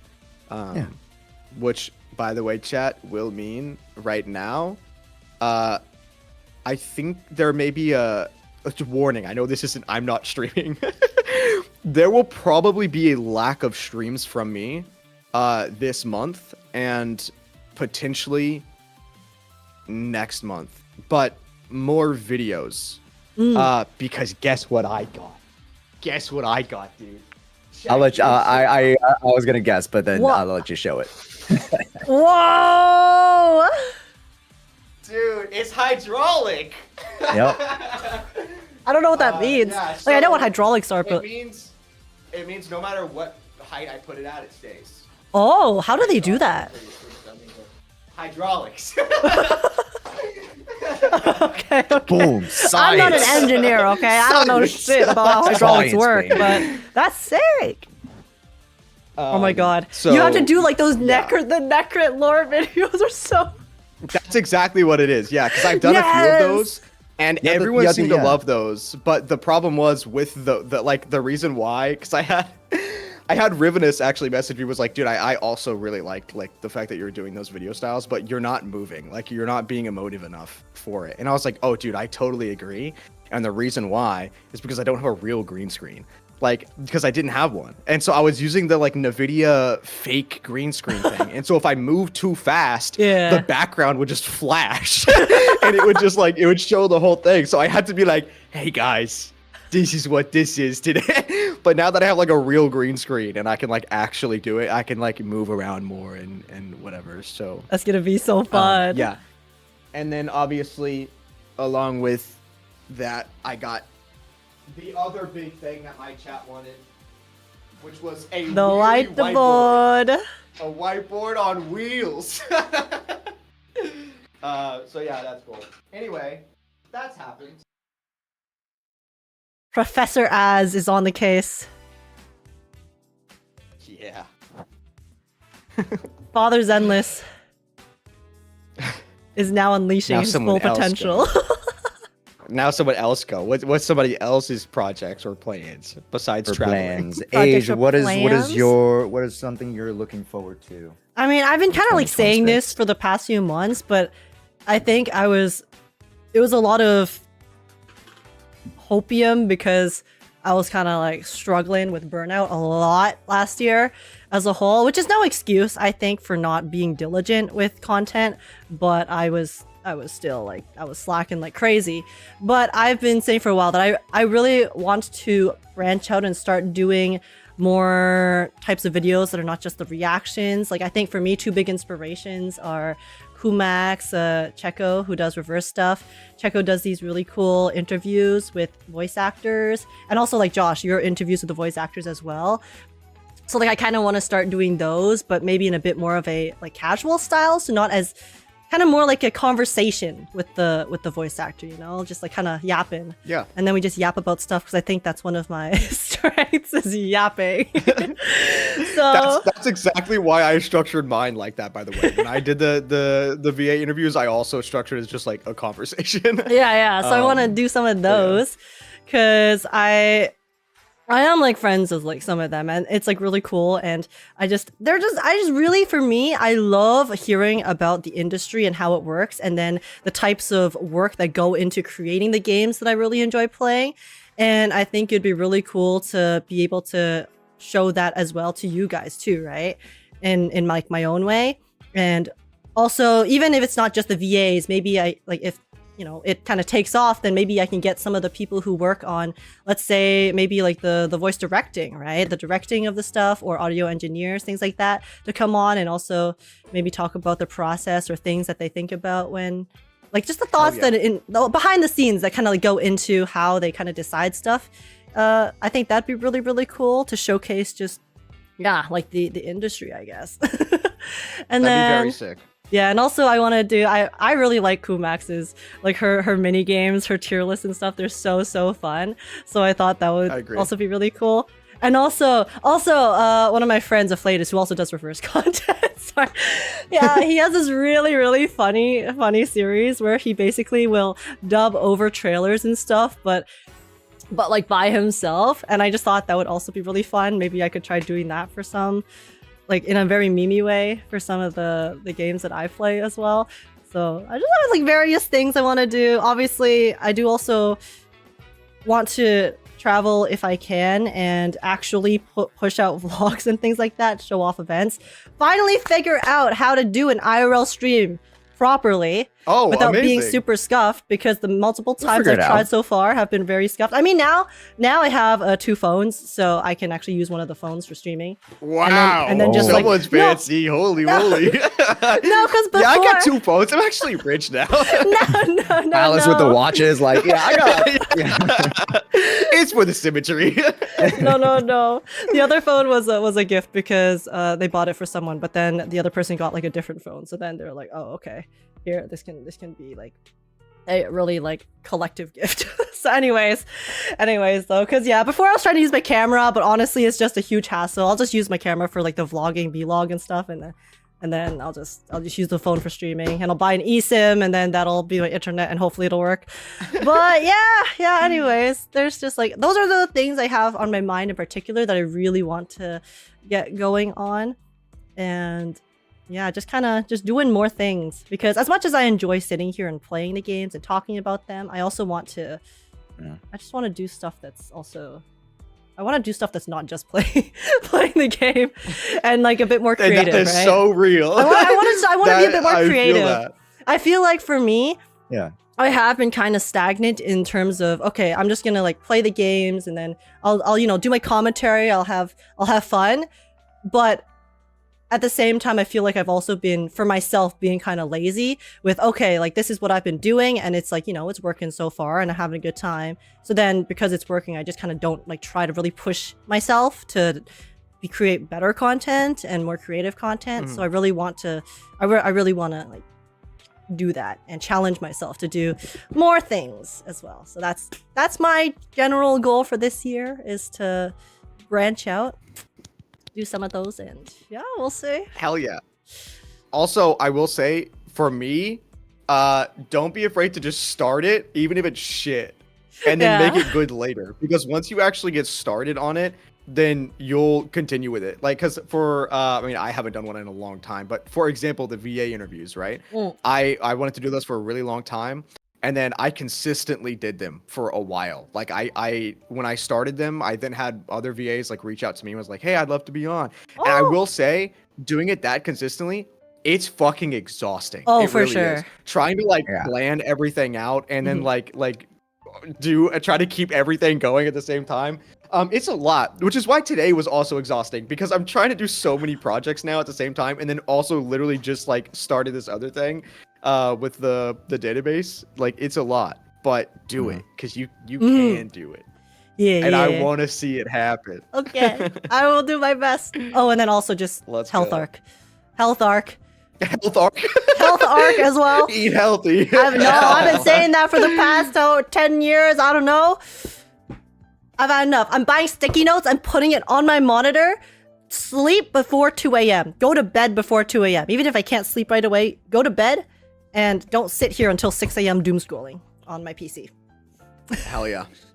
Hell yeah. So, Unless you're watching God, no, my brain ain't working. God damn it. Unless you're staying up past 2 a.m. watching Fate Strange. Oh, yeah, I heard that the most recent episode was like unbelievably. what is that? Is that like part of one the of the Fate best universe? animated things that they it's like I think it's the Yep. current Fate show that's going on. Oh. Which I still have. I started Fate recently actually. But I still have a lot to go through. But yeah. Terrible advice. I My chat. recently started back up Fire Force. Ooh. Because it's like the final yeah, thing yeah. is coming out for Fire Force right now. yep. And knowing where it leads into, like, It's gonna be peak. It's gonna be peak. I'm excited for It's gonna Free be Run Season peak. 2. That's coming out soon. Anime yeah. is so back, guys. Anime is It's so back. Yeah. Wasn't there okay, actually. We're all over the place again. Did you already say what projects you have? No, I planned was besides gonna be traveling? like, yo, Josh, what are you gonna be up Josh, to this what year? are your plans besides traveling? Oh. Okay. As to backtrack a little bit, because everyone was sharing some little gifts and, doing some show and tell.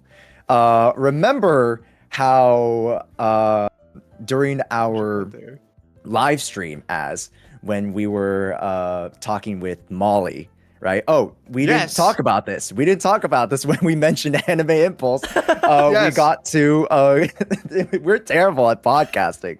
We are. We're just yappers. We're so bad. We're We can't yappers with stay in no one place. structure. So when we went to Anime Impulse, a lot of the times we'll be able to meet some amazing voice actors. That's how I actually got in contact with Jimmy, and then eventually getting to interview Jimmy down the road again, Hugo Flats via Jimmy Yamaguchi. So I use Anime Impulse as a really, really fun opportunity to stream and showcase us meeting voice actors and such. We got to meet Molly Zhang, of course, the voice actor to Detective Conan. Yeah. And I guess Astra Yao, Astra Yao too. But one thing that chat was complaining about throughout the entire stream was the audio, the crunchy, weird, inconsistent audio. So, as a little investment into the stream. Oh? Yes, we do have Hey! new. Yeah. Oh, we got holy the moly. DJI mics. Yes. Let's go, Josh. Guys, Win. wait, hold on, guys. Hold on. Winning. Yeah, I'll Az, do it. where's your great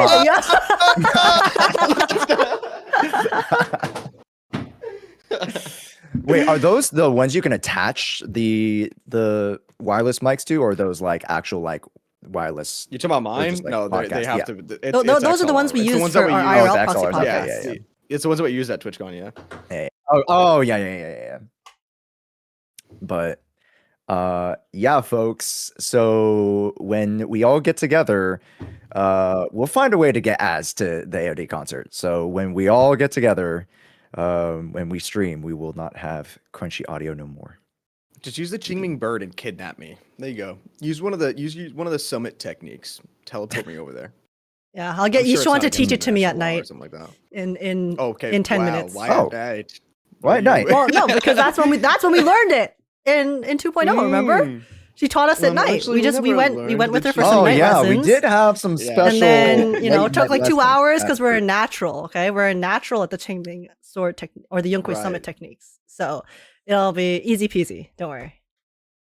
wonder Even if 2 so hours is much so average.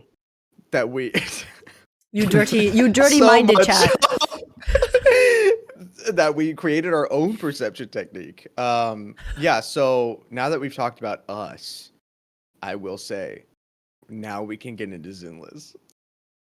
What? If this is 1 going hour to be into the our return- podcast, we finally What? talk about 1 hour Zenless into the Zone Zero. podcast, we could talk about Zenless because I know the comments on this return podcast are going to be, after 2 months, all you have is to talk about yourselves. I can't believe this. Look at these Conventions? narcissistic content Ugh, creators. yucky. They're all steamy. Personal projects. Talk about the game.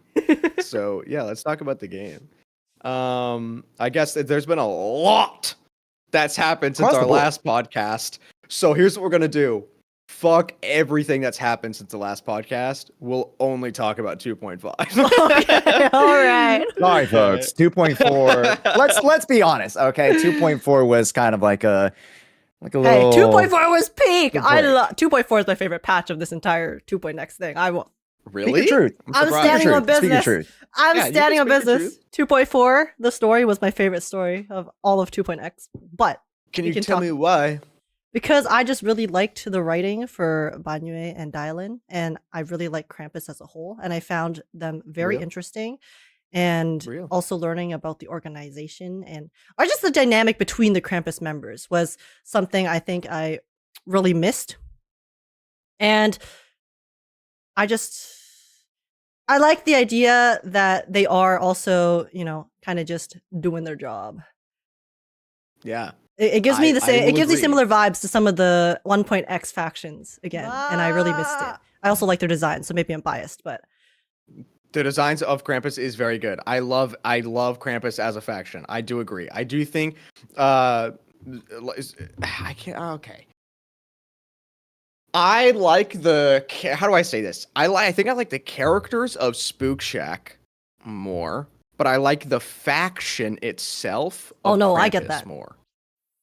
Yeah. that makes sense. Yeah.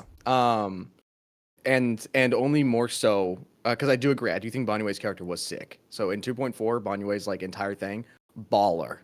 And then the dynamic that he Also- had with Dialyn was also really, really cool He has to balls see. too. Yes, he Yeah. does have balls as well. Yeah. I mean, well, balls? Balls? Are you So. what?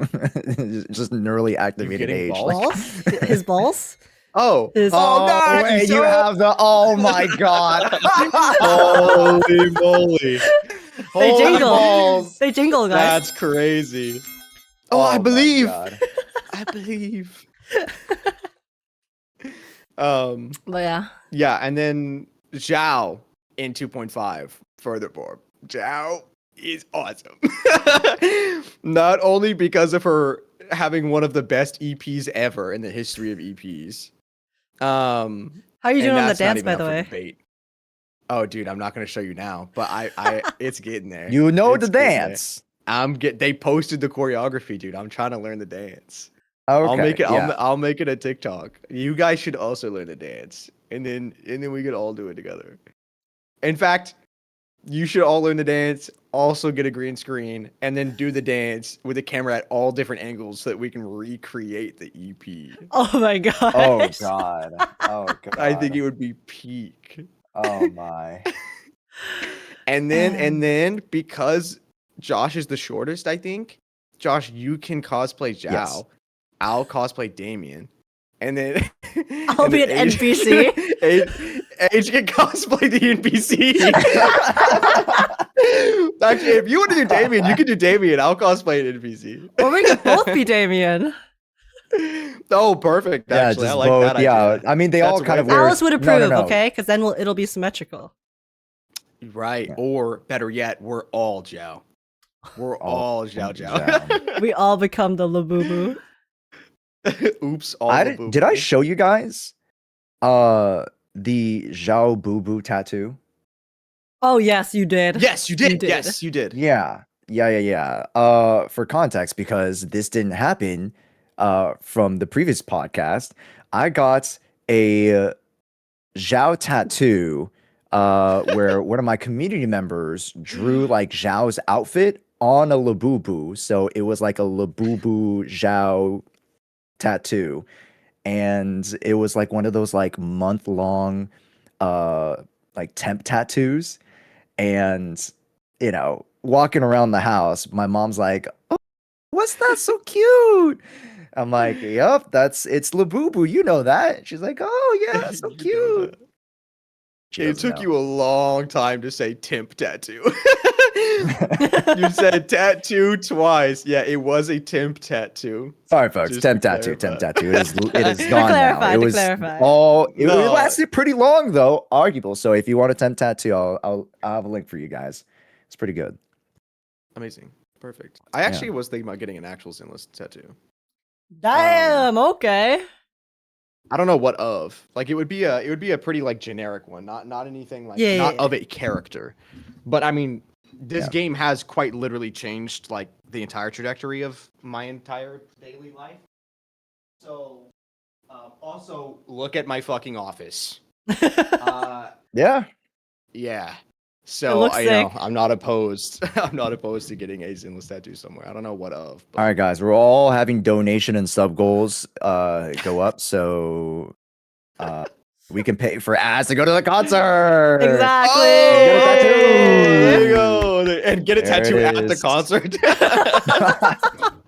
AOD, that's a great title. AOD gives me a tattoo.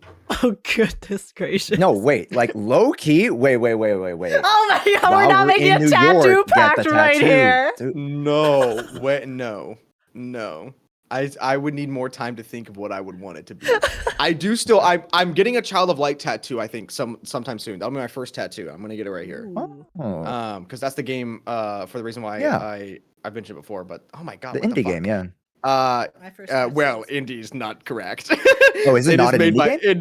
No, it is made by Ubisoft, but Okay. it was not a very popular Ubisoft game, I would say. Although it is good. It wasn't popular.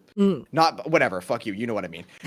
So anyway, that is the game of why I want to name my daughter in the future Aurora. I'm obsessed with that game, so I do want to get the little tattoo there. And then the Zenless is the only other one that I have in mind. Except I may also maybe get a matching Castle Crashers tattoo with my friend if he wants to still do it. Because Castle Crashers is what we grew up on. It's also the game that split our friendship apart 2 separate times. And this is the friend that I've known since we were 1 year old. And guess where that friend is right now? Living in my house. Hey. So yeah, I You're do thick and think thin. that would You be made a it. cool tattoo to do. Yes. Wow, that was so not Zenless. Yeah, so Zhao's awesome. Yeah. Zhao's cool. But there was Yeah. a lot of stuff in 2.5 that 2.5. happened. Oh, you have a ruby tattoo? Oh my god. One of your Yeah. Rose? That's kitten. Yeah, what is the tattoo of? Anyway, sorry. I'm getting distracted by chat now. Tell me what the tattoo is. What are your guys' thoughts on 2.5? Go! Age, go Had first. a pretty generational run, I would say. I had 3 days of just I couldn't lose.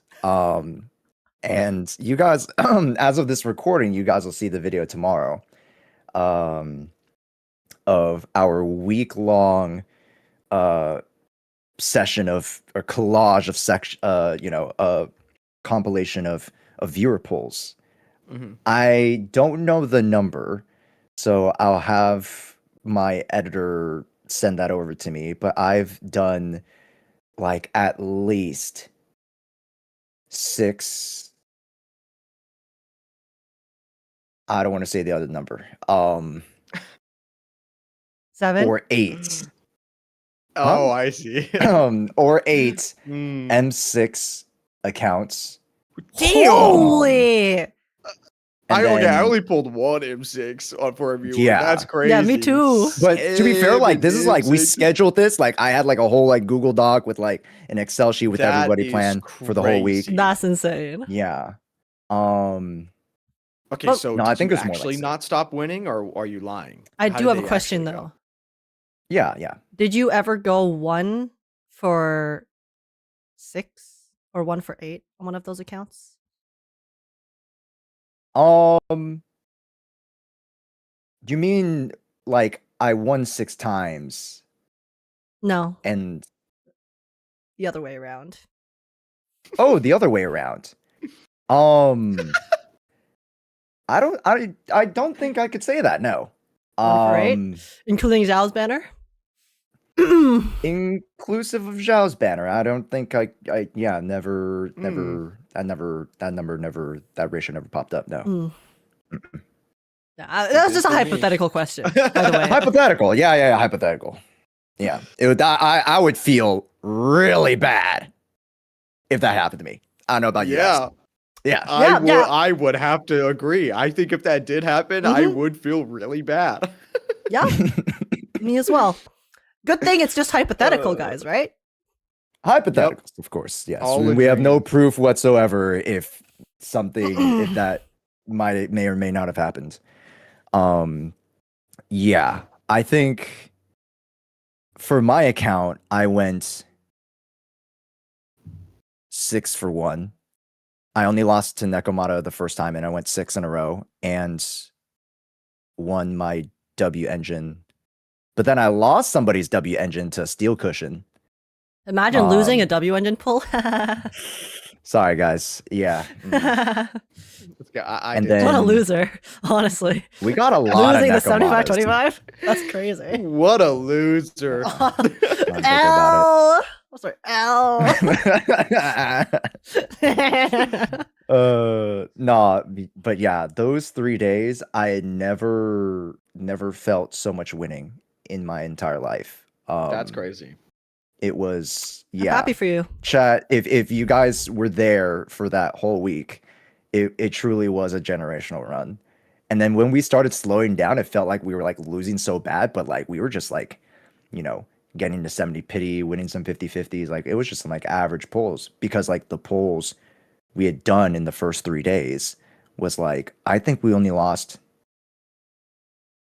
4 50-50s from from across the thousands. Huh? The scales balance. Like, are you not worried for season 3? Like, are you not afraid of your own pulls? No, because I like how like they say the average like wage in America is like, whatever amount, but then it's mainly due to like a small proportion of like people who have like a way higher like wage, and then I don't want to get too economical with it, right? But like yeah, so everybody else balanced out. I just took your guys' 50-50s this time around. No, it's okay. My mistake was pulling before the new year. Okay, I pulled on the 30th, and sure. Hypothetically, I may or may not have had some really bad luck. But I did one pull after the new year, and it was a win. So maybe it was just 2025 being very upset that it was going away. 2026 is healing the timeline. Let me toss out some more random things at you guys. And the people who have deep ball knowledge will know these things. Yoasobi came out with 2 new songs for the new album. So that's crazy. Healing the timeline. If you guys love Zhao's EP, you guys must love K-pop Gen 2, Gen 3. Jessica Jung is back on tour.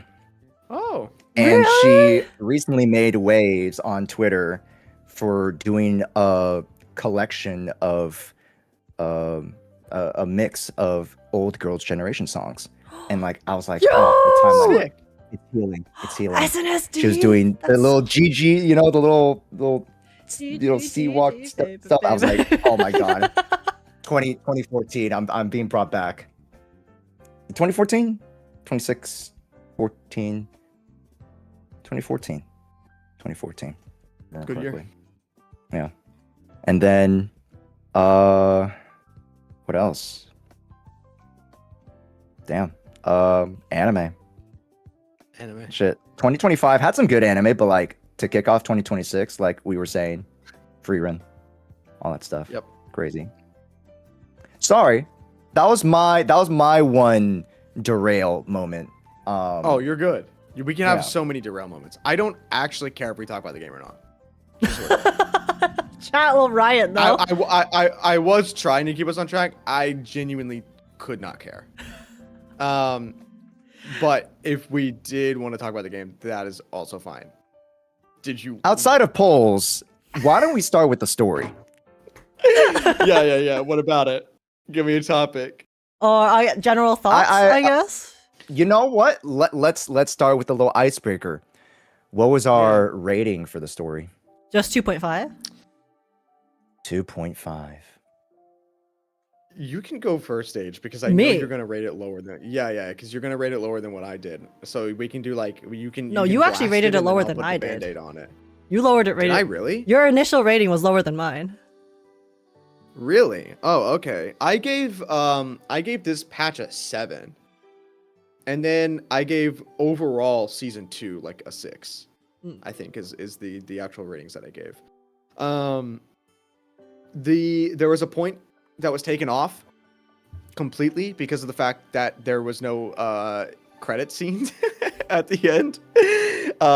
Because if this was actually supposed to be like I know we still have the events and whatever, and there's still the epilogues, but there were still the epilogues in season 1, and the credits still rolled like at the finale, right? So if this was supposed to be the actual like finale of season 2, which I know some people have pointed out, they're like, oh, they never said finale, they just said final fight.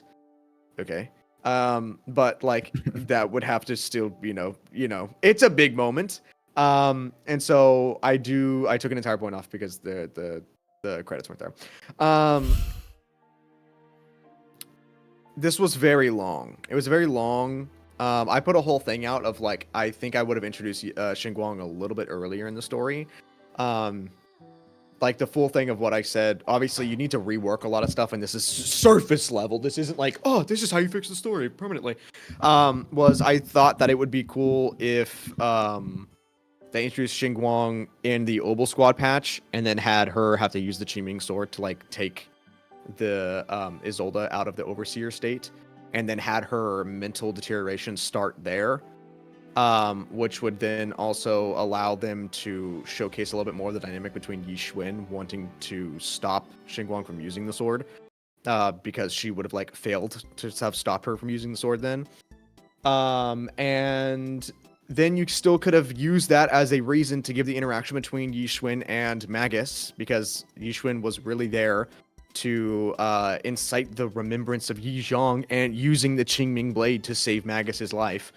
And I think it also would have been cool for that to be a full circle, that the Qingming blade was the one that saved Isolde's life, and then was the one that ended her life, technically. Well, at least took her out of the Exaltist form. But still have Magus do the, the final fight with the Orphe 1v1. That was very cool. Anyway, and then have her like deterioration start there, and then have her fully lose her senses at the end of 2.4, and then start 2.5 off with them trying to kidnap her because her senses are gone. Wow, that pacing sounds already just way better. You would have to change a lot of stuff. Like there's a lot of other stuff that you would have to change around, including a lot of like dynamics, and because you would also have to figure out like, okay, well, if Shunguang is present there, then where was she, going to be in 2.3, whenever Spook Shack was dealing with the stuff with the town and whatever. So anyway, it would require a lot of restructuring. But bro, you know how easily they send off Yi Xuan? Like, come on now, like. She was elsewhere, cock blocked by a Void Hunter level threat that they never elaborated on. Okay, but that's not every time. To be fair, I will say they did give a reason, as they did sort of explain why Yi Xuan. Like, I'll cut some slack. I do think this is like the start of Yi Xuan's like actual arc.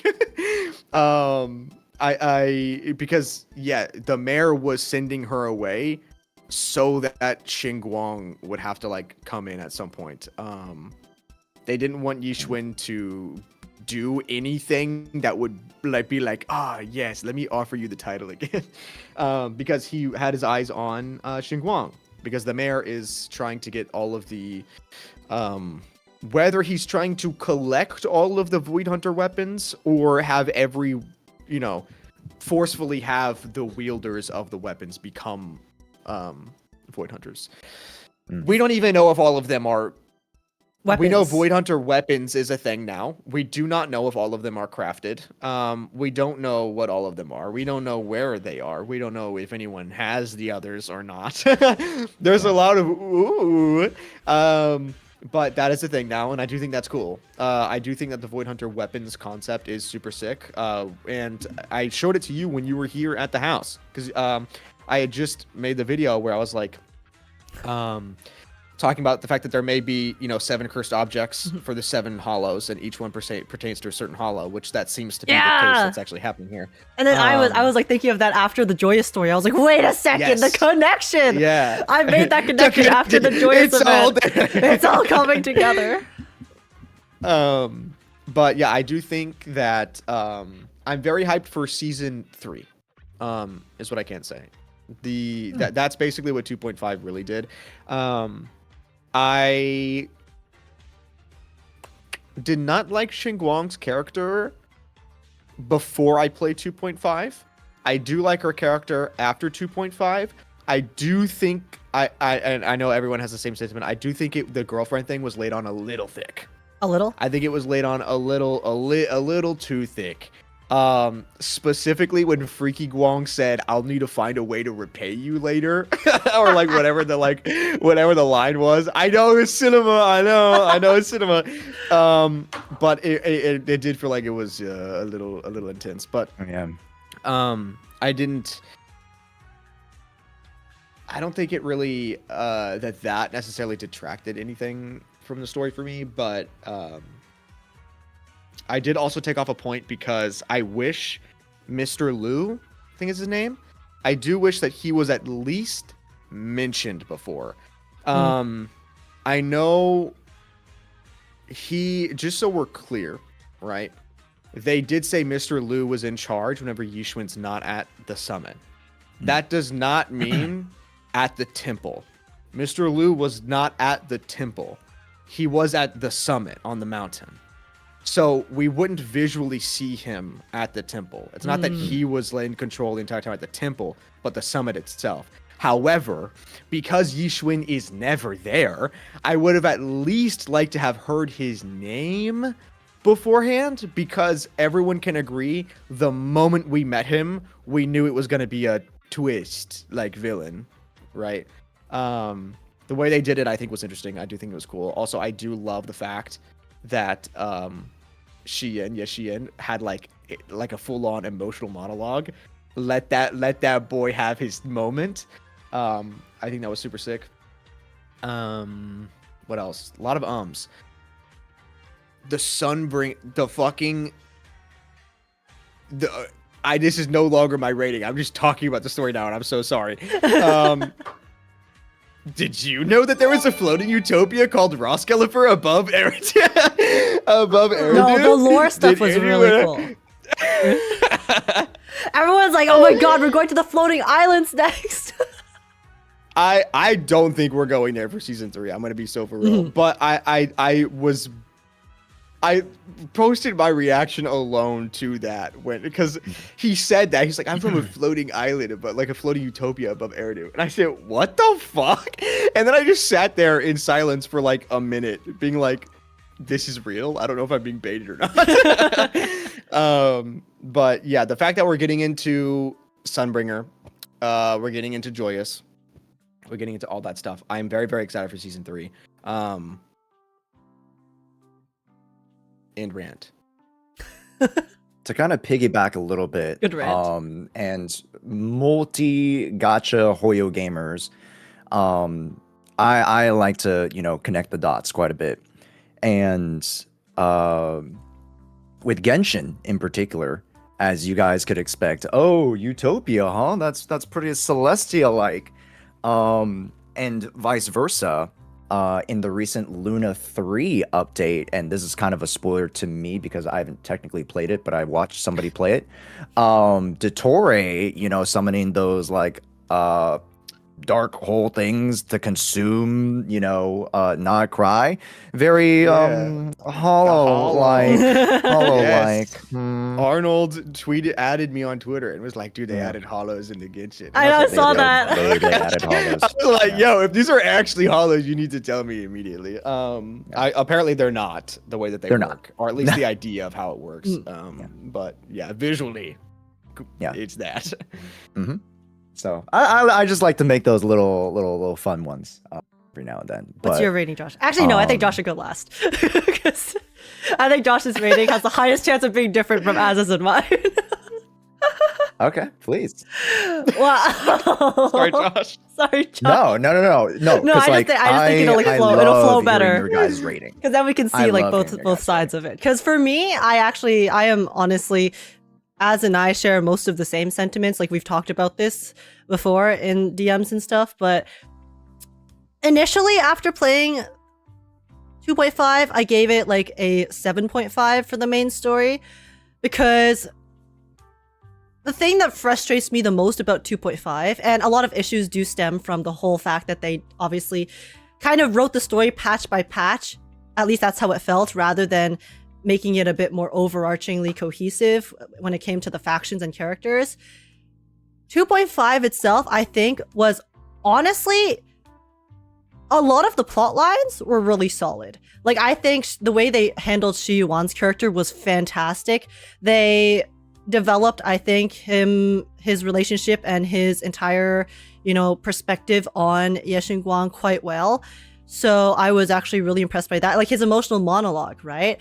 I was thinking that it would be really cool if we get to see him kind of have this acceptance for her, but obviously he still kind of stays true to his purpose and his objective, which is still, I'll accept what you want, Ye Shunguang, because you are your own person and I respect you, but I still want to do what I can to help you, regardless of whether or not you think that I should, right? So I really like how they handled that in the end and how they basically let him kind of go on his own journey to still try to help her on the side while still having a sort of acceptance of her as an individual, rather than being forcing his will onto her completely.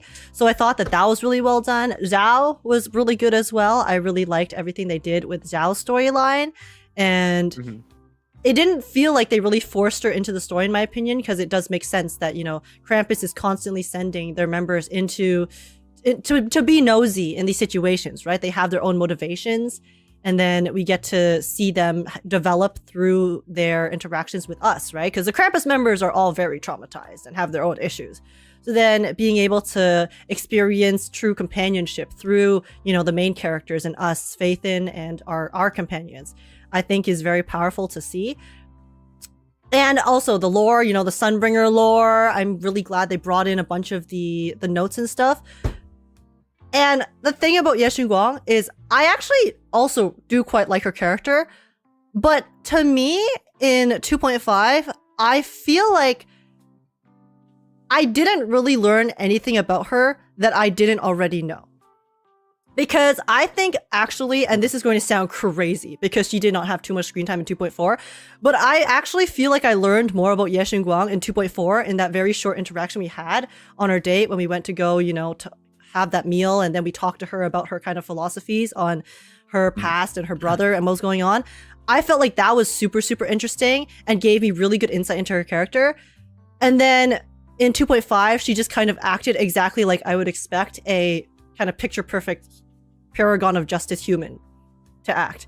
And I really wish that they would have delved deeper into how she feels, not just about Proxy. And listen, and I need to make a disclaimer because I know people are going to yell at me because I'm a female and I'm not the target audience. I do not care if they make a character who is a waifu, okay? I think the way they executed Vivian was fantastic. And I know, I'm fine with it. I'm totally fine if they make waifu characters as long as they execute it well. I feel like Ye Shunguang in 2.5, they did not give her really any depth to her relationship with anyone, whether it's Faithin or the other characters in her life. I feel like they were constantly telling me she really cares about us because we have helped her through this, right?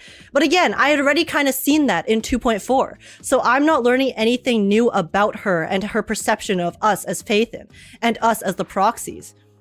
I would have loved to see like maybe even more insight or depth into what happened with her past, right? Like with her history with Shiyuan and everything that happened back then, and her coming to the Yunque Summit. A huge storyline was that, you know, she was kind of taken advantage of by the Yunque Summit. So why not show us some of that rather than just telling it to us through this NPC, Mr. Liu, who has never appeared before, right?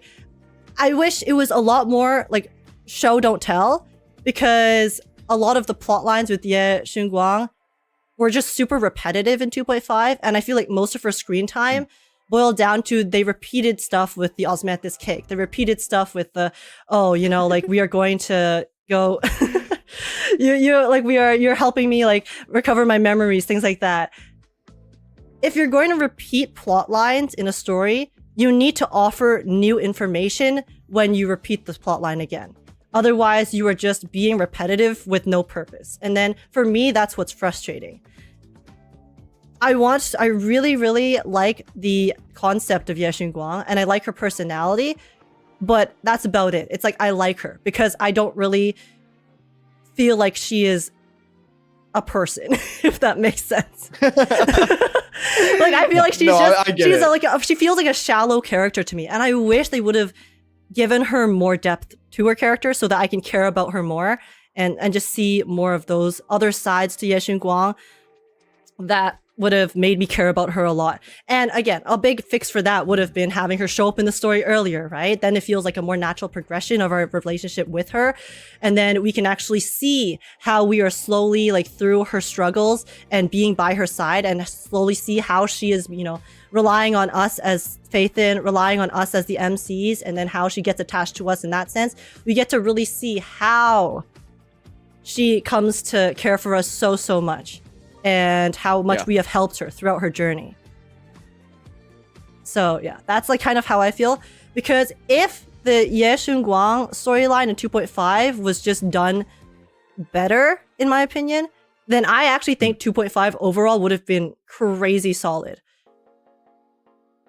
As a whole. I would agree. I think that plays into if they just introduced her earlier and gave her a little bit more time. Yes, that's what it really boils down to. We saw, those character interactions, then, and not try to shove everything in 2.5. I do also think that it was a I don't really know how to talk about this story point, but I think it's really interesting that they kind of tried to do the like we met as a child thing. Like people were saying that that's like a false memory. I was gonna talk about that. That's what I'm gonna. Yes, because it breaks the timeline. It breaks the timeline, and then whatever proxy you choose, right? They're like, whenever they're talking about the memory with Shunguang, they say something's not right. Like something about that memory isn't correct. And so I think it's interesting that they used that as like a way to sort of bring in that like what's going on with memories, what's going on with the plotline thing, because there is still that's not the only instance that we have of that.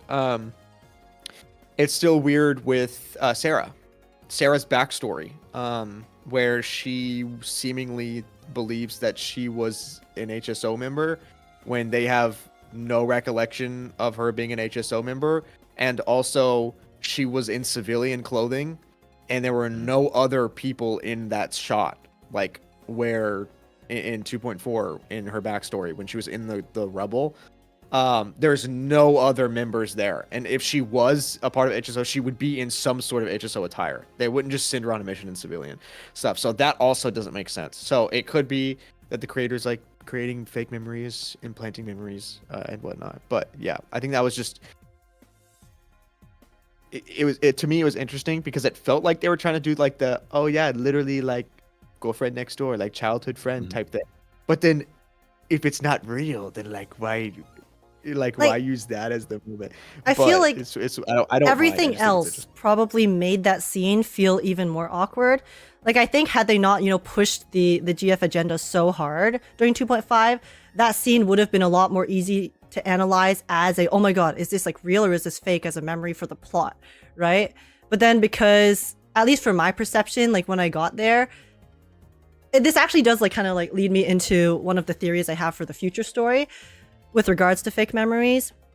But it's kind of like everything like building on top of one another, right? Like I think there's a lot of dissatisfaction with how the progression of 2.5 played out with regards to the pacing and then some of the repetitiveness in the story. So then when people see another like, oh, by the way, they were childhood friends, it feels like that's just another method for them to like push that particular, I guess, plot line of, oh my god, childhood friends to lovers kind of type beat.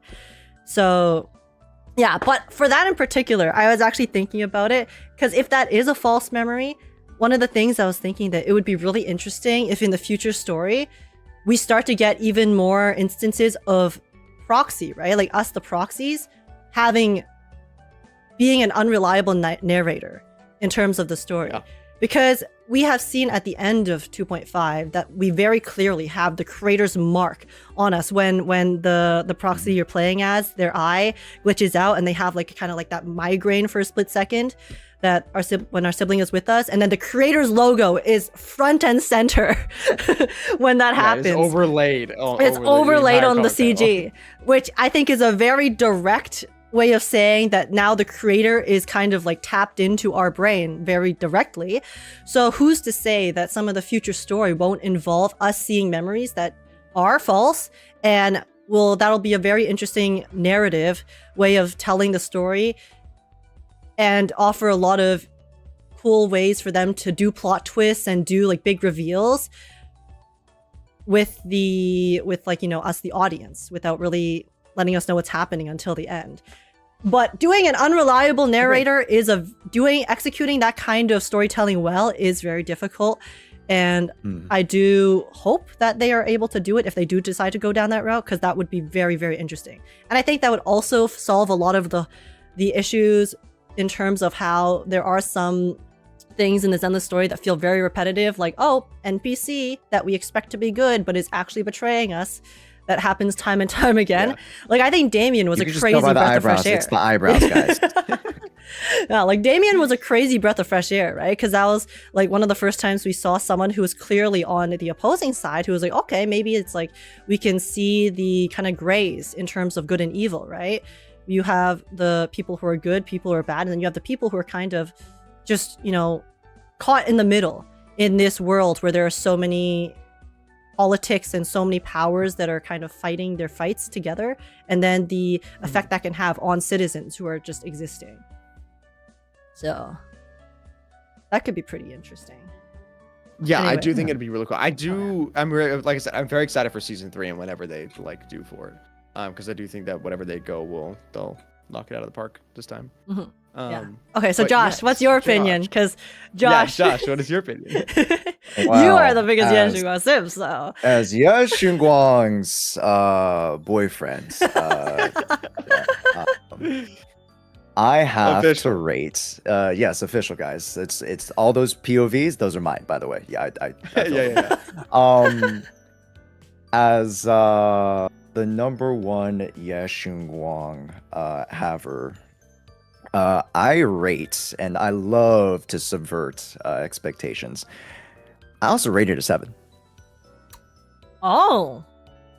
I also rated it a 7. What's your reason? I didn't actually give it a rating. One point off. I want to get to this straight away because this is kind of, as not here, but he's tapped in because of his wireless headset. Because I also agree that I would have loved to have seen, not necessarily the credit scene, but I would have loved to have seen a lot more interactions with Shunguang with every other faction.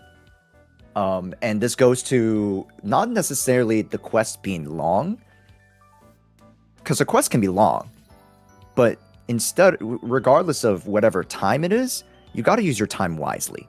in how in the amount of quality and the amount of pacing that you put in, right? Because if you have like just a sandwich, just an amalgamation of like, you know, not very fresh product, then it's not going to taste very good, right? So when it came to the story, instead of, you know, having, you know, one extra little date at the beginning of the story or whatnot, I would have loved to seen those 10 minutes be dedicated to her actually getting to meet up with the Obo Squad and Spook Shack and Krampus. But we already kind of, you know, have that interaction from 2.4. But I would have loved to have seen that at the very beginning of the story when we're like, oh, remember the first flower? You know, the first flower started showing up in Waifei Peninsula. Oh, everybody's just here. Whoa, guys. Oh, insane. I would have loved to have seen Shunguang be introduced, you know, as like, oh, Obo Squad's in this section. Let's, you know, have Shunguang like do like a fight with them or something like that, or like an animation and fight with them. And then like, you know, or do something with Spook Shack. I would have loved to have seen what Age was talking about, doing and showing, not necessarily telling. That was a big point for me, especially off the back of, you know, not off the back, just we didn't just come off of it, but 1.4, right? 1.4 was a great moment to encapsulate all of the different factions and, you know, show that, hey, the storyline is very, very interconnected. But for me, that was one of the weaker parts of 2.5. I just felt like the factions were so separated. And funny enough, guess what? At the very last act, everyone was separated. So, hey. But Zhufufu leading Owo Squad was incredible. That was so funny. It was real fun to see the pairings. But then I was like, okay, yeah, Yabi and Banyue and Dialyn. Yeah, like the three like most powerful, yeah! You know, you could have balanced the teams a little bit more, huh? We put all the fucking college students together with a panda. And then we send Death Machine Void Hunter. Yeah, on the same team. It was insane. It was it was good. But it was funny. You know, to kind of mix up stuff, and you know, I talk about I kind of prefaced my ranking and my little spiel here with, you know, doing a little bit of subversion. From the get-go, I've been a little bit more negative. One of the things I loved about the story is the overarching theme, which is love. And, you know, oh, Josh, you're just in love with Shunguang, and, you know, parasocial. Fair enough. Fair enough. Okay. But, that was not the highlight of the story at all. Like, I honestly paid very little attention to the dating aspects of the story, and as I bring up love, I paid more attention to the overarching theme of 2.x, and that's love. And I've talked about this on my stream. Love has been shown in so many different ways with the three major factions. We have familial love with the Yunkai Summit, with Yeshi and Shunguang. And Yishuan and her sister. Yeah. Mm-hmm. We have, you know, love family. of comrades, of working and challenging something together, right? Obo Squad, right? Mm-hmm. And then we have more friendship and love with the Spook Shack. And those three different types of dynamics really all kind of came together in the 2.5 story, and that's something I really, really did appreciate. And I think they, at least for me, as I was like, that was a theme that I was really trying to, you know, look at it and break down. I really loved how they did that. But let's go back to why I took off some points, because I did not love. Real quick, can I add in, since you talk about the theme of overall season 2? Please. I do think a huge thing of season 2 also was like overcoming internal conflict. because that was like a major thing and everything as well. Yi Xuan never really got over Yi Zhang until like literally just now. That didn't get resolved until like now. The whole thing with Banyue also, like his traumatic past and him having to overcome that as well. Dialyn, like having to her whole thing of having to deal with the voices and everything like that. Zhao having to overcome the entire like equal balance thing. Yuzuha and her traumatic past. Minato as well, like literally everyone, like even Shunguang, they all have their own internal conflict thing. Magus with Isolde, their whole internal conflict with Porcelumix, etc. When that also showcased one who can overcome their internal conflict and one who cannot. That being Isolde. I was about to say rip in pieces, but that's not how that works. Just rip in general. Rip Isolde. But yeah, I do think that was also like a very, very big theme, and it was really nice to see. Yeah. Okay. Yeah. Continue. All right. But yeah, back to the love aspects and the theming of love. What I would have loved, or what I would have really liked to have seen to encapsulate that even just more, is remember how Isolde shows up as, you know, the phantom thing, whatever, I don't know what you call it, but the miasma illusion thing. Yeah, the illusion. What would have been so freaking nice is that we would have seen Lucia's dad show up with Spook Shack, Isolde showing up with Obel Squad, and we would have seen maybe the mom or whatever, I forgot, from Banyue's story show up with Krampus as those three were off, you know, fighting. I would really have loved that as like a physical metaphor for each of their individual stories, as we kind of like tie that and wrapped up that in a little nice neat bow. As just far as like story, like writing story, like, you know, questing, execution. Imagine you saw Seed Senior Spirit in the fight as well. With that would have been brutal. That would have been actual brutal, tears. but then also, you know, yeah, no, but like that's the stuff that like I felt like would have displayed the theme a little bit better, because as I mentioned, the theme of love, I don't think people kind of hone in on that at all with the 2.5 story or 2.x in general. Yeah, because this whole time it's always been about love, with each of the major three factions and the different types of relationships that we even have IRL, right? Yeah. So yeah, that was one thing I wish was executed a little bit better, even though I thought it was one of the stronger points of the story. And then Sarah's story. Oh my god. Got a huge docked me down a nice chunk. Because the way that they expected her but she's no part of longer the story a person. to like, she no longer has her own identity and her own like, she's part of the hive mind. That means she's no longer her. So yeah, you could maybe hear her voice though. Okay, but her voice doesn't matter if she's not an entity that can have its own emotions and think for itself and have its own emotions. No, I know. It's just, Sarah, man. Like, sorry. Sarah is like the biggest fumble that I have ever seen in my life in a story. Like, she had so much potential. I thought that 2.x was the beginning of Sarah's story. They started teasing her backstory in 2.4, and then, you know, she yeeted. And I thought that, okay, she might have yeeted here, but maybe, like, she'll have some sort of relevance in 2.5, or, like, maybe it's, like, you know, getting yeeted into the creator isn't necessarily exactly what we think it is, because there's so much unknown about the creator. And then they show her face, and then they're like, that's not actually her. Then why show her face? That's literally just, it feels like it's just fan service. I'll be so real.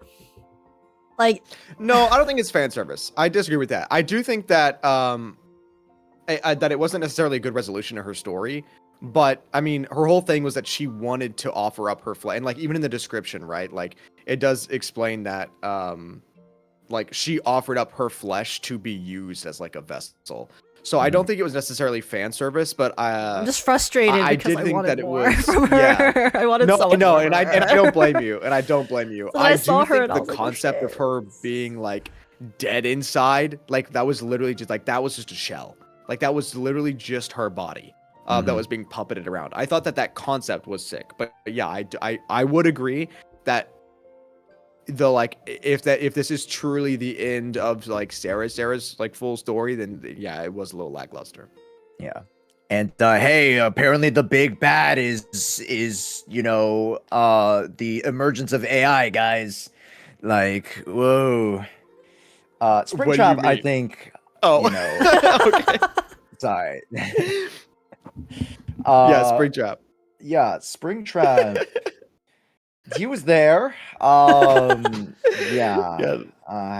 Very unsubtle about the suspiciousness. So that Oh yeah, wow, yeah. But then him turning out to be like the conceptual like yokai. philosophical bad of the story, of course, didn't land with me. Not to say that the character wasn't good, just very misused. Very misused. There was no tension. I loved him though. I know. I I do. loved him. I loved him a lot. him. Like I was saying, But- that's my gripe. He's misused, I think. He was kind of there more as a plot device. Yeah. I feel, rather than having a proper role as a character, if that makes sense. Like I really like his personality and what he is or what it is, but it just kind of served as a plot device for us to go fight the Sarah amalgamation, and then also for yokai to be like, "What's up, y'all?" And the Sunbringer Lord. And the Sunbringer Lord drop. up. He was used as a season as like the aspects from season 1 that people wanted to go into. Yeah, he was used as that plot device, which I'm not like against. I don't disagree that I think that it was kind of they did it again, right, Mr. Liu, and which yes, we know it's Spring or Lock Spring, but Spring Lock is what we all call him. He was also introduced and then also was like a twist villain, which I think was funny. That they did two in the same patch, but yeah, I liked him. And this is my little brainstorming thing. I would have loved to have seen that as the Astro Yao epilogue.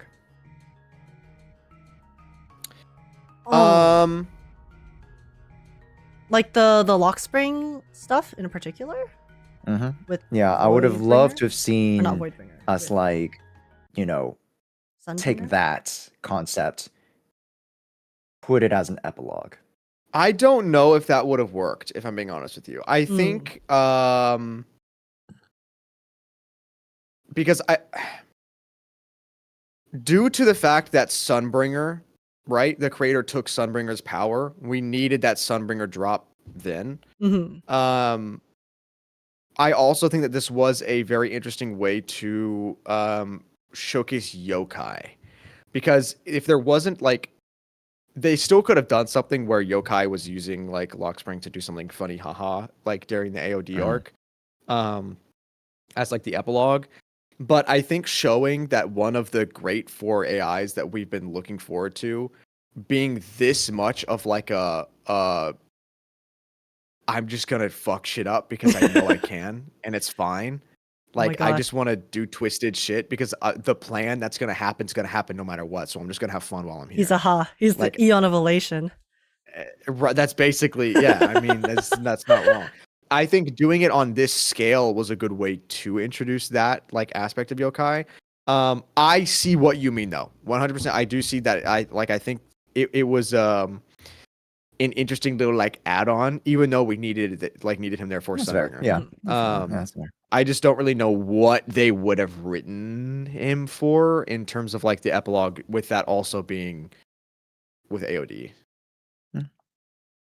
Like, I think the ending would have hit way more for me if they didn't. And people disagree with me on this, but I really feel like they just brushed off the whole amnesia plot line so easily in the main story. I know we get to see more of that in the Ye Shunguang event story epilogue, which is what I'm currently playing through. But it's like in the main story, they've been building up for so many patches. And even when Ye Shunguang wasn't on the screen, right? The Qingming sword is this entity that we know about since 2.x and how it has, you know, what the effects that it can have on the user and how devastating that is, right? Especially how we've seen that before with Miyabi's ancestors as well. So with the amnesia storyline, it's like they've been building this up for so long. It's so serious. They start getting into it in 2.5, like directly because Ye Shunguang's here. And then, you know, there's that whole, like, we go save her from the memories thing. I don't know. It felt like it was too easy.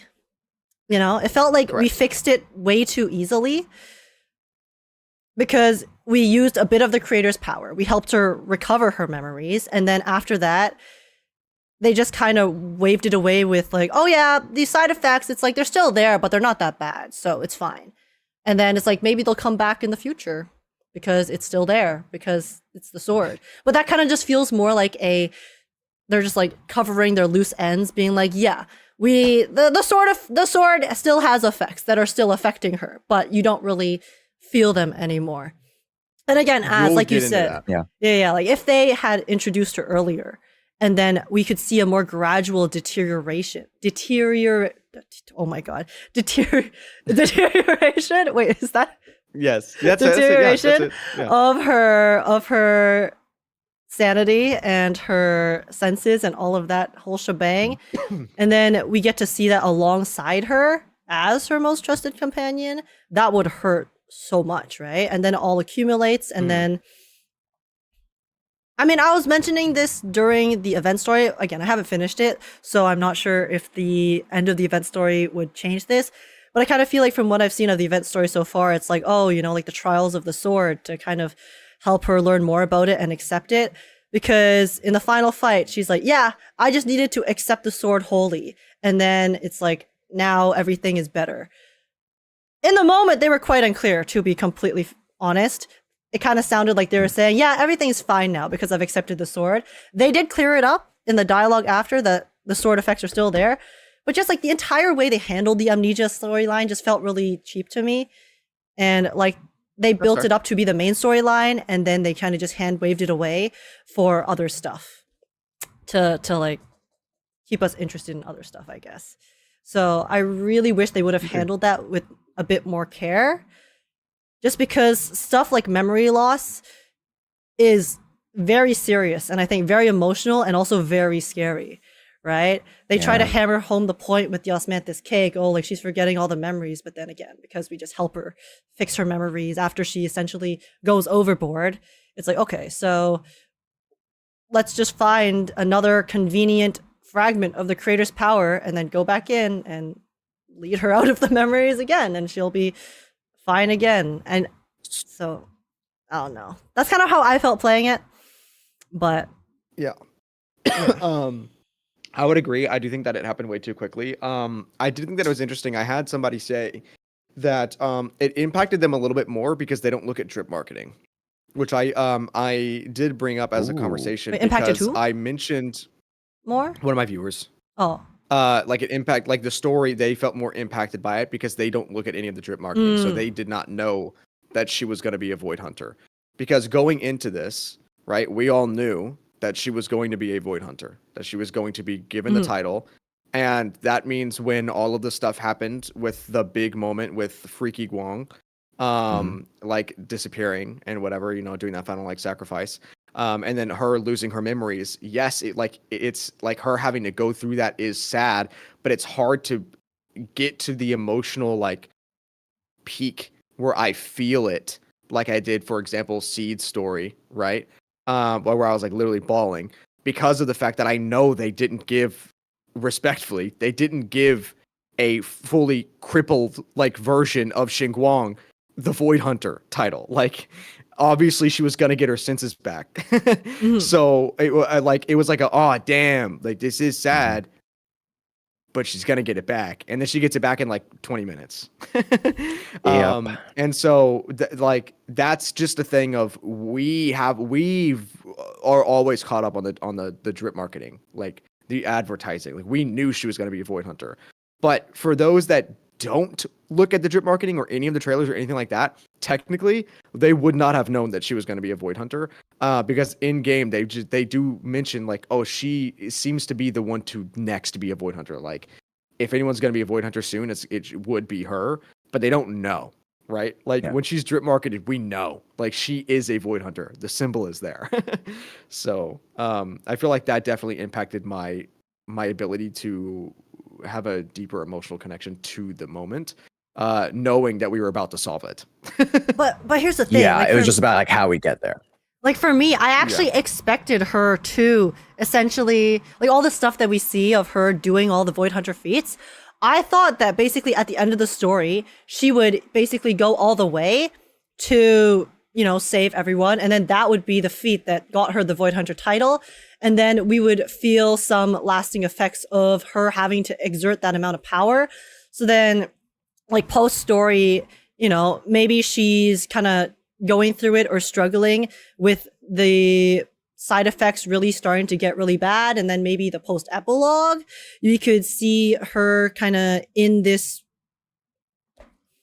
void. Maybe she learns more about the Qingming sword once she is in that state, so she can actually connect more to exactly the origin of the sword and what the other wielders went through. And then we can maybe in the future find some way, once we learn more about the cursed weapons and exactly what they are and how they come to be, then maybe we can find a way to actually help her and fix her and get her in a better state. It just it's just the lack of stakes, right? It's like they say that the stakes are like this with Ye Shunguang, and then they just wave away the stakes. So then it's kind of frustrating. Yeah. Because it feels like you've just completely eradicated all of the pressure, all of the tension that comes with wielding that Qingming sword. So I just really wish they would have handled that plot line a lot better, because it is such an overarching, it's essentially the one thing that's kind of tying the entire Waifu Peninsula storyline together too, right? Is that you have this really big power of the creator, and there's only one power that can essentially stop it, which is the Qingming sword's power. So then we have to find a way, Ye Shunguang has to kind of take up that mantle to do those feats regardless of the cost that it's gonna take her. So that's kind of what I expected, even after seeing all the drip marketing, which is, I don't know, maybe because I had expectations, it made me more disappointed, but yeah, that's just kind of how I feel about it. I mean, I would agree. Also, I don't have too much time. I do have to I have to cap this pretty soon, just because it is getting later. But one final thing that I'm just gonna bring up that we can talk about for a second, I guess.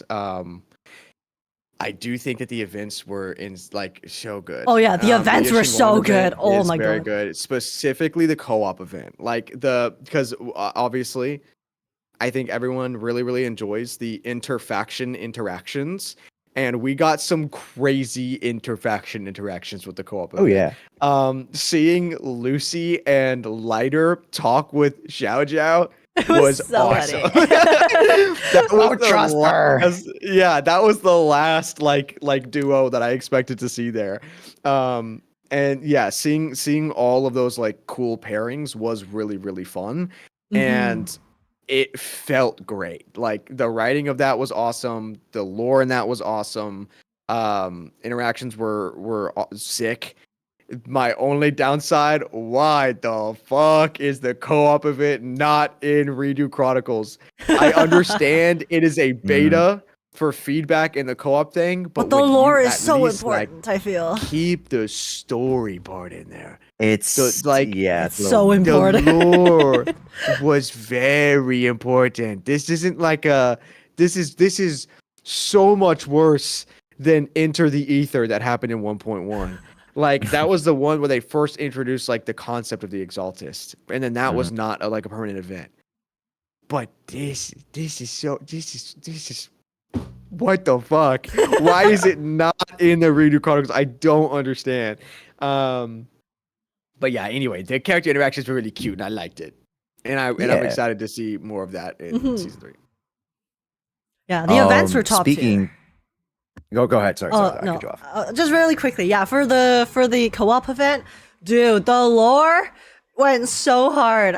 It literally unlocked my mind palace with connecting a bunch of dots with the void hunters, the weapons, the hollows, and everything there. So that was super, super sick. And then also the Shunguang event. Like, I'm not even done right now, but I feel like it's so interesting what they've done so far with teaching us more about past heroes in Wi-Fi Peninsula and Eridu in general.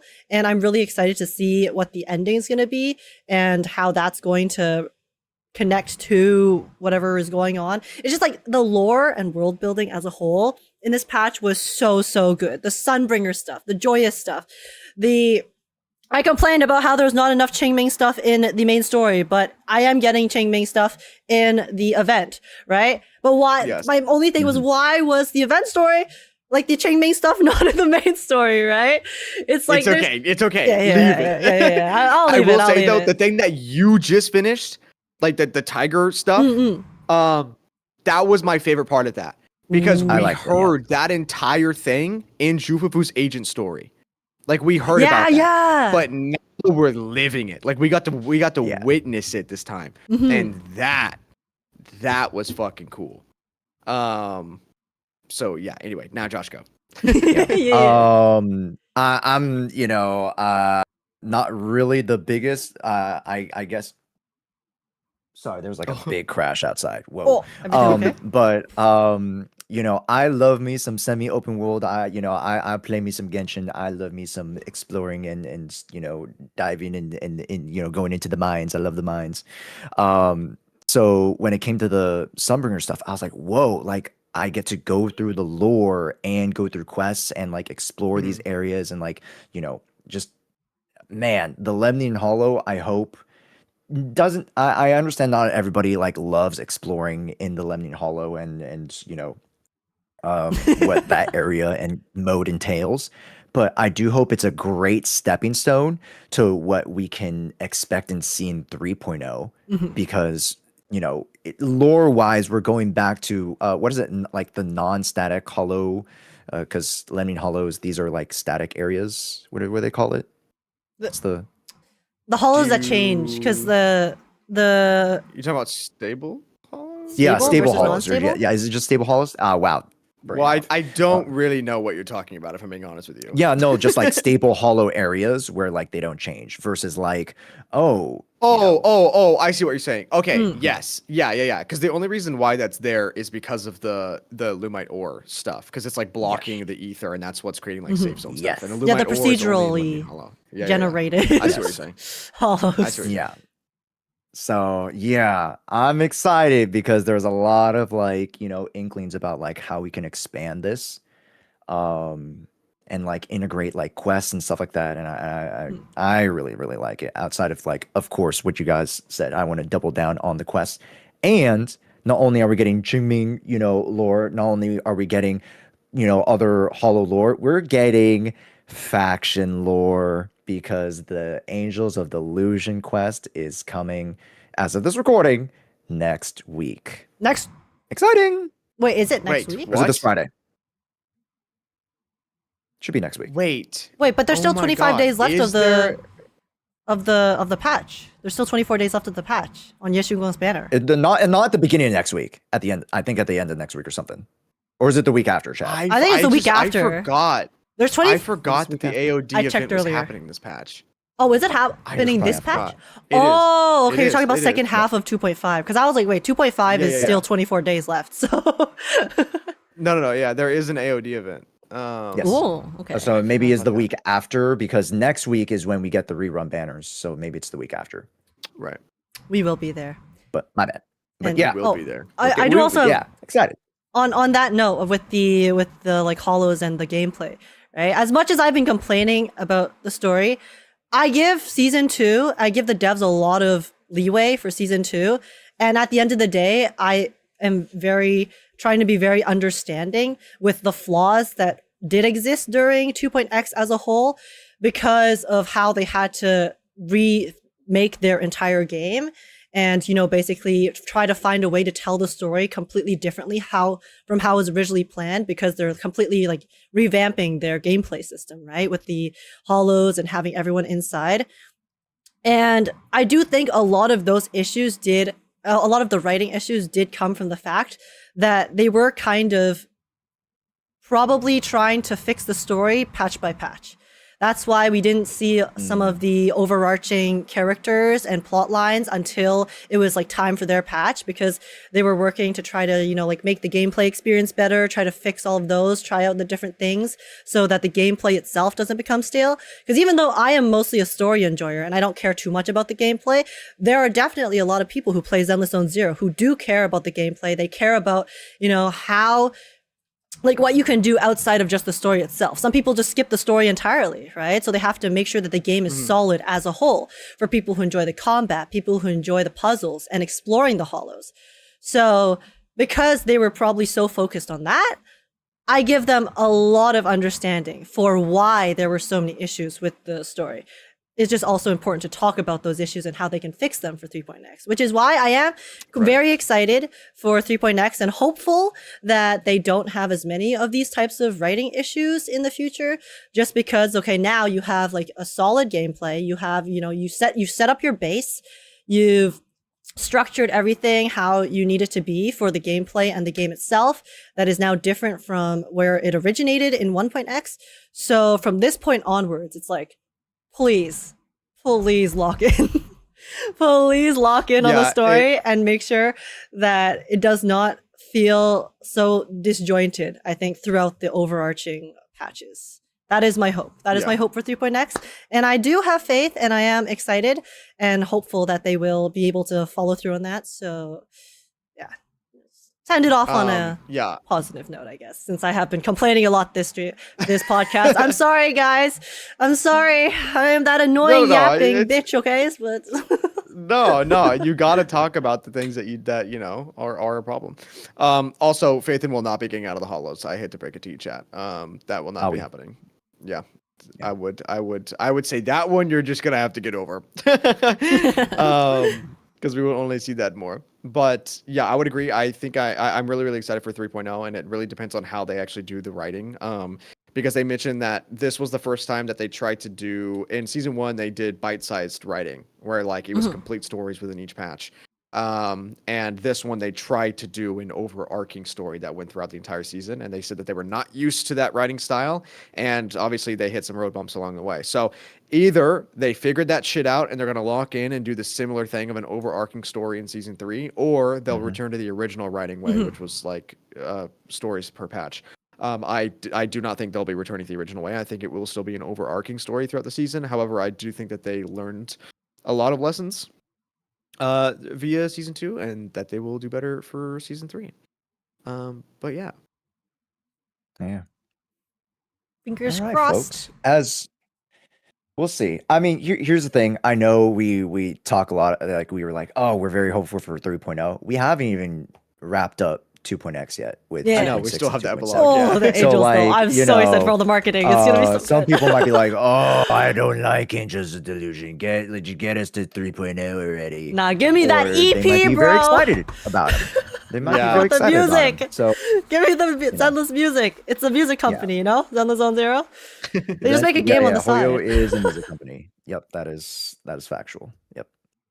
So, you know, I just hope a lot of people go into this, like, you know, idols kind of extra patches with an open mind, just because understandably a lot of the kind of like I assume it's more just like social media and extended, especially the streaming space, cough cough. They're not very fond of VTubers, idols currently in the greater space. Really? as far as what I've collected. Yeah, and this has to do with a lot of like greater, drama and stuff, not related even to. There's a lot of like hate towards them, I suppose. But I Who, think Angels of Delusion or like like VTubers in general? Sorry, like VTubers and idol cultures. Like it is more like cultural clashing a little bit, I'd say, just to put it in a broader term. I do think there is a difference though, because these are fictional characters versus real people. Because I know a lot of the issues and a lot of the discussions have been surrounding how, like, actual people and actual idols and VTubers and stuff are treated and handled and things like that.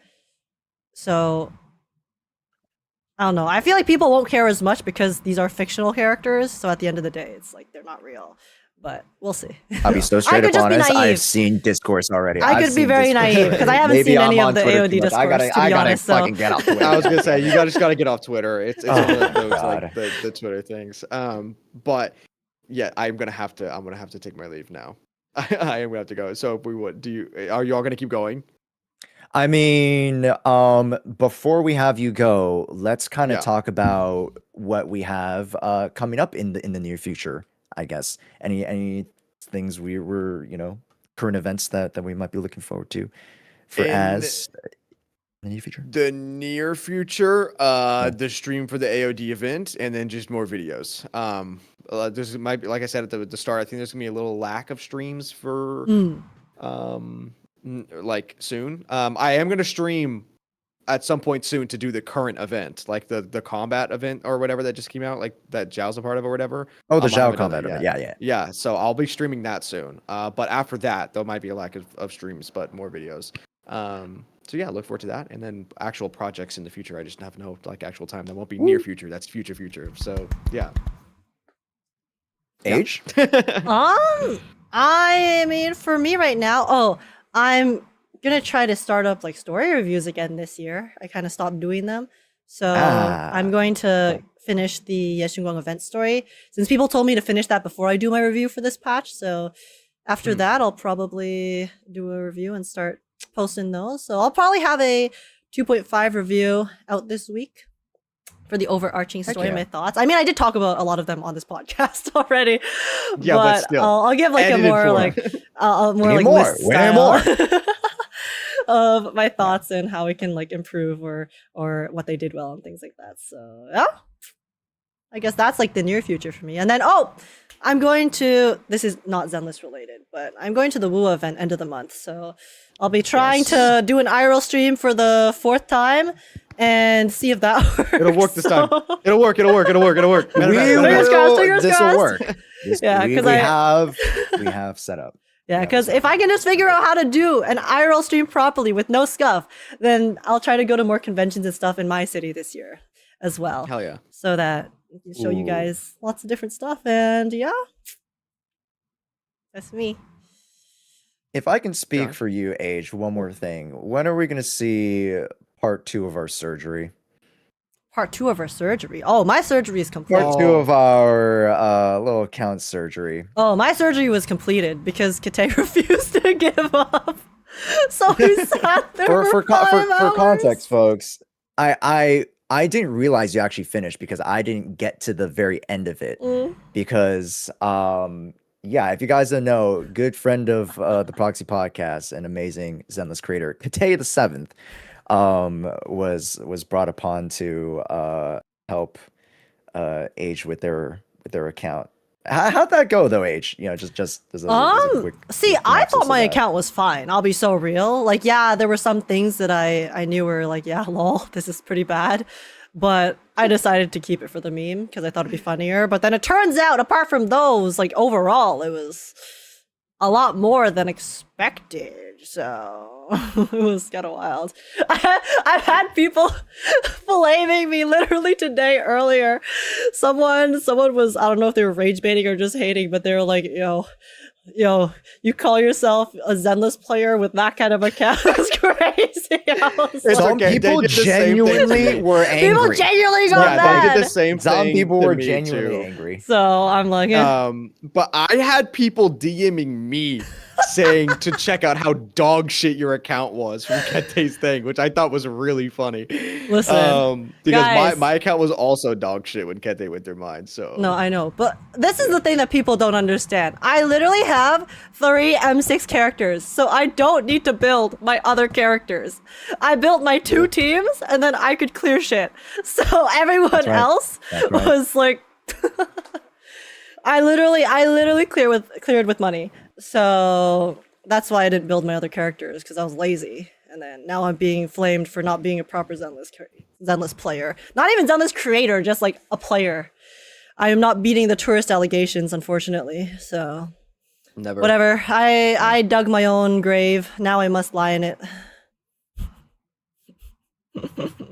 But it was a fun watch. It was a fun watch for a lot of people who tuned in. Yeah, I did it for the And content. like very educational, I think. If you guys are like, oh, how can I go about like, building my own accounts? How can I go about, kind of approaching the game in terms of like the actual building and like, execution of Yeah, like characters and I stuff like learned a that. lot too. While watching Kate, helping me roll things. Because he was also giving advice about like certain teams and stuff, which was pretty interesting. Because I don't really care about meta in general. I look up someone's guide, they tell me, oh, this team works. I just pick that team and then I go spam click. So Real. Yeah. that's how I play the I game. do the same thing. I do the same thing. But well, my little thing, one or 2 things is headed to Anime Impulse LA. So if you guys are in Los Angeles, hey, come say hi. I'll be there for the weekend. Let's see. Hopefully we'll do more Proxy podcasts. I do have a bunch just more videos coming up. Funny enough, I mentioned Kate because I had a co-op collab with Kate and Phantom. Yes, I saw where that. we did Phantom's very wacky wheel of challenges, and that was very, very wacky and very, very silly and goofy. And in Phantom's words, it brought us back on it. I kind of to like how it felt like when we started out with Zenless. Not necessarily having everything, and things being a challenge a little bit of sorts. Oh, yeah. I guess from That's our sick. perspective, because we're relatively practice players. So that was a fun little exercise there. So that video's coming up soon. But yeah, folks, our first podcast of 2026. Peak. Cinema. Cheers to more. Cheers to more. Make sure you Lots guys more. go catch us over on our Twitch channels and our YouTube channels. Bow, Azrael Venny, Bow, Jeshua, Yes. In post. All linked everywhere. everywhere. And there's gonna Everywhere. be It's all over the It's all- screen. It's all over the explosions. screen. It's all over the screen. They're moving, they're effects. Boom. And thanks so much for tuning in. And hey, don't forget, I didn't forget about you Spotify listeners, okay? Sometimes we forget about y'all. All right. Hey, there are speak for a couple of y'all yourself. I there. never forget about the audio only listeners. Fair enough. Hey, thanks so much. Make sure you guys leave a comment what you guys would like us to talk about next. Signing out. Sayonara. Bayonara. Bye. And Okay. that'll be it. Amazing. That'll be it. Let's wrap it up. I- folks. As has been refined by I the am going to creator. take my leave. Yeah. As This is my is entering so the cool creator's with the hive red. mind. My head is pounding. I had to Oh. turn off my stream lights. That shit was not it. It beaming down. Yeah. It Oh was my god, not please it. go rest.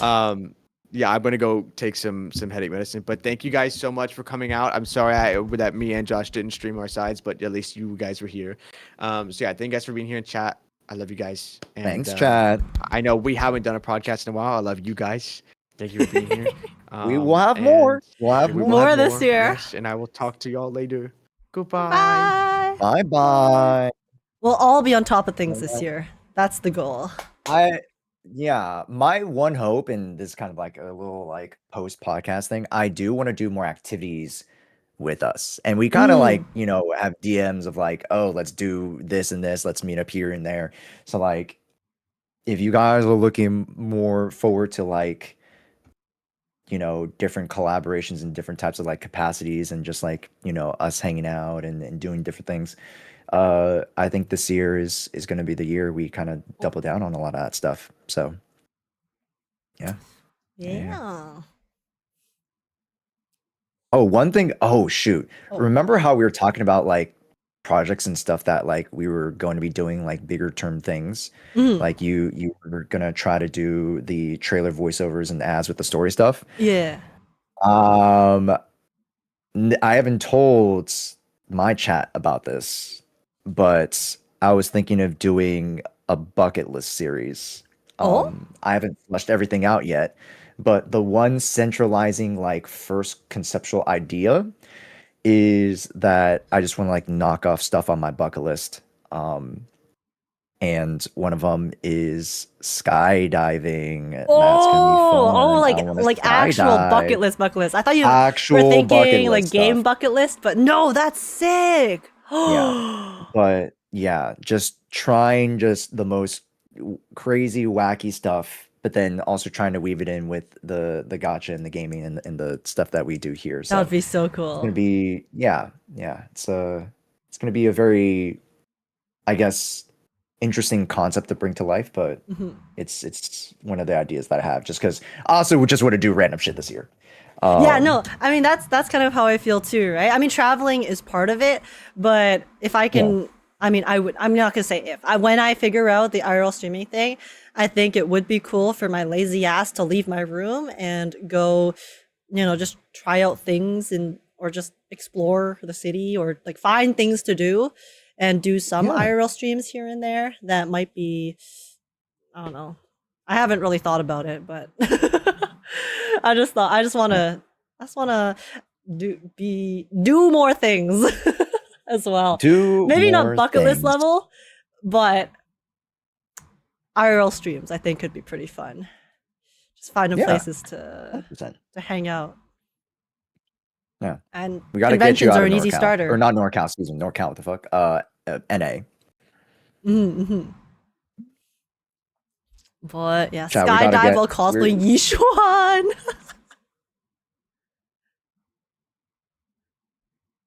Oh, we didn't mention this in the podcast. Did you watch the Yishen and Ye Shunguang animation short by Subutai? No, I haven't. I haven't really looked at many things lately. Okay, finish the event. Chat, force her to watch it tonight. Tonight, I'm low key. Tonight. Okay, disclaimer. No, disclaimer. It's already midnight. So I originally That's fair. tomorrow. No, Originally I had like things to do tomorrow, but actually let me double check it right now because I think it Because might Chad have gotten knows what I'm moved. talking about. We gotta have you watch it because I Okay. already watched it earlier today. Oh yeah, because originally I was like busy tomorrow because I had 2 recordings, but my night recording actually got moved to Thursday, so I might actually be able to stream tomorrow. So I'm thinking of just finishing the event tomorrow, since I still have I think an hour and a half, and okay. taking my time, and then I can also do my Right. story review tomorrow, and then also check out some other stuff in the game. So I think that's my plan right now. Mhm. Yeah. Since we did Yap for a while. Yeah. But- But this is one you are going to want to watch like now, because Mm. I cannot suggest it more. Like you've never seen me like suggest some of these like short animation stuff or trailers or whatever for you to react. Like this is one you should watch. Okay. I know chat's kind of on board with that thought too. If you guys have already seen it, and if you haven't, then just tune in the stream tomorrow. So, All right. Wait, Josh, DM me the link. I won't open it until after I finish. yeah, this I got stream. you. I got you. Yeah. All right. It's cinema, guys. It's cinema. Trust, it is absolute cinema. Best animation I've seen this year, and I don't mean year as in the last 12 days. I mean like, year to date. Anywho's, I'll leave you guys to it. That was my last little send off gift. Okay. Well, thanks for chatting. Sorry, my chat is covering you on my screen after Az left. Don't worry. But yeah, no, All right. the chats were really fun. It was nice. We're gonna do more proxy podcasts this year, guys. We will. We are, and we're gonna do more Proxy Podcast activities. I Mm-hmm. think that'd be fun. Yeah, More collabs. folks. Alrighty, nighty. Leaving us to it. Alrighty. Bye bye. Bye. NPC wave. Wait, hold up. Wait, I ended the recording, but I didn't. Wait, where's Discord? Hold up. All right, bye. Josh Ira. Oh my god, why am I so big on the screen? Turn that shit off. Oh my goodness gracious. Help! Help! Bye-bye, Josh. Yeah. That's it, guys. Well, that's it.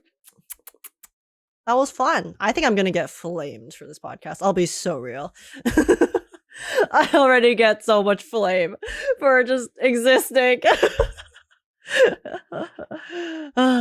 Age, you're huge. I was for a split second there. Well, yeah, also, oh my god, the music keeps stopping. I have to replay it. Give me a second. Can I bully you, Age? See, you guys are allowed to bully me, but that's because I know y'all. But yeah, it's okay. My mental fortitude must improve.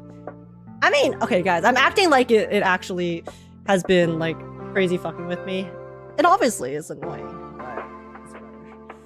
What I do is I just get off Twitter and stuff. It's fine. Twitter's so bad now. It's so bad. Age, before you leave, Mornier trailer? Yes, I did see that there is the Mornier trailer. So we will take a look at that before we go. Wuthering Waves, Mornier. Because there's her combat showcase and then her resonator showcase. So we will take a look at both. We'll do a live reaction before I head off for today. Because yeah, like I said, I originally wanted to finish the rest of the story today, but it has already gotten quite late. I have been streaming for almost 6 hours. And my plans for tomorrow did get moved, so I think it might be better if we just, wait, what the? Sorry, give me a second, Yeah, so I think it might be better if we just finish it tomorrow. Then we can take our time, and then we can also do our story review, and I won't sleep at 5 a.m. again, and it'll be great. So, yeah, we'll take a look at the trailer before we go, but then... So yeah, that's the plan for today. Bye, folks. Make sure to prime sub. Yes, Age getting flamed. Bernice would be proud. Yes, Bernice. She would feed me more nitro fuel, and that's great. I just try to wipe my glasses with napkin. Jesus. Okay. I think we still got like an hour left of the event story. Yeah, I looked at it. I think I have like an hour and 20 minutes. So. That will be approximately 2.5 hours for me. So, we'll take our time tomorrow to finish it. I've been really enjoying it so far, though. It's been quite good. It has been really good. So, I'm excited to see the ending and what exactly is going to happen there. Because Az was like, oh my god. Yeah, I don't want to spoil it for you, so... We shall see. The Yap Tax. Yeah, it's the Yap Tax. And the Yidhari event when? Oh, true. I still have to play the Yidhari event. Fuck, I forgot. How long is the Yidhari event? Let me see. Yidhari event story full. What's the runtime? 1 hour 30 minutes. Oh, I mean, actually, that's not that long. We could play both tomorrow. We could finish the Shunguang event, do our story review, and then play the Yidhari event. Since it's not that long, we definitely could do that. Oh, ayo, plans for tomorrow? We got them locked down? Yidhari event? Yeah! Az you didn't do it. Listen, I came back near the end of 2.3, okay? And then I was busy catching up with the main story and the Lucia agent story first, and then I ran out of time, and then so that's why I skipped the free Monato, because I didn't want to skip through the Yidhari story, which is why I don't have Monato. That is the reason. But yeah, like the story one. Yes, the Yidhari story event. That event took me 4.5 hours. Did it?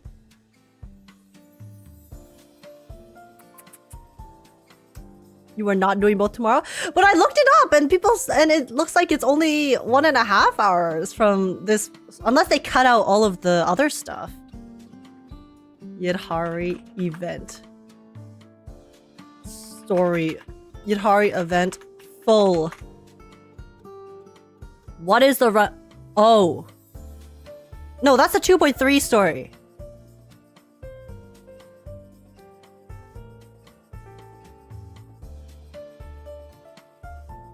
It is not 1 hour.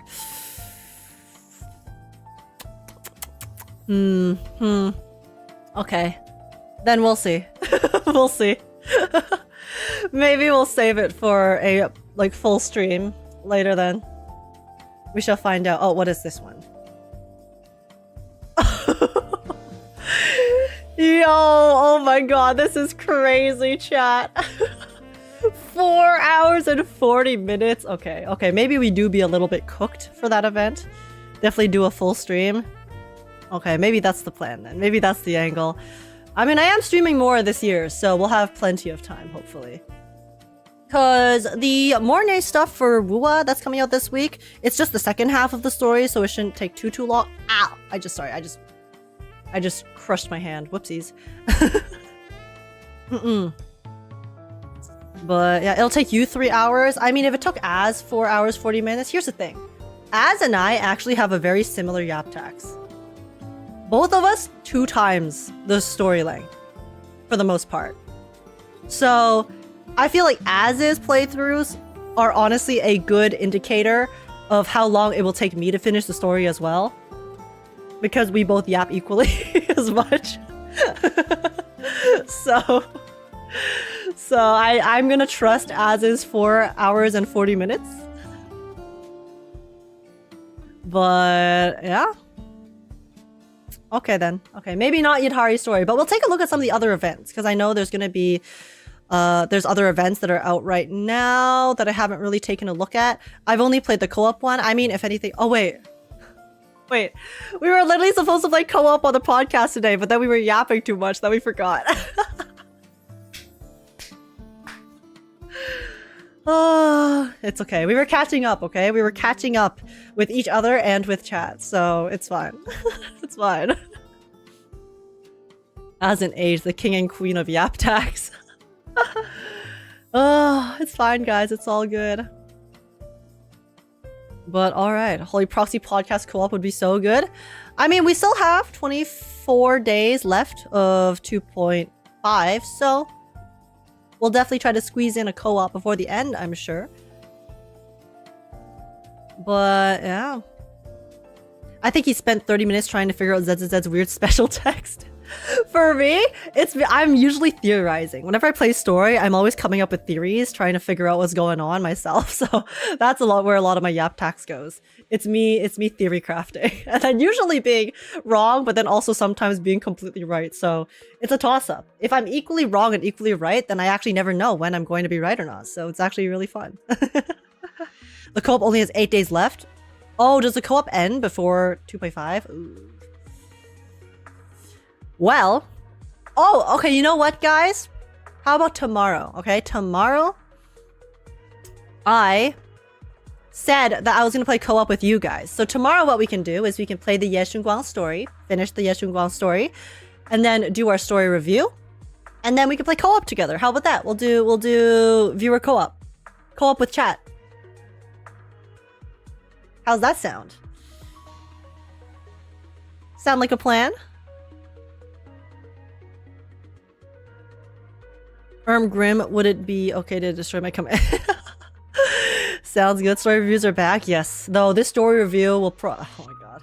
I'm sorry. I keep talking about getting flamed, but I don't like getting flamed, okay? Who likes getting flamed? What? It'll be... I'll get over it. Because I don't want to... Here's the thing. I don't want to soften or... I don't want to, you know... I want to give my opinion. And I don't want to be someone who just parrots the popular opinion and stuff like that. Because I want to express what I feel. Because I've always been a bit of a people pleaser. I will be completely honest. I generally want people to like me. I think that's a very normal. I think that's a very normal thing that for me to desire. But I also want to have some pride as a content creator where I will be honest about my opinion about stories and games that I'm playing. and I don't want to just become a mindless bot, essentially. Opinion bot. So even if it's gonna get me some people upset, like I think personally my opinion for 2.5 is honestly not that bad. I think I am I think generally I am very middle of the road when it comes to my opinions on things, because I try to understand things from both sides, right? That's just how I am. So I will, if anything, be, some people, you know, will think I'm a fence sitter or whatnot, but I just want to understand things from both sides and still have thoughts about it. So my 2.5 opinion, I'm not like crazy scared of posting it and expressing it. Obviously, I've already talked about it a lot on the podcast and with you guys in general as chat. But obviously, you know, if you're not just mindlessly praising in the gacha community, there will always be people who are upset. Even when I am mindlessly praising, there are people who are upset. So it's like, it's unwinnable. It's unwinnable. It's insane. But yeah, that's just something I have to learn to deal with if I am going to be a content creator. That is one of the burdens of publicity, I guess. Anonymous and being in the public. donated $3. Could you listen to JP whenever you watch her videos? Oh, okay, yeah, we'll listen to the JP one after I do a reaction to the English one first. But what's up, Anonymous? How's it going? Thank you for the dono. Yes, I'll take a look at the JP after we do the EN. Well, you didn't get flamed in your review, so it was unexpected. Well, my Twitter review that I did,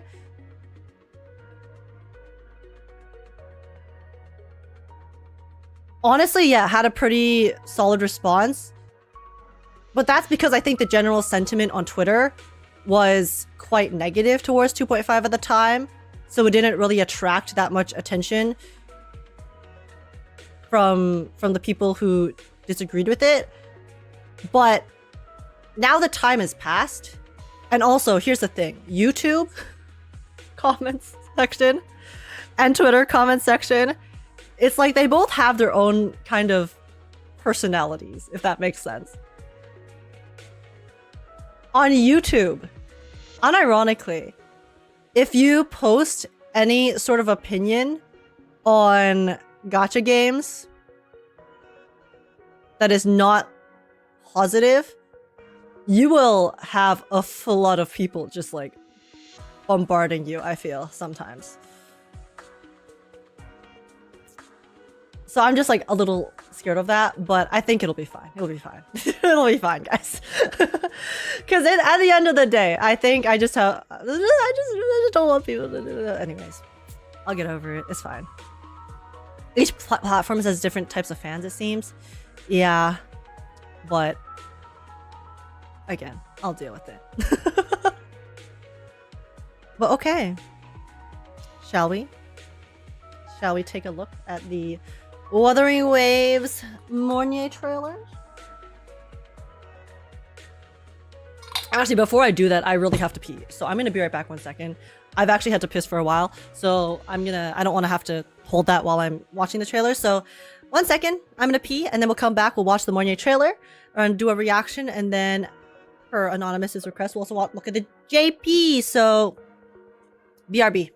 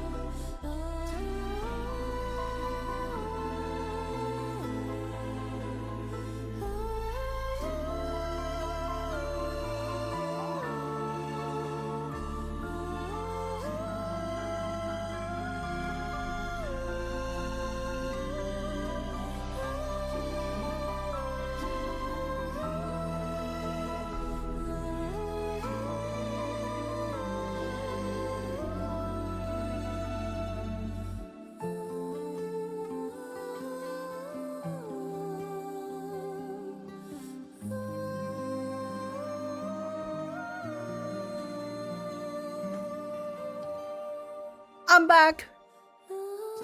I'm back, chat. So guys, I'm just wondering, did she change her name back from Lycon Hater? Well, it was gonna be there for 3 days, so I think I can actually change it back today, so I'll change it back later. Welcome back. Thank you, thank you. Okay, let me finish this. 1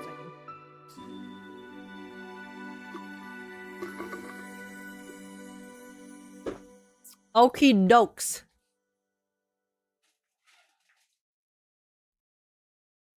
Shall we? Oh my god, I feel like it's been a hot minute since we filmed a reaction on stream. What was the last one we did? I think it was... It was the Zenless Shunguang stuff, right? But that was literally in 2025 still. Have we filmed any reactions in 2026? I don't think so. Apart from the main story. Yeah, we haven't! We haven't, guys! So this is our first reaction of 2026. Exciting, exciting. Okay. The issue is that people often take gacha game opinions too personally. Yeah, that's because, I mean, gacha games feed on parasocialism, right? They want to make you really parasocial about the characters so that you spend exorbitant amounts of money to get them, so... It does come with the territory, unfortunately. But... yeah, what I liked was for me, and those who didn't like it wasn't for them. Yeah. That's about it. Sometimes I like stuff, sometimes I don't. And then if people enjoyed it, then I'm happy for them. But okay! Does the reverse special program not count as a reaction? I guess it does, technically, but I kind of see the special program watch parties as a bit more of a watch party reaction. I'm talking about like trailer, like specific reactions. We haven't filmed a specific reaction for a trailer since 2025. Don't talk about my wife like that, she's real to me. Yeah, back off, guys. I'm actually married to Lighter, so that's right. You talk shit about Lighter, I'm gonna... better watch out. Okay, guys, we're gonna react to the Mornier trailer, so everyone say hi, YouTube. And let's do it. Let's find one of the Wuwa songs. Hi, YouTubes, guys. Mornier got an EP as well, but it's JP only? Oh, okay, okay. I'll have to go see if that might be copyrighted.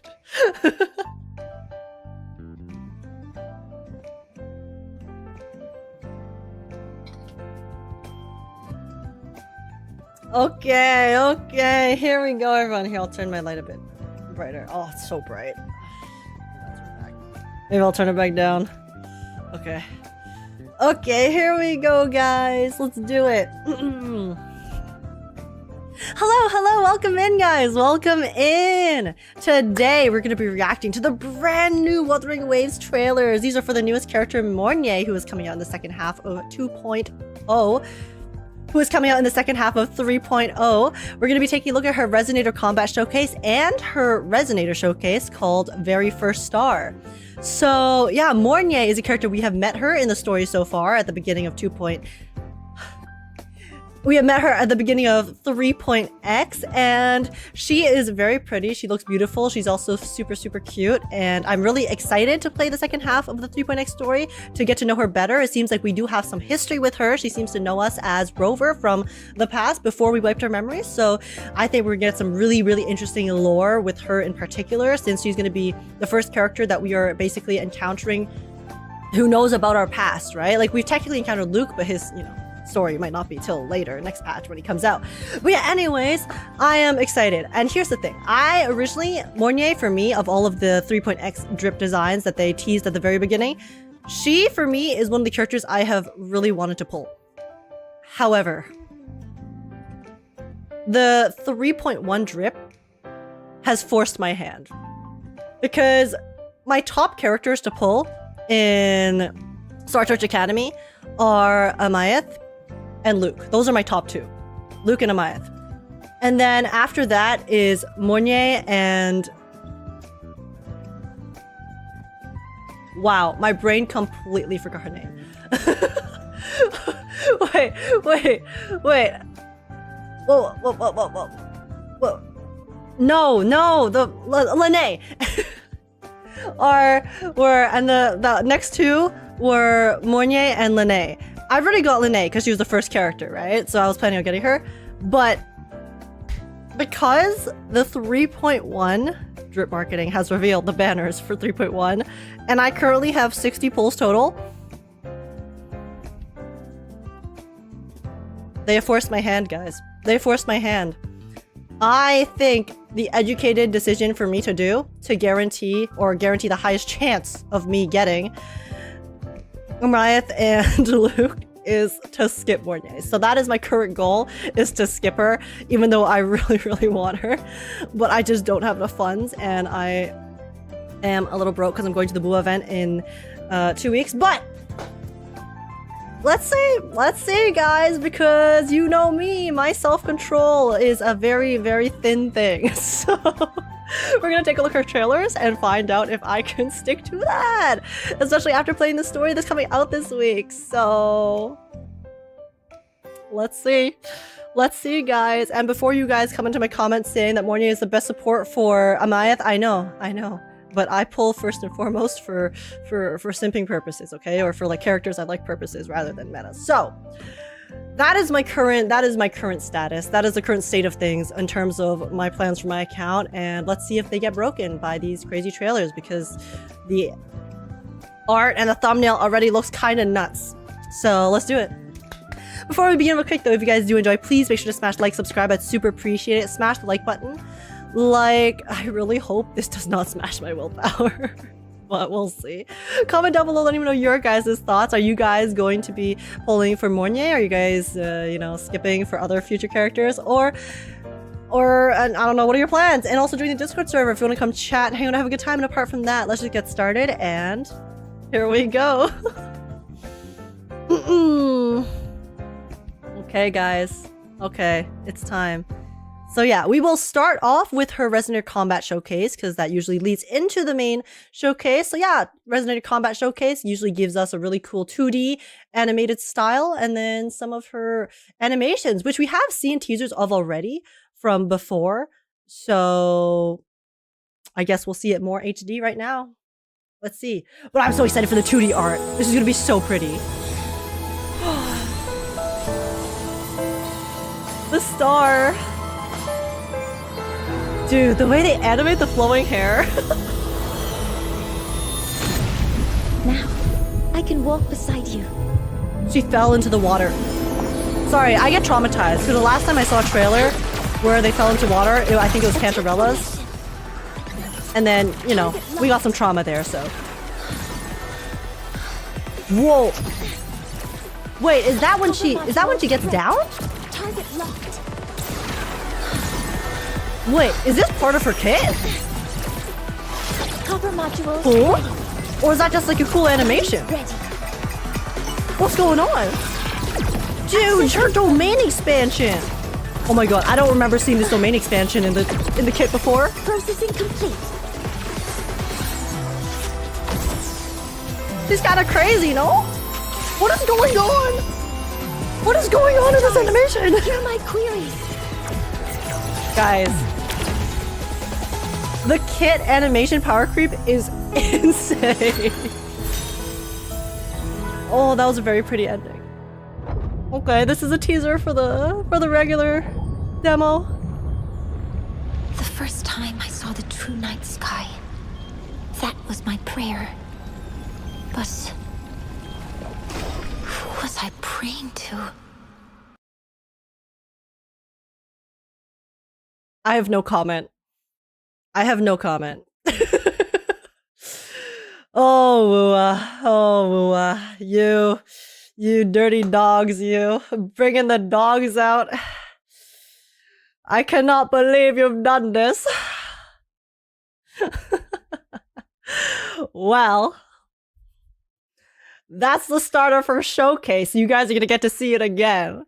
But wow, guys, this is going to fry my PC. If I had Mornier, she'd actually fry my PC. So Let's see. Age is gonna pull for Mornay now because of that. Literally, stop talking. I will not. You bastard. Okay, let's take a look. So yeah, the thumbnail for this, I just want to show you guys real quick, is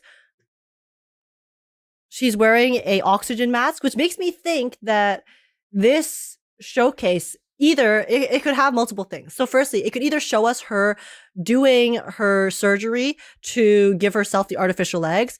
B, it could show her needing an oxygen mask in general on a daily basis to keep up her own internal health, essentially. Or yeah, those are the two options. Those are my two guesses. So let's take a look. May Lahai Roy have a sky full of stars.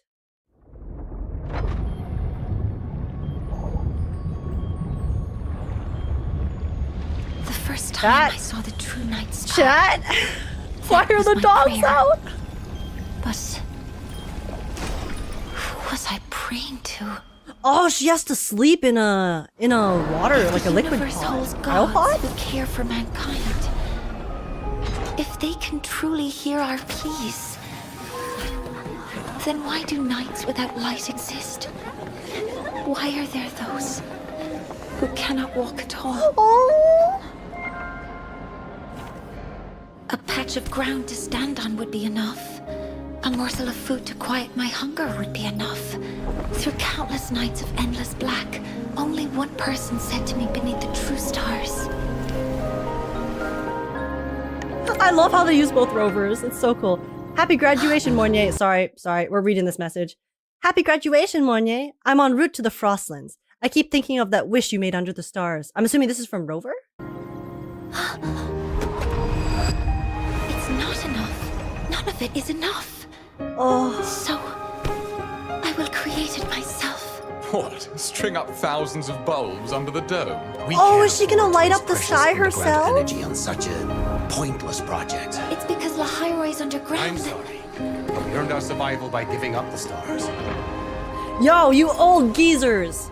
Humanity's existence Give the kids some hope. Began when we first looked up at the stars. Song? If people have forgotten how to look up, then I will reawaken that instinct.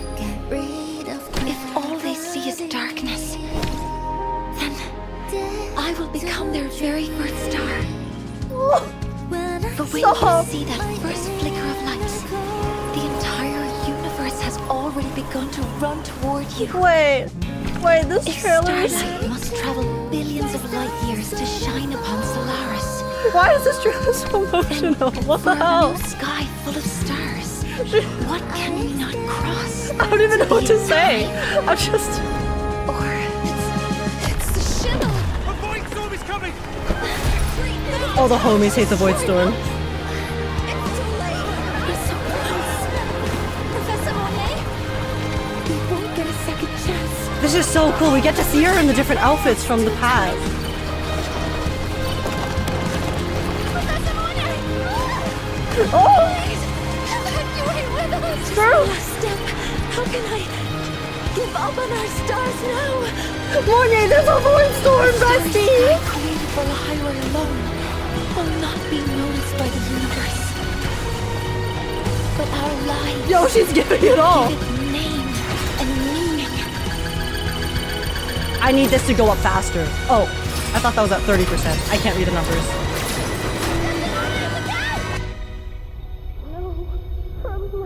Get her to medical now. Professor Mornay, stay with us. Professor Mornay. Oh, did her legs get crushed? Professor Mornay. The trauma to your legs is catastrophic. There is a procedure that might replace them, but it's still in testing, isn't it? I see. Then let me be the first subject. The world never gave me the ability to run, but I believe you can. Dude. Just like the stars never turned for those of us living underground. Like, yet one day we will. The thing about this, universe in motion. Professor Monet, everything is in place. Lahairoy's sky needs you. it's like, it's such a real issue, right? Or not issue, but like a something that so many people have to deal with. IRL, disability, and not being able to physically do even the simplest things just because of that disability. And they don't have a world that can give them magic legs.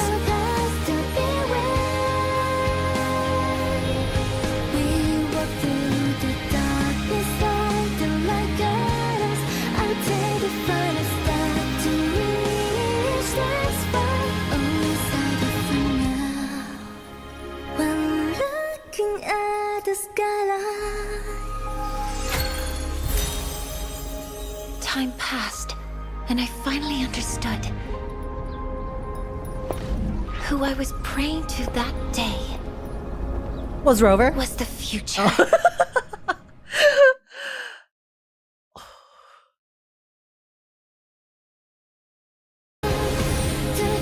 Wait, we're...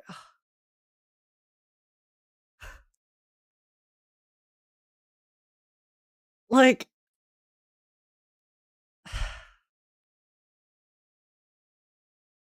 I feel like this trailer wasn't a trailer. It feels like the finale to a story. That's what this trailer feels like to me. I feel like this is the...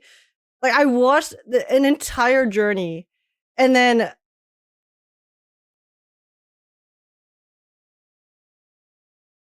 witnessed a storyline from start to finish. And it was just really inspirational because I'm really glad that they did go all the way and showed us stuff about Mornier's disability. They showed us a story and they made it so integral to her. And I think they did it a lot of justice, even just within this trailer itself. Because again, like I said earlier, I think disability, this is such a real thing. And it's something that's so uncontrollable too, right? There's a lot of people on this planet who are either they're born that way or something very tragic happens to get them. And then they lose something that is such a like basic function that those of us who are able-bodied, I think, don't always appreciate the fact that we have the ability to just exist and move and do things without the struggle of missing a limb or missing, you know, their voice or their vision or a sense or just something. And then the way that they had Mornier, not only does she go through it herself, right? Obviously she goes through it herself, which is what draws her inspiration and then gives her the passion to want to kind of make the world brighter for others, especially in Lahai Roi, a place where they literally live underground. So then they don't have the sky and stars. And then she wants to essentially create that kind of bright future and that hope for others who are like her. It's just, it's so touching because at the end of the day, you know, stars are very symbolic of hope and dreams. And for someone like Mornier who's disabled, that dream of being able to one day run, right? Being one day able to run with her legs that have prevented her from doing that her entire life. It's just every day I'm grateful and so like endlessly grateful that I don't have to experience that, right? I can only imagine how much of a difficulty and struggle that must be for people who really do have disabilities. And it's just so inspirational to see someone work so hard to not just, you know, try to make her own life better by doing that experiment, by being the first trial subject for the experimental, you know, legs that she has here, but also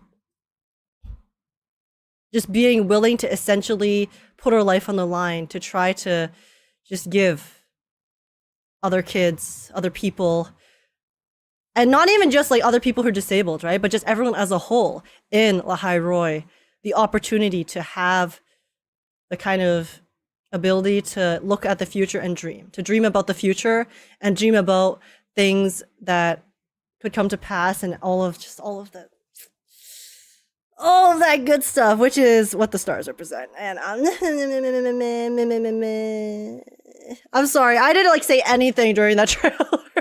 I found it really hard. I was like, I was so immersed. I genuinely feel like this was it felt like I was watching like the end of a story. Because of how this was so well done. And the song, I wasn't even looking at the lyrics of the song, but I'm sure the lyrics of the song were probably paralleling her journey and what she was going through and her passion as well. And worst part is that in the flashback with Rover in 3.0, you see Mornye standing with her legs, but then the other character file report, it is stated that she had a spinal disease, so after Rover left, her condition became worse. Oh, so not only did she lose her legs, but she knew what it was like to have the ability to walk, and then she lost that. See, that's the thing I've always been curious about, right? I think a very easy example is blindness. I wonder if it's easier or harder for someone to be born blind or to gradually lose their vision and then become blind. Because on one hand, you've never experienced what it feels like to be able to see. But then on the other hand, does it hurt more because you know what it was like and then you lost it?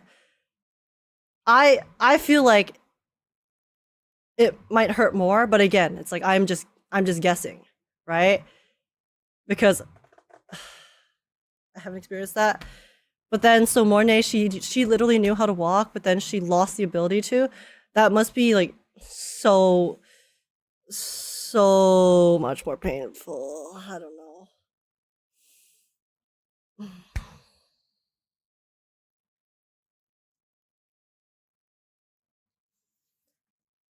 Wuthering Waves, Kuro Games, I would like to file a formal complaint. Because how do I possibly skip a character when you give her a story like this? When you give her a story like this, when you create a character who is disabled and then literally also like do that justice. And this isn't even her story yet. We haven't even encountered like her main story in the plot line of the game itself. This is literally just her trailer.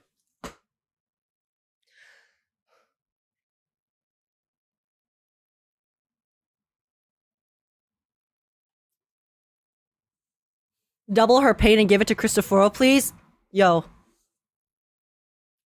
I second that. Real. Mod that guy immediately. I thought she never had a chance to walk. She has dialogue in her showcase for that. I thought it was a mistake of Kuro that they showed her able to stand in that memory. I mean, I think they'll clear it up when we get to the main story since they teased us with that memory. I think, for the most part, Kuro has not really... I think they've been very intentional with the details that they put in their story thus far. So I don't think it would just be an oversight on that front. I know they've had oversights in the trailers, for example, in the past, but in the game, I don't know. I feel like we'll have to see. We'll have to see how they decide to explain that in the main story when we play it this week, because that's coming out soon. So, yeah. Anyways, I guess we'll find out. Guys, my asteroids. I have 60. I'm not exaggerating. I have 60 asteroids, bro. I have 60 asteroids at my current state. And I've already done some exploration in Hyrule. So, well, I guess we gotta go to the farms, guys. We gotta go to the farming. We gotta go really, really try to full clear that shit, because we have no other choice but to at least attempt, okay? I think I will at least pull a little bit. I don't know how much we'll pull, but we have to do it. We have to, do it for her, okay? We'll at least try a little bit. We'll see how it goes. maybe we'll just get lucky and we'll hit in one shot, right? It'll be fine, and then we can just save up for the next patch. It'll be all good, all good. Are you pulling or skipping? I don't even know. I don't even know yet. I think I'll pull a little bit, and then we'll see how it goes. I need to skip, but I might pull. I guess we'll find out when she comes out this week. So, yeah, thank you guys for watching my reaction. If you enjoyed, please make sure to smash like, subscribe. I super appreciate it. I'm really excited for her story now. So, yeah, let me know in the comments down below what you guys are excited for. Do you guys have any theories for what's going to happen with her or the overall Hyrule plot? And also join the Discord server if you want to come chat, hang out, have a good time. And apart from that, thank you so much for watching YouTube. Take care, and I guess I'll see you in the next one, where we may or may not be spending asteroids when we need to skip, but it's fine. Do it for her, right? Do it for her.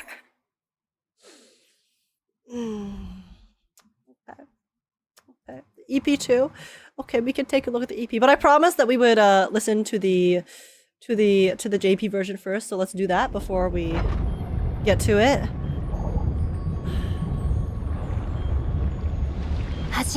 Oh, I wonder if they're gonna use the JP version of the EP for this trailer.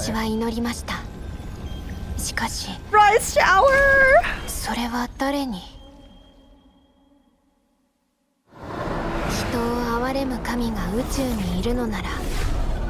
Mornia, you're not a heel!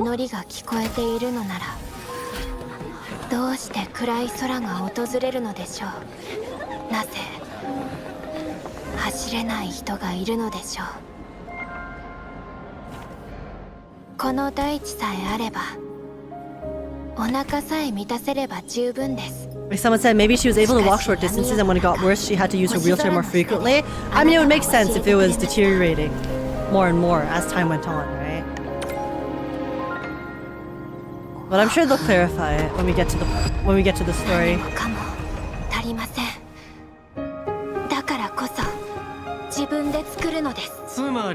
数万個もの電球をドームに貴重な地下資源を浪費するべきではない。そんなプロジェクトのためになど。ここは地下だからこそ。いや、我々は星空を放棄したおかげで生き延びたのだ。人類の存在も超越も星空を見上げたことで始まりました。 Oh no, they're just using the EMR. それを忘れてしまった今こそ皆さんの本能を呼び起こすのです。 Oh, the halo only exists after she has the surgery, I think, right? Because she has a halo in that scene when she's walking down the hallway with her legs, but then she doesn't have it here before she loses her legs. So essentially her forte and her powers either came from the legs or they got enhanced by the legs. Halo is how she controls the legs? Oh, I see, I see.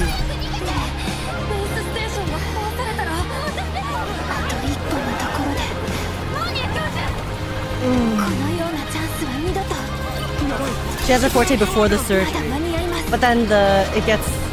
So basically her forte is just compatible with the legs. Okay. Music is too loud? Oh, sorry.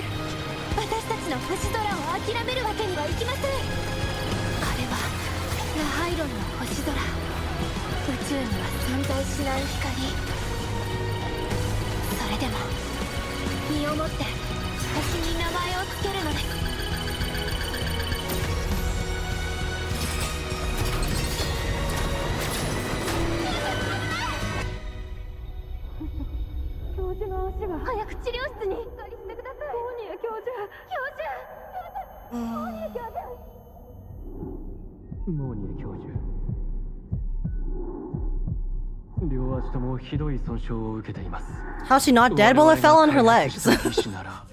She got lucky. That's how. She got lucky, guys.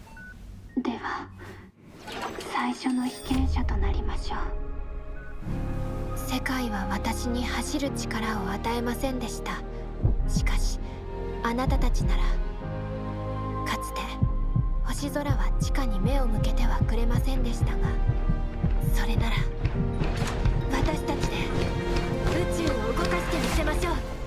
教授、準備はできています。ラハイロイの空にどうか星の輝きを。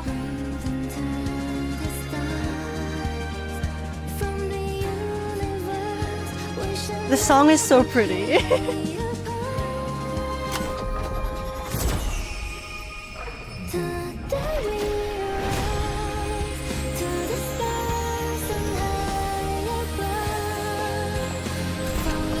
Dude, oh my god, I got a full body shiver. I just got goosebumps. Cause I just tried to imagine what that must feel like for the people who live in La Hairoi. They've been underground essentially their entire life because it's necessary, right? For them to exist and survive the void storm. Imagine seeing this sight for the very first time. How that must feel.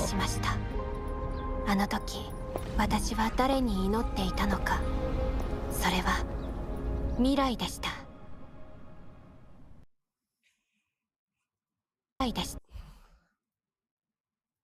Like, it's just...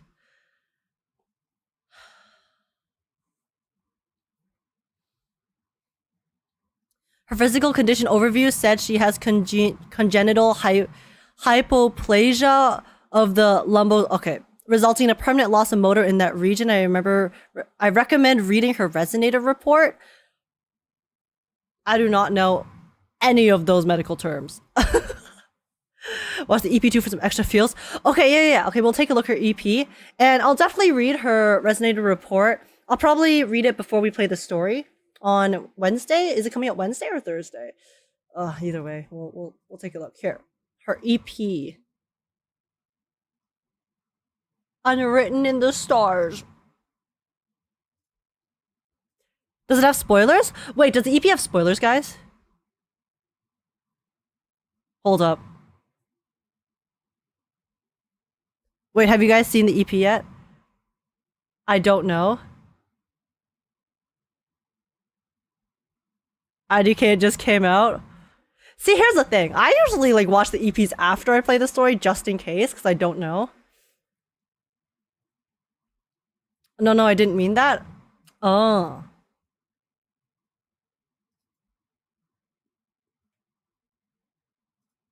We'll risk it. We'll risk it, guys. We'll risk it for the biscuit. It's such a pretty song.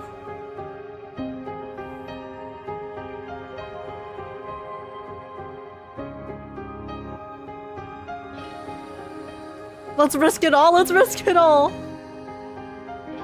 Oh, it's so pretty. Reach for stars that shine on me. Wish I could see what I see. Get rid of gravity. Dare to dream. I am scared to risk it all. Who's the singer? Her voice is so nice. Allow me to rise to the stars and high above. Oh, this art style, bro. To find a path to the sky. I'm hearing the echoes trying to guide me. They're leading me ashore to find a world. That just reminded me of One for All. Sorry.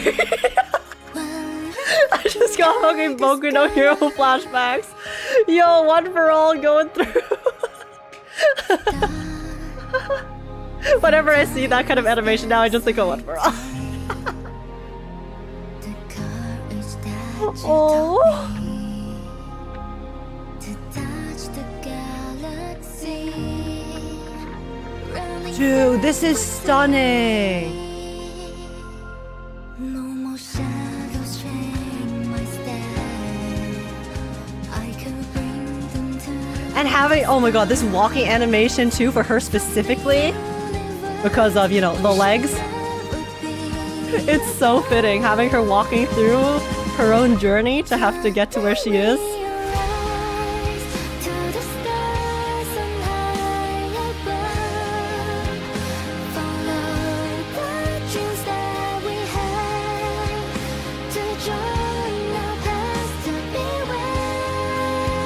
then it's a path of paper because she had to do so much research. She had to do all the research and then all of that in order for her to be able to push that experiment to the point where it was able to help her.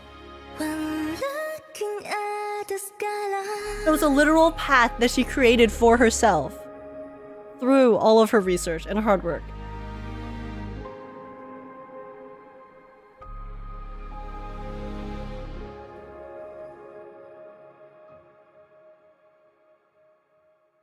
Guys, I need to hit so bad. I need to hit so bad.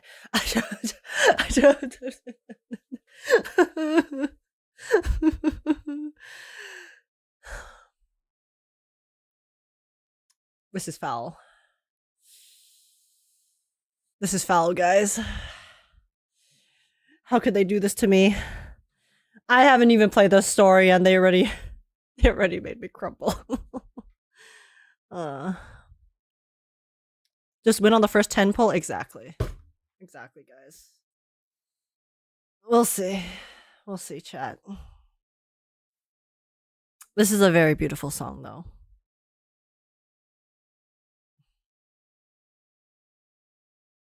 If they play this in the story, I will lose my mind, by the way. I will cry. I will, in fact, be bawling. Mornay's Korean VA is also voiced by Aglaya. I've never heard Aglaya's Korean VA. Wua KR. Why not, since we're here? But after this, I do gotta go. Listen to a bit of this. 처음 별하늘을 보았을 때 이렇게 기도했어. 하지만 그건 누굴 향한 것이었을까? 만약에 우주에 The VAs they picked for Mornay, all of them. 정말 인류의 소망을 들을 수 있다면 왜 빛없는 밤이 존재하고 They're so soothing. 달릴 수 없는 사람이 존재하는 걸까? Their voices are so soothing. And it hurts even more. 발을 내디딜 Because 정도의 she's so 땀과 soft. 배를 채울 정도의 음식이면 But 돼. that's so much. 수많은 어두움과 Try to help others. 그 사람만이 별하늘 아래에서 말해줬어. Did you already watch it, Ian? Yes, I did. Yes, I did. 부족해. 아직 모든 게 We also watched the JP. 그러니까 And we're watching the KR. 내가 만들어낼 거야. 당신 말은 하늘의 수많은 I'm not gonna 뒷불을 put all three of 걸자는 these in the 겁니까? reaction though. 그 So. 쓸모없는 프로젝트에 소중한 지하 에너지를 쓰는 거 솔직히 낭비입니다. 라하이로 있는 지하에 있으니까. 우린 Oh, she sounds so soft there. She sounds so baby there. 인류의 존재와 초월. 별하늘 아래 시작된 첫 번째 고갯집. 사람들이 올려다보는 법을 잊었다면 내가 그들의 본능을 일깨울 거야. 사람들이 어둠밖에 볼 수 없다면 내가 그들의 첫 번째 별빛이 되겠어. 당신이 첫 번째 별을 올려다볼 때 온 우주는 이미 당신을 향해 달릴 준비가 돼 있을 거야. 목별이 억만 광년을 넘어야만 솔라리스에 닿을 수 있다면 그럼 별하늘이 반짝일 수 있게 기꺼이 모든 걸 넘어설 거야. Look at the joy on their faces as they're working on it though.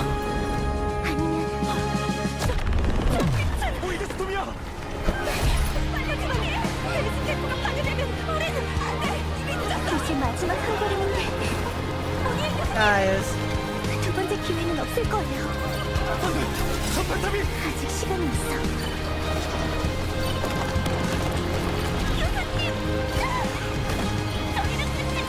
이제 다 왔어요.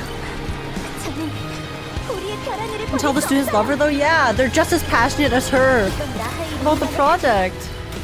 고증은 그들의 존재를 기록하지 않지만 우리는 우리의 존재로 목별에게 이름을 붙일 거야.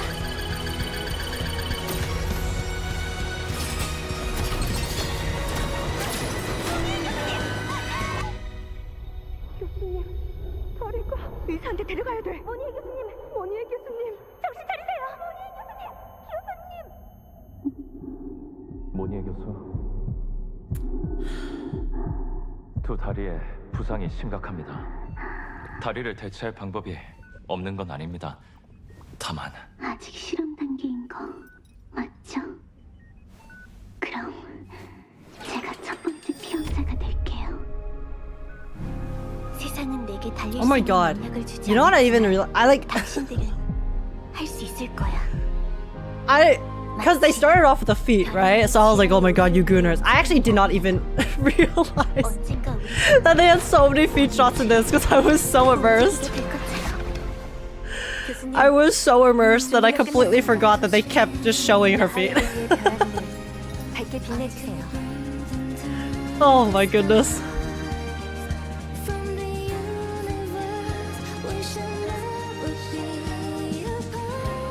She's power creeping you know? Oh goodness gracious.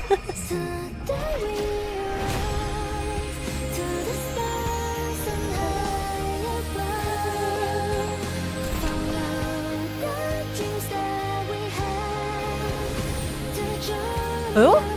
Wait, true. Who are you talking about, Grim?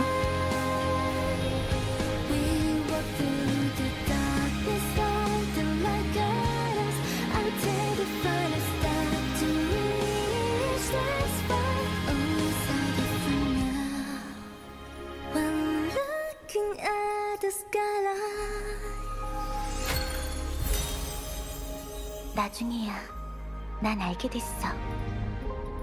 그때 내가 기도한 상대는 미래였단 걸. Bro, I was just gonna watch a little and I watched the entire thing again. Oh my goodness gracious. Okay, guys, we gotta go before we're stun locked here. Before we get stun locked here, for Banyue's trailer.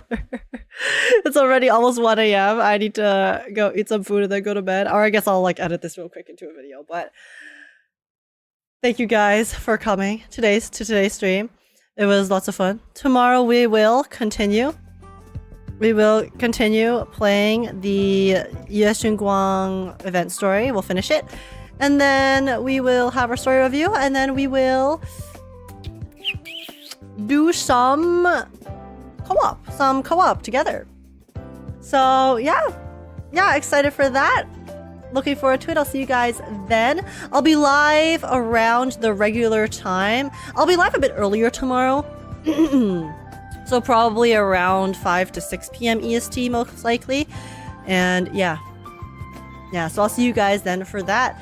And overall, thank you guys so much for watching. Oh, to answer your question from earlier about what those words mean, congenital hypoplasia means an organ or tissue is undeveloped or incomplete. Okay.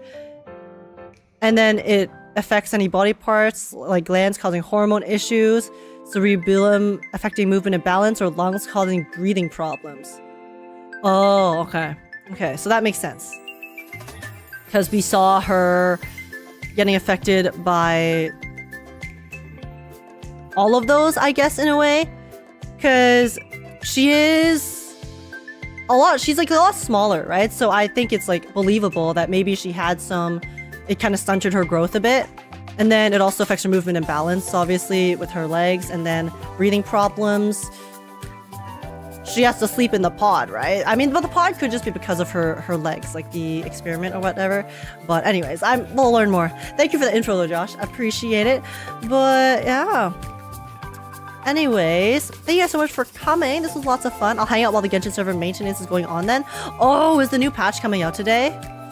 I'm reconsidering downloading Genshin again and just playing Nodcry off stream to get back into the game before I try to do any content for it, if at all. So we'll see about that when I decide to do that, because it's going to be a very big download. But yeah, anyways. Thank you guys so much for coming. I really appreciate it. I hope you guys had lots of fun. It was really nice to do the Proxy Podcast again with everyone. So very, very happy and excited that we were able to do that. And yeah, for now, let's go see who to raid.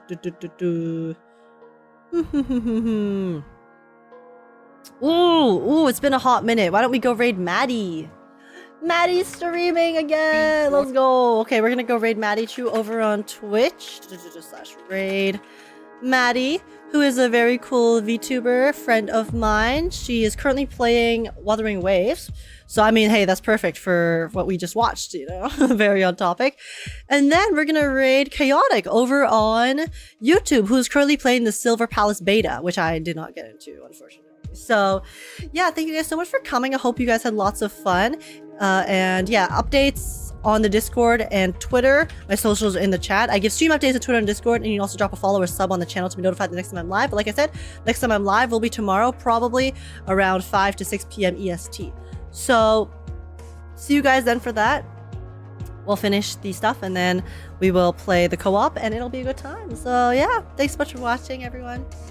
Hope you have a lovely rest of your day, or evening, wherever you're in the world, and I will be posting the reaction on my channel right after end stream. I'll go cut it real quick and then post it. So if you guys missed it, then go check that out. I'd appreciate it. And anyways, thanks so much for watching, guys. Take care, and I'll see you guys in the next one. Bye.